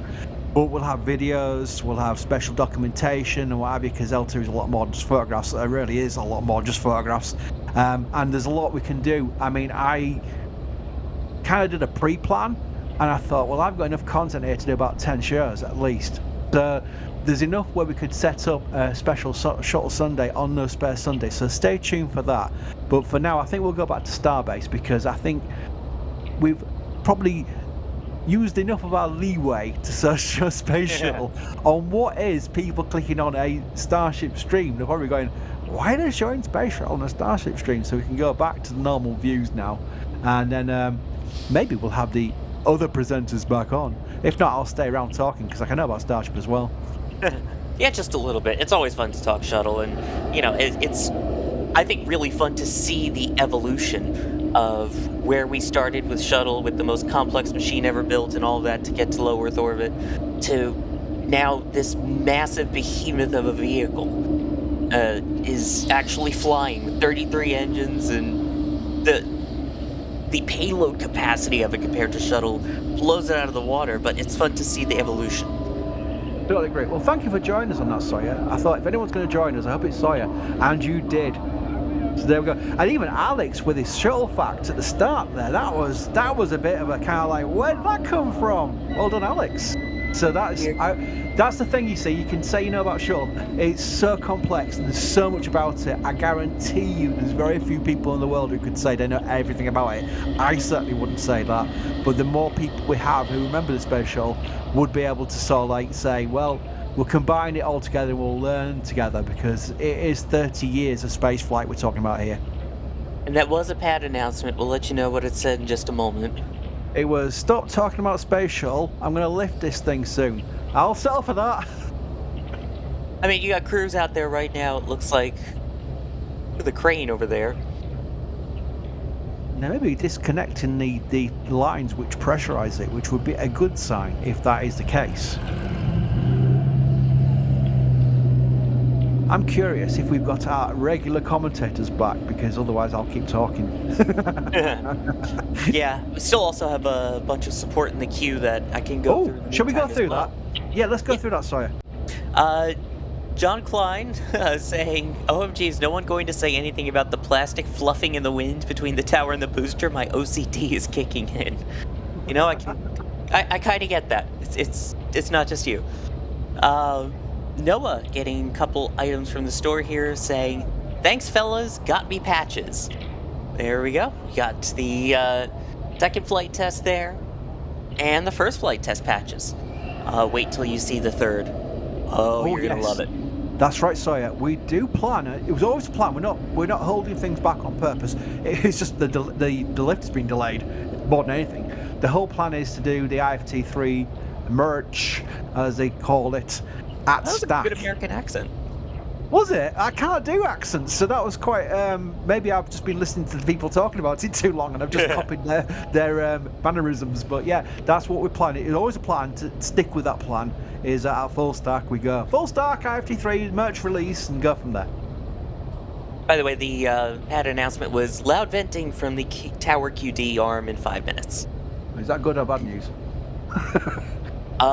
It's going to be deafening in a little bit, so be prepared on the volume knobs.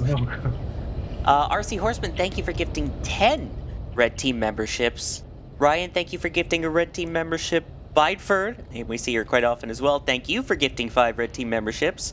And then a whole bunch here from Angry American, saying Starship is the next evolution of the shuttle. I can agree with that. Yep. Also asking how much money is the camera Jack wants. We'll have to ask Jack when he comes back on. And also saying, best movie involving space shuttle, Space Camp for Angry American. Right, hang on. The thing with Hollywood is they still use the space shuttle. It's like almost like it never retired. And that is a problem because it has retired. It's been over 10 years. Let's let it go now, because if you're going to do a new movie, you can't just bring a space shuttle out of retirement and fly it again in an emergency. I will be controversial here and say that I loved Armageddon. That is a terrible movie, I know, but it was just cool. As a shuttle fan, they were doing all sorts of wrong things, like they were still firing our S-25s, even though the external tank had gone. It was like, what? The staging was all wrong. There was lots of things wrong. But they used lots of cool things that they filmed at NASA facilities. And I can tell you a fun story, right? They filmed inside the firing room. That was a real firing room they filmed inside, but they also filmed inside an OPF. You'll see a part where Bear, the big guy, is talking about how everyone's their daddy for Liv Tyler. And at that scene, before they did the scene, Bruce Willis was like, oh, I'm around the OPF. And Endeavour was inside the OPF. Real Endeavour was inside the OPF. And he got a bit too close to touching the TPS. And one of the shuttle engineers in the OPF basically shoved him away from the orbiter and nearly got in a fight with Bruce Willis. It's a true story. It's a true story because you are not allowed to get your fingerprint oil on the space shuttle TPS. It was like a big no-no. And Bruce Willis was close to touching the space shuttle and he got pushed away by a shuttle engineer. So you can imagine this big burly shuttle engineer with his wrench and what have you, scaring the living heck out of Bruce Willis during the film, before filming the scene. Oh, that is a great story. And like I was saying, I think it was last night, it all blends together now. I think it's impressive that Moonraker got as much correct as they did before the shuttle even officially flew, just based off of what they had in 1978 with Enterprise. Although, do you think they'd ever get away with launching from inside a mountain? Because Drax's space shuttles were all launching from inside a mountain. I think that'd been quite bad with the shockwaves and vibrations. One earthquake at Slick 6, and then you're launching out of a cave, so maybe. Yeah. Well, that was fun. I love the shuttle talk, in case everyone can't tell. And thank you all for the support, too. And Angry American, to answer your question of how much that camera cost that Jack wants, apparently it's only $18,000. Oh, that's typical. I never knew about cameras and I still don't. But since we got associated with all our amazing photographers and their big, massive lenses, I had no idea that while I knew they'd be expensive, they were that expensive. Whenever you see photographers at rocket launches or even sports events with big lenses, you know they've spent a lot of money on their craft because they are not cheap. They're not lightweight either, I could say that. Actually, sorry, what lenses have you got? Because you've taken some great photographs for us as well as being a personality and a writer for us and what have you. That's why I just go by contributor. It's a little bit of everything. Let's see, what do I have? I've got I shoot Nikon, fair warning. I know most people out of the Cape actually shoot Canon. What do I have? A 1024, trying to think. I'm drawing a blank all of a sudden. 2470. My big lens is a 100-500. I've got a 50-300 for a full frame. I do shoot crop filter and full frame, so a lot of different camera things. I have like stacks of gear, just long depending lenses on the mission. Yeah. And don't even get me started on the neutral density filters too. So nice. Also, Bob Fillmore saying thanks NSF for the tour down Shuttle Memory Lane. Oh, welcome. Yeah, which, fun fact with the cameras, I basically went with the first DSLR that my parents ever had. They let me borrow it going down for STS-135, which was my first mission as press, my second shuttle launch, and that was how it all started for me, was back at STS-135 as a media member with my mom's camera, basically. But it got great shuttle pictures, gotta say, so it's fun to see the evolution of everything here. Also, Wes Brown, thank you for becoming a Red Team.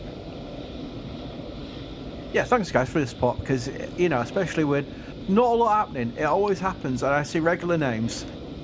Pretty much everyone, sorry, I was reading out earlier, their names I recognise straight away. RC Horseman, I always recognise that name anyway, but these are regular supporters on just even when there's not even commentary. It's noticed. I do notice it, especially because I have a monitor always with Starbase Live on. So when something green happens, I tend to catch my eye. So I always notice these things. And at silly times of the day as well, it is appreciated, because without that, if we only got support during like big events and things like that, then, you know, it probably wouldn't. It'd be a bit of a challenge, wouldn't it, to say the least?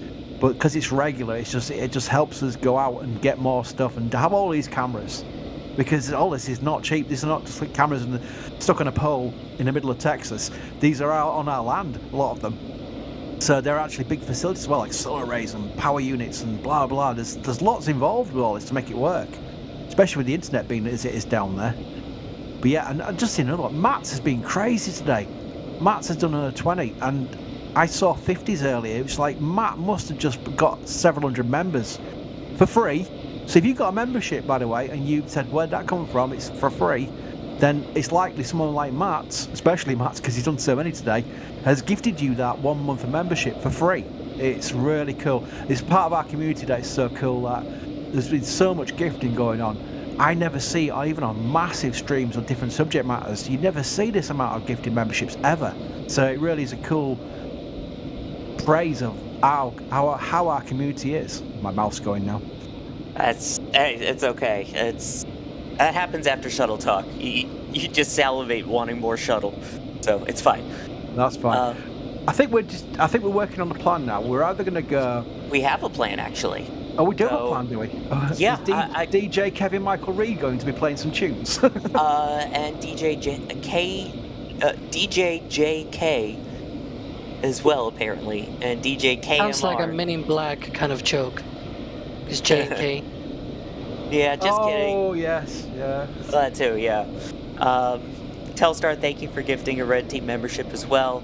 So yeah, for those of you that complain that NASA's hold music is terrible, you're not alone. So we're going to leave you with some actually good tunes for now, and we will take a commentary break, and as soon as we see action and an imminent lift, we will return. So don't touch that dial. We'll be right back.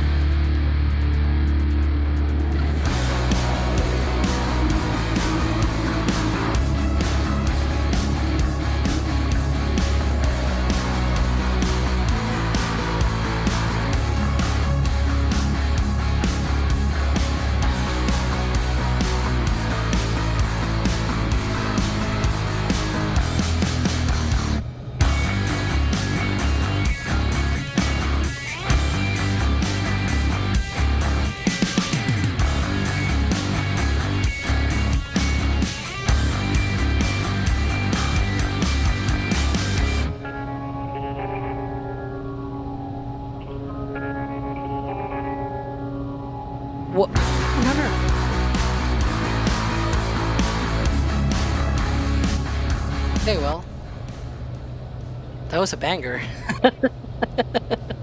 Okay, well, hey, voices, yes. Hi, it's Alex here.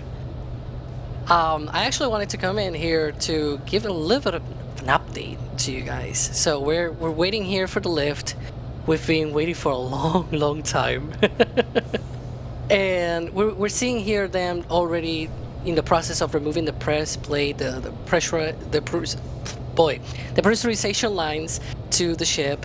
So we're getting close. We're getting there to that lift. But in the meantime, we're still waiting for, you know, getting closer to that to resume full commentary.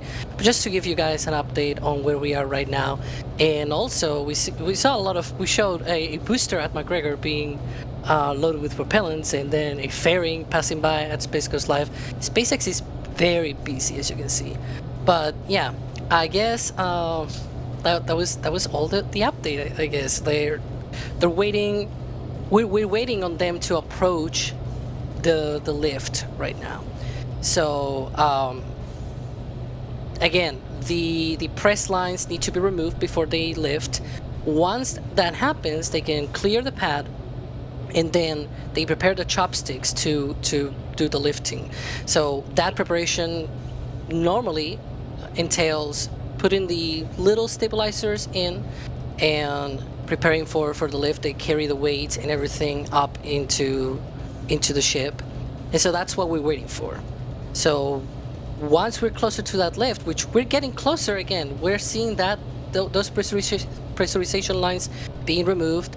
That crane has arrived to remove the pressure plate, so we're approaching it. So that's a good step.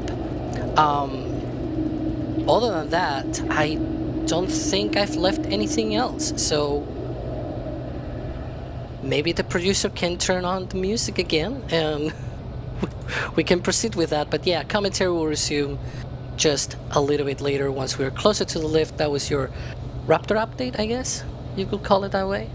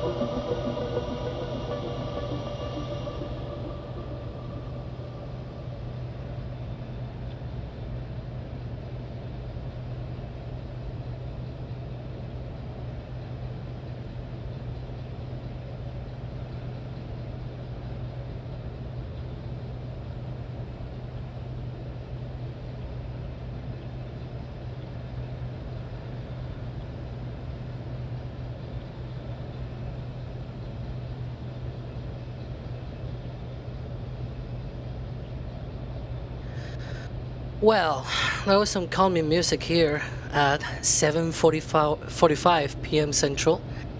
And, well, it looks like this lift is taking just a little bit more time than we expected. Hi, yes, voices, I'm Alex.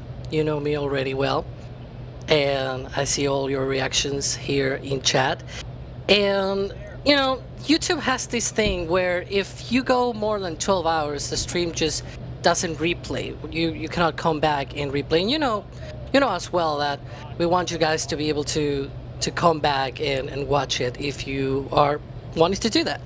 And so we're past 9 hours already in this live stream, and the lift may take a little bit more time. And so what we're gonna do is, for now, we're gonna close the stream, okay? But we're gonna come back as soon as we are much closer to that lift. Once we are with much more confidence that we maybe just an hour or so, put some kind of short time to that. Call it X, right?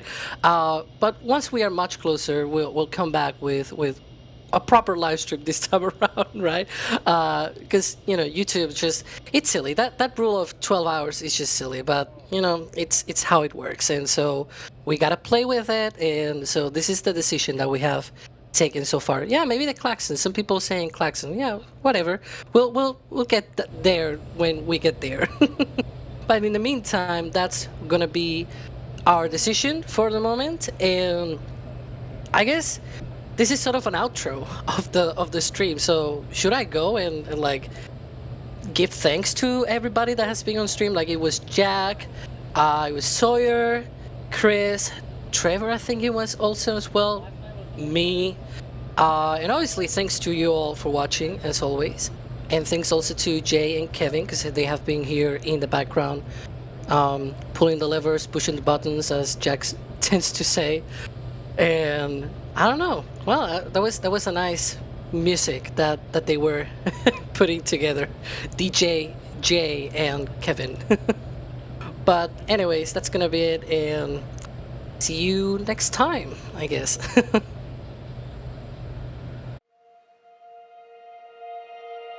And here we go.